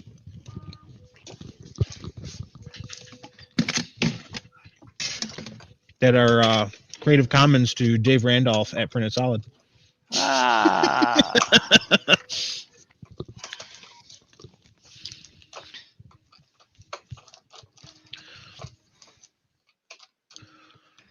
I don't have a. I shouldn't say. I have an enclosure. It is. I have a Wham Bam hot box, and it is delightful to use. I don't have a dedicated space for it right now.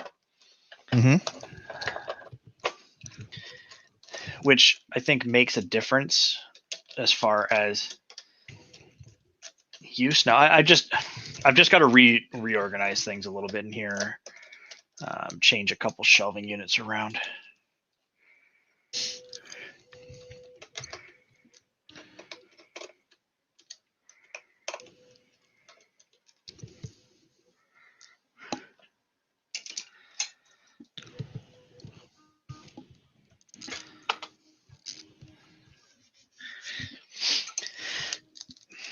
And because I'm doing this now, the other thing I'm going to make sure I do is seat my motors all the way back against the frame so that when we tighten them up, got room for that snuggie.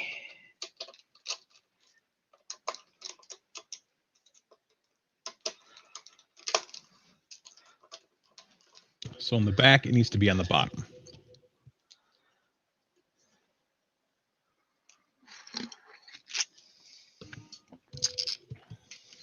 So it's peg. Hey, by the way, let's take a second to shout out Thaneth for just being like the good Thaneth that we know he is, helping out in the chat, giving links. That's the man. He is the French man, actually. Mm-hmm. I'm going to make sure that we get a bedtime story read by the voice himself, Keith, just for Thaneth. Yeah. Thaneth did. Put a poll together in the Discord, and we'll start a poll about what book Keith should read to you. And As then, an audiobook? As an audiobook, and we'll just get a vote going, okay?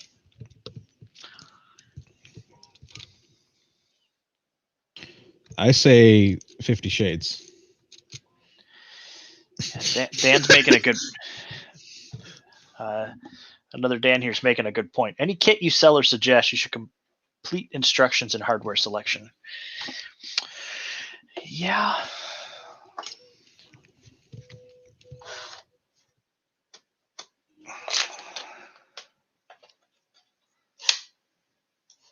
Okay.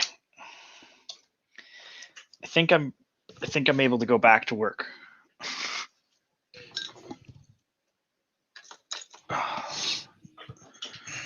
I'm taking my time. Okay.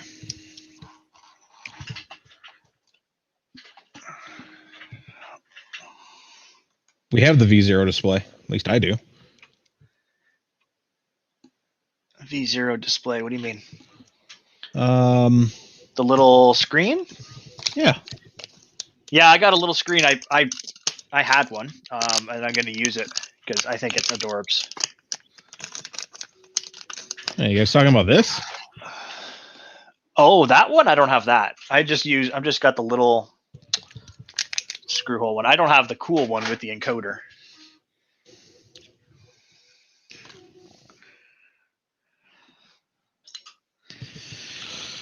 Okay.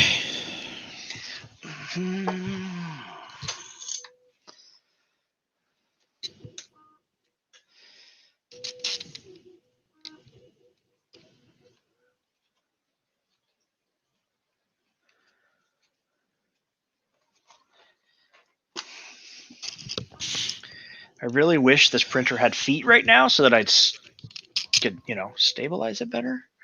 I was told you could put the feet on it anytime you want. Not according to the instructions. Damn it.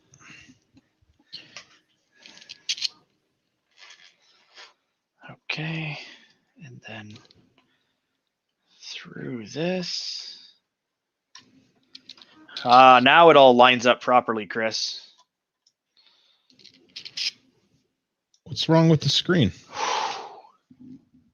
What's wrong with the screen? It might not be worth using the screen. Don't tell me headless is best, because I'm just gonna come in through the internet and. Yeah, Sandeth on the FDM Lounge in the shenanigans. Just make a poll. We'll vote. Yeah, we'll vote for the best book for him to read. Yeah, 50 Shades of Grey. I'm seriously going for Twilight for a thing. Yes. Yes. The whole Twilight series for Thaneth.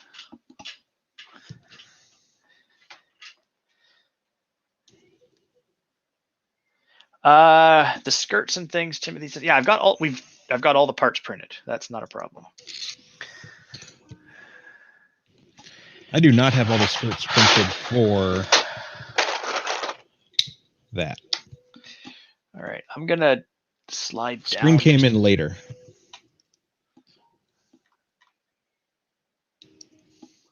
Because they want you to. Oh. Biscuits. I vote for everyone poops. That's a good book. Ryan Thorpe. I mean, it's weird. That's the first good thing he said all day. Yeah. That is weird. Okay.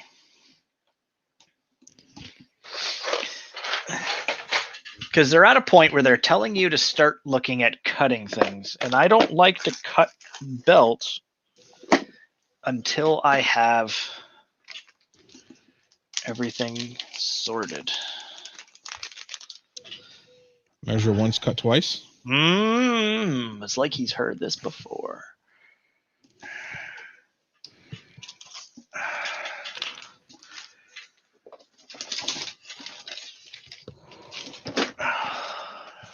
Yeah, you'll find very quickly I'm anti-headless. That's why I'm not a big fan of Clipper, because all of the solutions from Clipper Are headless. somewhat mediocre.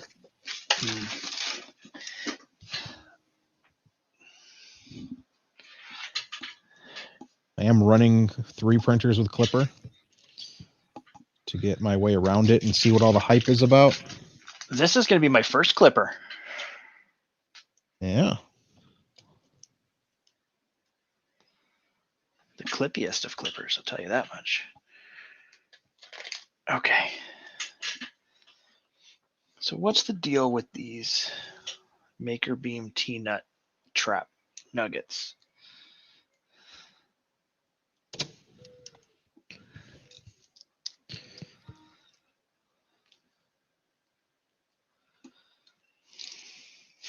Because let me tell you, this part's going to make me swear.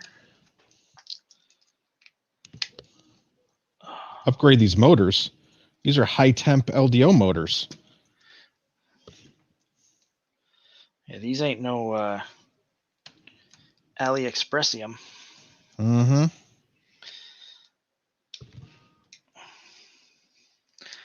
And they are the most adorable little motors. Yeah. Because like this was my argument the other day. I was literally trying to level my bed and do the calibration, the offset calibration. Here's my computer. 1 Clipper printer's over there. 1 Clipper printer's over on that side of the office. 1 Clipper printer's right here. This one's the closest, so it was literally like move down 1 millimeter. Let's go look over there. Okay. Move down 1 millimeter. Okay. Move down 1 millimeter. Yeah, that's just dumb. I just, I mean, sure, I can have my phone on me, but again, it's spin the knob. Spin the knob.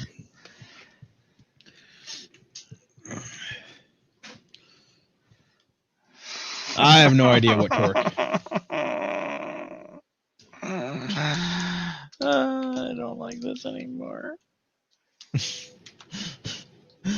What don't you like? Running these cables through this? The belt pathing is fine. Okay. Okay.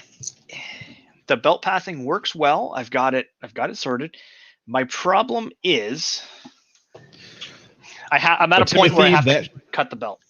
That's back to my argument where it should just be in Clipper. Like, if it's an option in Clipper and it makes everyone's lives better, why isn't it just in the stock config? Meow. Just put it in the stock config, make my life better. Cut my life into pieces. You know, I had that same argument when I tested RepRap. It's like, oh, look, all these functions you can put in there. I was like, but why aren't they just in there? Like, why aren't these macros just there? Why am I making macros for things that are very basic already in other firmware thingies?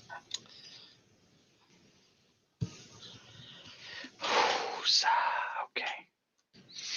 I think I can work with that.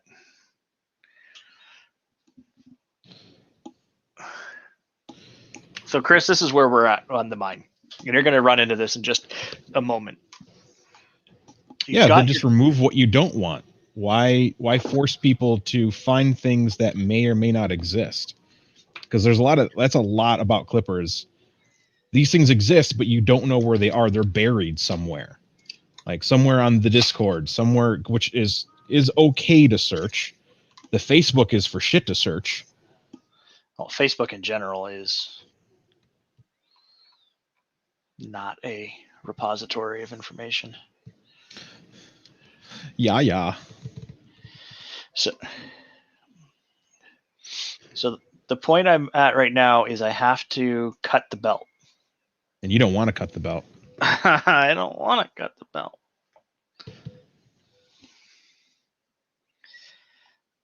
All right. Can I just do it this way? 2 proper lengths of belt would be better. With some extra room.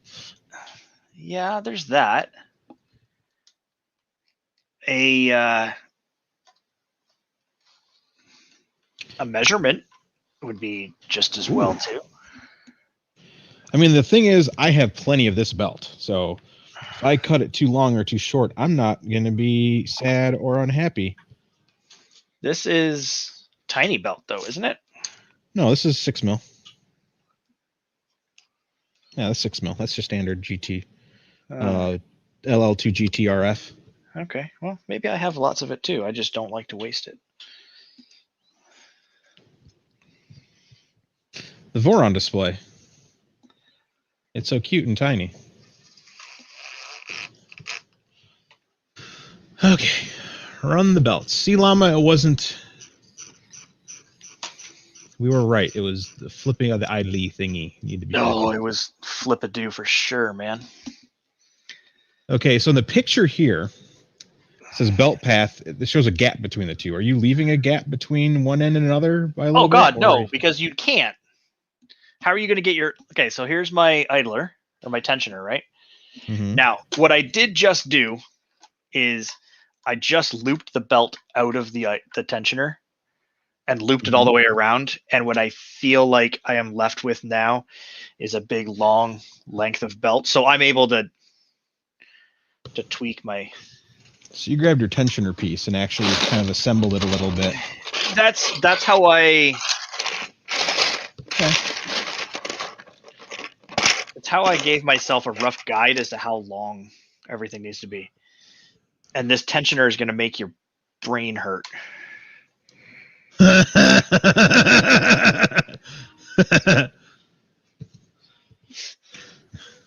No, Ryan, you build your own. That is, you can't give away a pre-built Voron. That would be... Oh, that's against the rules. That would be like buying a pre-assembled Prusa. Yeah, I know people do it. Which is okay. It's okay. But when there's an issue with your printer, how in the hell do you know what to do?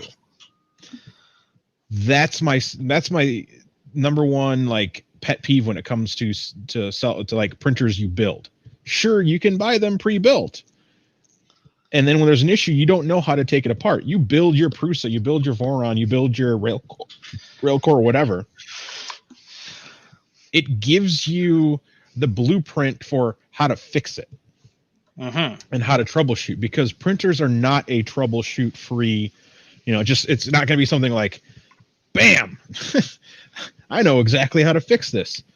That's why when you buy like a Creality printer, people get stuck on very simple things because they've never built a printer. So it's like, well, that's why there's so many videos on how to level the bed or how to tighten. How do I know? Why do you say my belt is loose? How do I know my belt is loose? Because you've never built a printer. You don't have at least a general idea of what these things should be. Like, why is my thing doing this? Why is my thing doing this? When you build it, you start to see why. Oh yeah, that makes sense.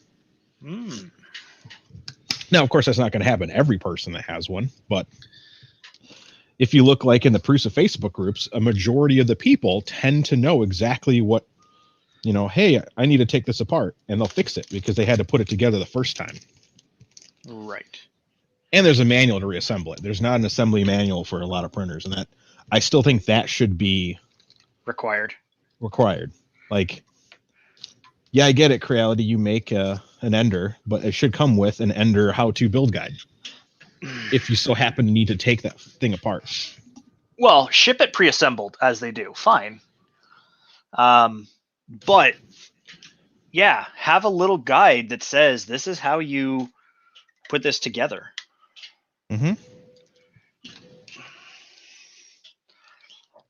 Right now, and join my Patreon asking cheap tech support. I mean, that is what most people do.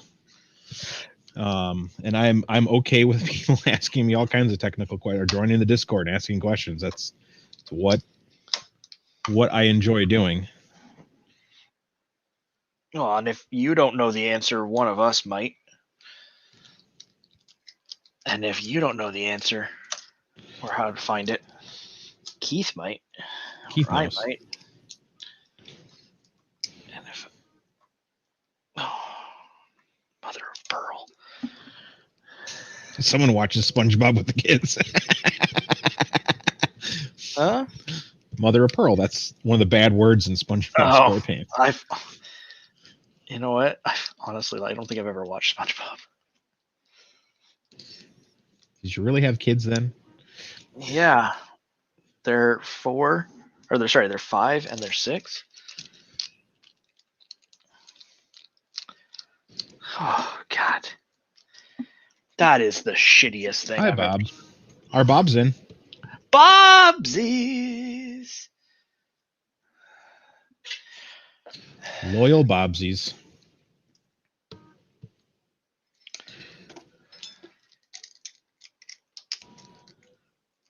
Wait, so you're telling me that the belt goes... Hang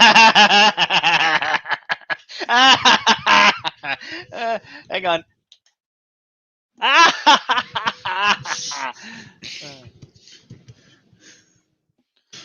Chris, welcome to my fresh hell right now. So I have just been pulling all this through, like, and then you've got to put these little maker beam nuts on here on the back, and then pull your thing tight as a drum. And there's just no room to. Jeez, I'm yanking on that with everything I got, and there's nothing. It is not moving a millimeter. Oh.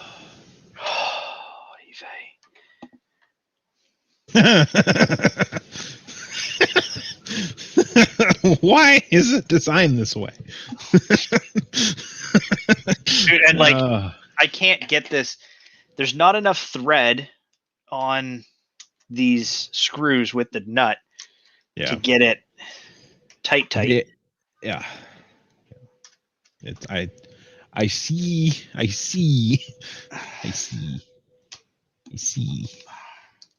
Because it does that.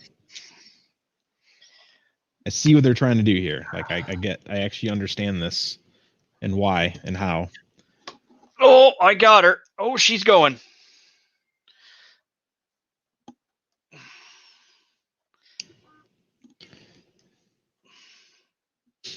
I'm not going mad. I'm just thoroughly in a world of my own at the moment. Oh, it's where nothing matters besides pizza pie.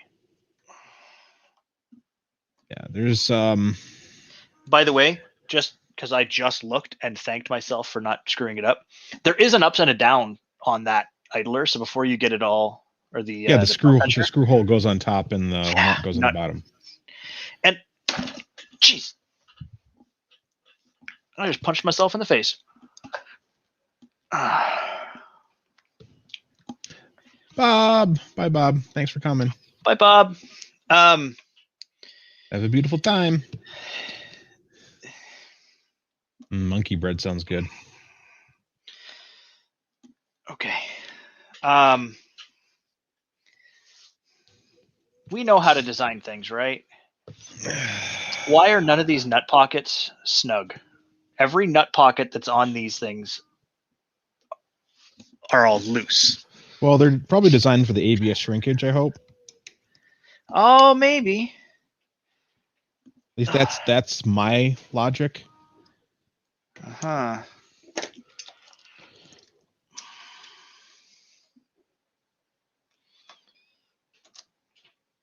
Oh, I think the boss is home. Either that or I'm being robbed.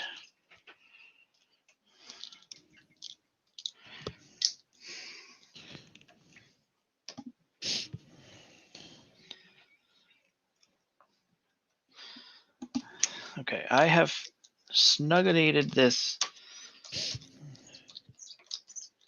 as tight as I can make it, I think.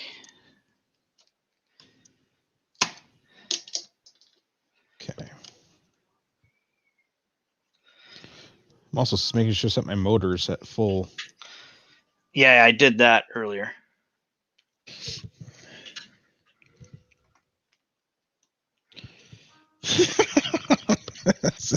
Stupid.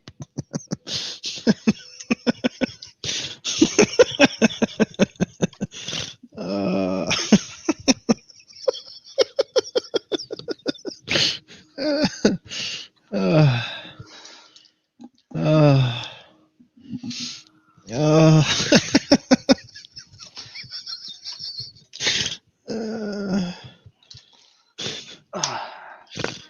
Okay, this belt is as tight as I can humanly get it. Oh, good. Watch it be now too tight. Correct.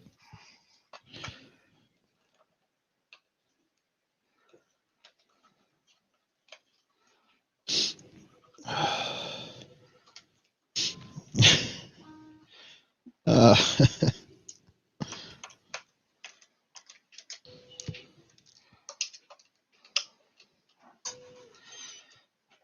and you can't use an M38. You have to use M36s. Because it'll rub otherwise. Yeah. Yeah, and M38 would have been better because at least you could loop it without having to unscrew it all the time.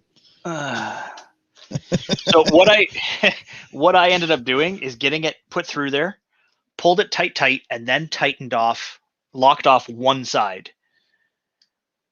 And I literally had the M3, the beam, like the maker beam nut held on by like a thread and a half. And then I was able to like reef on the one side that I left looser. And that, like, I feel like that's pretty good there. Everything's like super snug.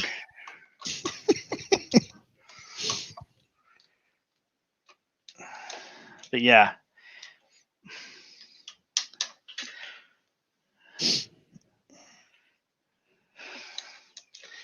I like the idea of using the maker beam nut as a holder for the belt and everything. Mm-hmm.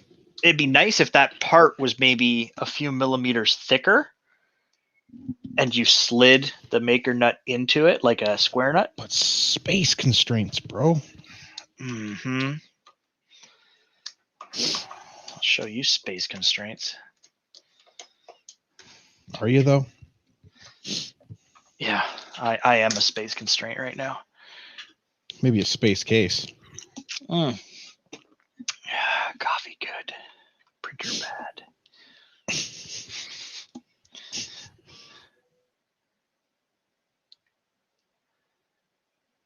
bad. See appendix for tool head assembly. Okay, where's the appendix? Typically at the end. I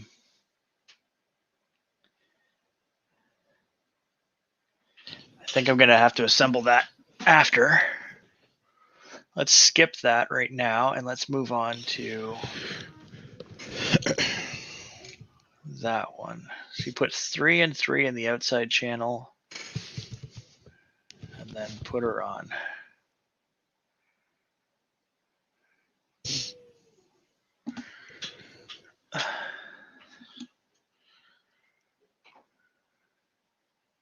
I think it's the Hevort that has like a hidden pocket for running your belt pads through, which ends up being a pain. Oh, that would be a pain, dude. Yeah, you actually can't see where it goes. The nice part about these idler screw dealies, the tensioners were nice because it has a solid back surface, so you could just push the belt right up against it, and then it'll feed right around the idler, the tooth. Yeah. What's up, Sergio? And now's where I have that moment of, did I tighten those pulleys up super tight? Because you couldn't align your GT20 on the belt, like on the motor, before this. I did. Yeah, but you're gonna get it not close. Accurately, but I got not it close, accurately. Yeah. You know me, good enough for government work. Oh, I got mine like real close, but not how we like to do things. Let's go with that. Makes sense. Thankfully, I think I can get in there and just tighten those up. Of course, you're probably supposed to put Loctite on them, and then you can never get them undone when you need to adjust them because they're not idling properly. That's silly.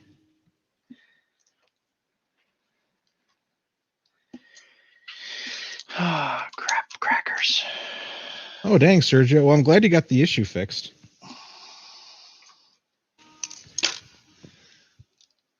Oh, no, Sergio.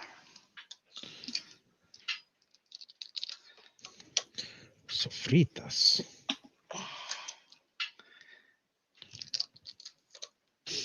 I've been watching way too much Italian cooking channels lately. Oh, yeah? Yeah. I need to retighten my belt. Part of my belt was sitting on top of the lobe of the idler. Because, Come on, monkey. you know, that's a thing. So it's this top one here. So let's loosen this.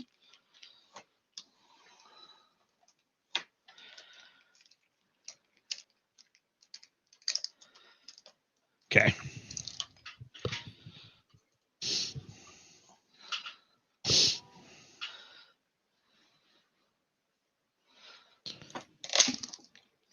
Oh, yep, snap the belt. Good.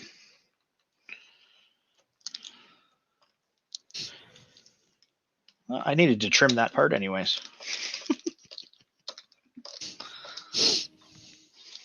Normal. Well, it says tighten it with the force of Samson, so that's what I did. Did it? Did it really say the force of Samson? Uh-huh. Hmm. There's no going back. That belt, she is tight.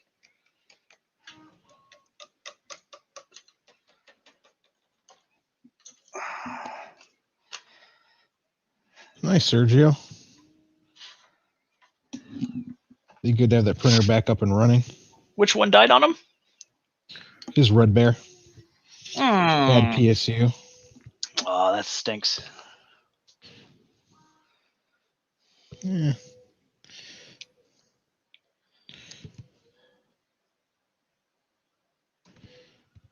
There's like barely any room for two belts to fit in this front part. Yeah, I know. It needs to be a hair wider. Yeah.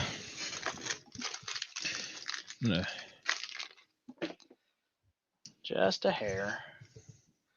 But like that, so there's a lot of friction happening when you're trying to tighten those belts up. Yeah. Which is why I just tore part of my belt pulling on it, because there's just so much friction. It's just too much friction.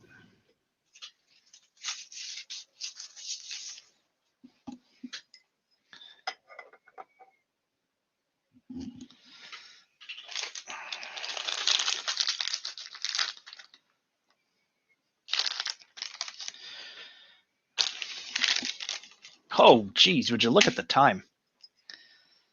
Yeah, it's 3:30 your time. Yeah. Kids get off the bus at just after 4. So. Kids. Oh. I am not a fan of this meeting right now.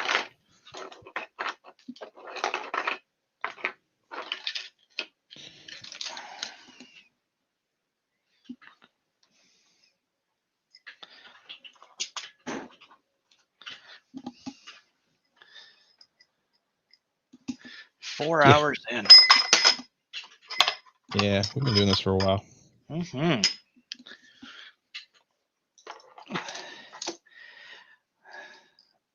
I feel like there's gonna be a part 3. There has to be, because I'm about spent. Yeah. Well, that's why I'm skipping Extruder Town for now, and I'm moving into just putting this part in. I think once I get these belt routed, I'm gonna be like, yep. Because I do not like this adapter thing. Right.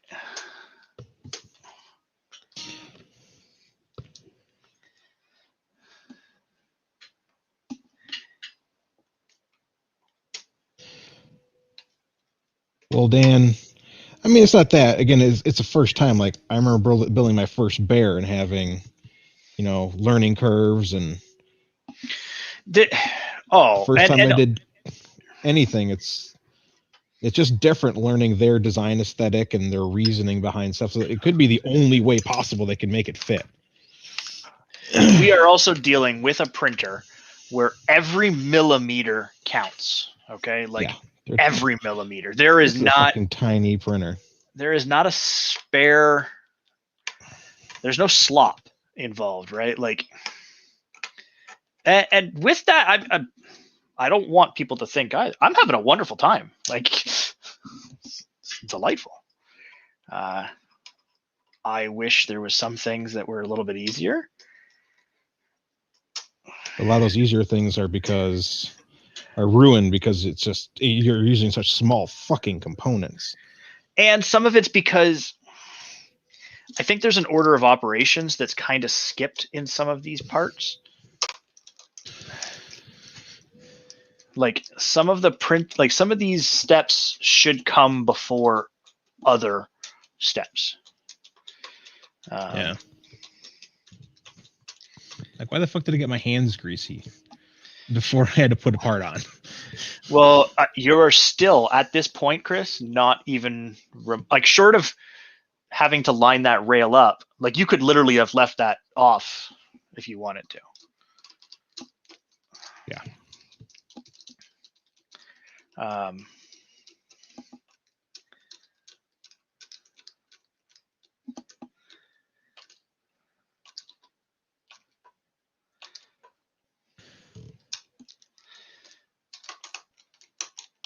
Okay. Yeah, there we go. And then it's just little things like this here that I've moved ahead a couple steps because I just want to lock in this top of this gantry. And you have to put all these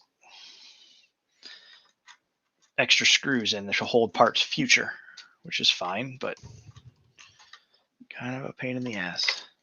Mm-hmm. Because that screw just fell down the hole. Mm-hmm. How?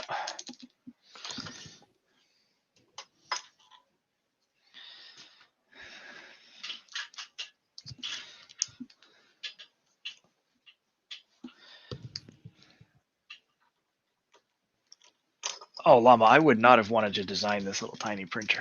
That's for Correct. dang sure. I'm definitely astounded by the amount of work had to go into designing it because, for sure. There's definitely some things that are just like super fucking overkill. Like, you don't need 900 screws to hold things on when 3 or 4 will do, which just makes it harder. Like, some things are harder just because, oh my God, look, we put 93 screws here. And I'm just like, but why? For why? Just to use a 1. Well, use 3 instead of 6. When I was building the Z-axis, a lot of those steps were really bad. Yeah, mine went a lot smoother because of your experience and you and I having made those printed jigs offline. I can tell you too what's going to happen is, okay, so this post up front here on your left-hand side of it, the very tall printed one, because the mass, though the other one is fat on the bottom and skinny on top. And when you pull the belt tight, it's fine. This one's skinny on bottom, fat on top, and it actually was tipped out a little because of so much force applied to the idler that when I put this beam in up top, it pulled it tighter. And guess what it did to my belt? Made it poopy? Loosened it a little. So before you tighten your belt too much, I'd suggest putting these in up top. What? Oh, that bar that goes across there? So it's this post right here was tipped out just a little. Because of all the force pulling low down on the printed part where it's thinner. Gotcha. Now it's not, now I say a little looser. I mean the hairiest of hairs. It's nothing I can't tighten up when I need to tighten it up. Okay. If I need to tighten it up.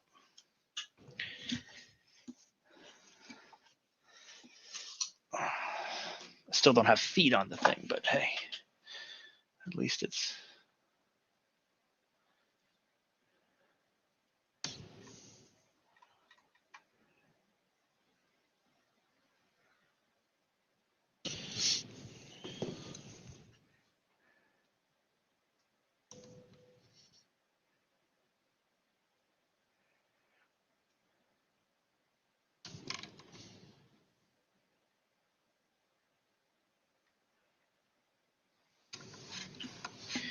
You know what? I think I'm going to move on to that step, and I think that's going to be the last step for now.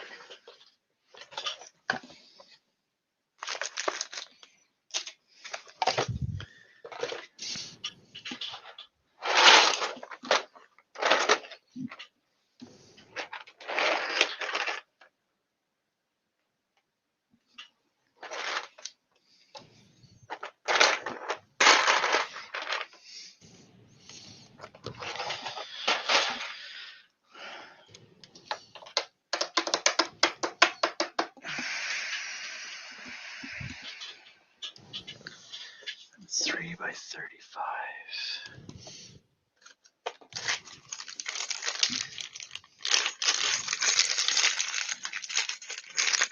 The other thing I'm sure you've run into already is I got fat fingers. So some of it is like, it's just manipulating these smaller components.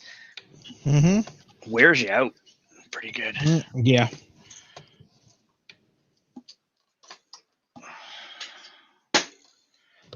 Okay.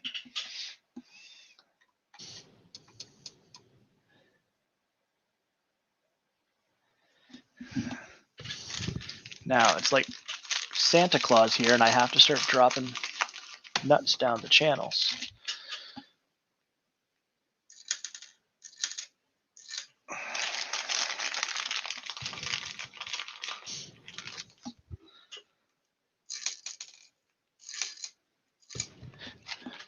Yeah, it's weird, funny things like it says mount the extruder now. Why? Like, why was that a step earlier? I don't.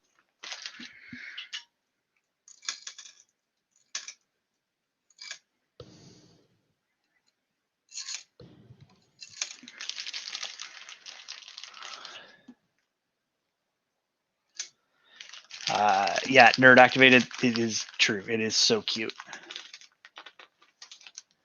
Super cute.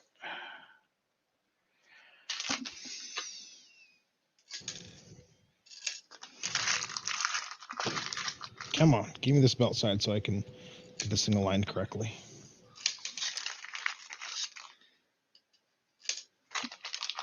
There it is. Frostbite Santa does drop down like down the chimney, and that's what I'm doing right now. Is I'm dropping nuts down the chimney.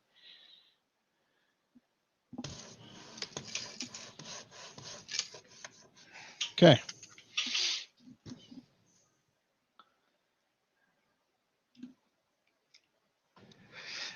Ryan, I have the parts to make a top hat. The LDO kit comes with all the acrylics. I'm gonna modify the top hat a little bit to make it so that I can just pop it on and off when I want to use something else. Oh. For my first Core XY machine, I got the Gantry good. It's really easy to hold it to the back when it's this big. Like when it's a bigger thing and you got to hold it right to the back. Those squeeze clamps, those speed clamps make life real easy. You just clamp it to the back and then you make sure you can pull tight, tight, tight. Okay. I am done. I'm putting feet on because, dang it, I want feet on my printer so that it stops running on these wires.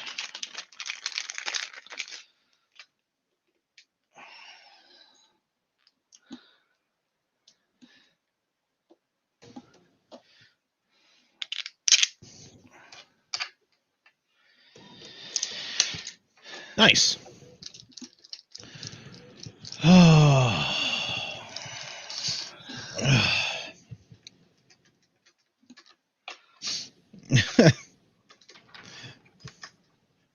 Okay.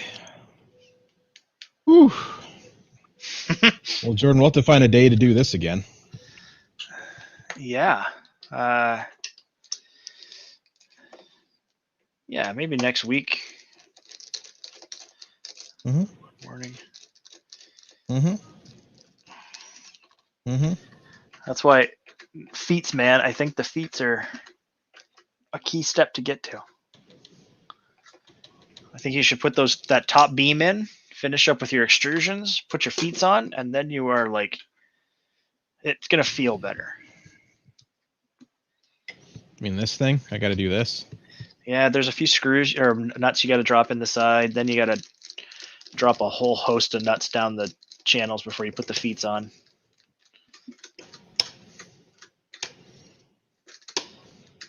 But I think it makes a big difference. I'll do that off camera. I'm taking a break. Off camera. So thanks to the 40 some odd humans who have been hanging out, mostly Thaneth, who's been doing damage control. Thaneth and earned answering his wrench questions. today. Oh, he earned that wrench. He earned a wrench today. Didn't have to ban Ryan once, which I'm surprised about. Yeah, I'm surprised he didn't ban Ryan as soon as Ryan said hi. Mike, I have 14 custom printers down here. I can put it down now. Like, and I've been constantly. I just learned Clipper the other day. Now I have Clipper on 3 printers running Fluid Pi, and I've been running Home Assistant. I've been testing hot ends that aren't released on the market yet. I've got boards I've been testing. I've been making firmware for things. I've been troubleshooting. I have been designing stuff in CAD. I got things. I got things to keep me busy when I'm not building. Yeah, cute. See? Yeah, that's adorable. Yeah. Totes adorbs. So cute. I don't even know where that other bar is. I probably put it somewhere. It'd be funny if I just am missing one purple bar. Yeah, it's right here. Yeah, no, I got this all nice, I think, right now. Now, the cable chain, I think, is too long. I think that's going to have to be shortenized. But having all these beam pockets and everything all in there, that's going to make things nice. My landmines in Half-Life Deathmatch. The famous Chris landmines. Oh. All right. Well, humans, it was fun. It was real. We're 4 hours and 49 minutes in the stream. It was delightful. Yeah, it was fun to watch. Again, it is a struggle to build, but it's not a horrible struggle. It's not something that I would say don't do. I would definitely say do it. I think this will teach you a lot in 3D printing design. And Core XY motion. Correct. You get a glimpse at Core XY motion with really teeny tiny belt paths. Yeah. I mean, I use as much belt, I think, on one axis on a normal printer. And there's just enough belt. Like I have maybe 20 millimeters on one side and 15 on the other. Oh, see, he changed the kit. I had a good like 3-inch extra. I did not. That was nice. I did not, Captain Freedom Units. I thought it'd make it easier for you. Yeah. I'm just glad that this parts bin is looking better. Put away some of these things. Yeah, it reminds me, I need to make a post on my Patreon about what things they want to see tested next, because I got a hot end that's not on the market yet. I've got a new board in. I got this orbiter here. You've got a Dragonfly, which, if you want to HIC, didn't you? Yeah, that's the one that's not out in the market yet. It's just they announced it yesterday. Yeah, they announced it, but it's not in hands. It's not in hands. Yeah. Yeah. I got this orbiter extruder, which is so cute and tiny. Like, this is the whole extruder with gears and everything. I've heard people putting those on these. I've heard people putting these on like a Voron normal size. Yeah, direct drive and just whipping it. Yeah, this is like 140 grams or something, 120 grams for this whole. That's awesome. Yeah, I want one. That's for sure.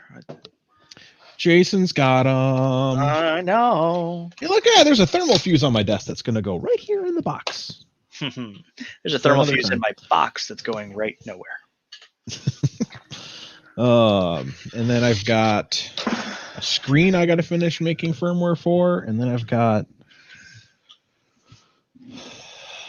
what else do I have? So many things. I just kept moving around off my desk to get ready today. Well, this has been a hoot. I'm glad everyone It's been a hootenanny. had fun in the chat. It looks like no one's upset about it. No one's crying, except for Ryan.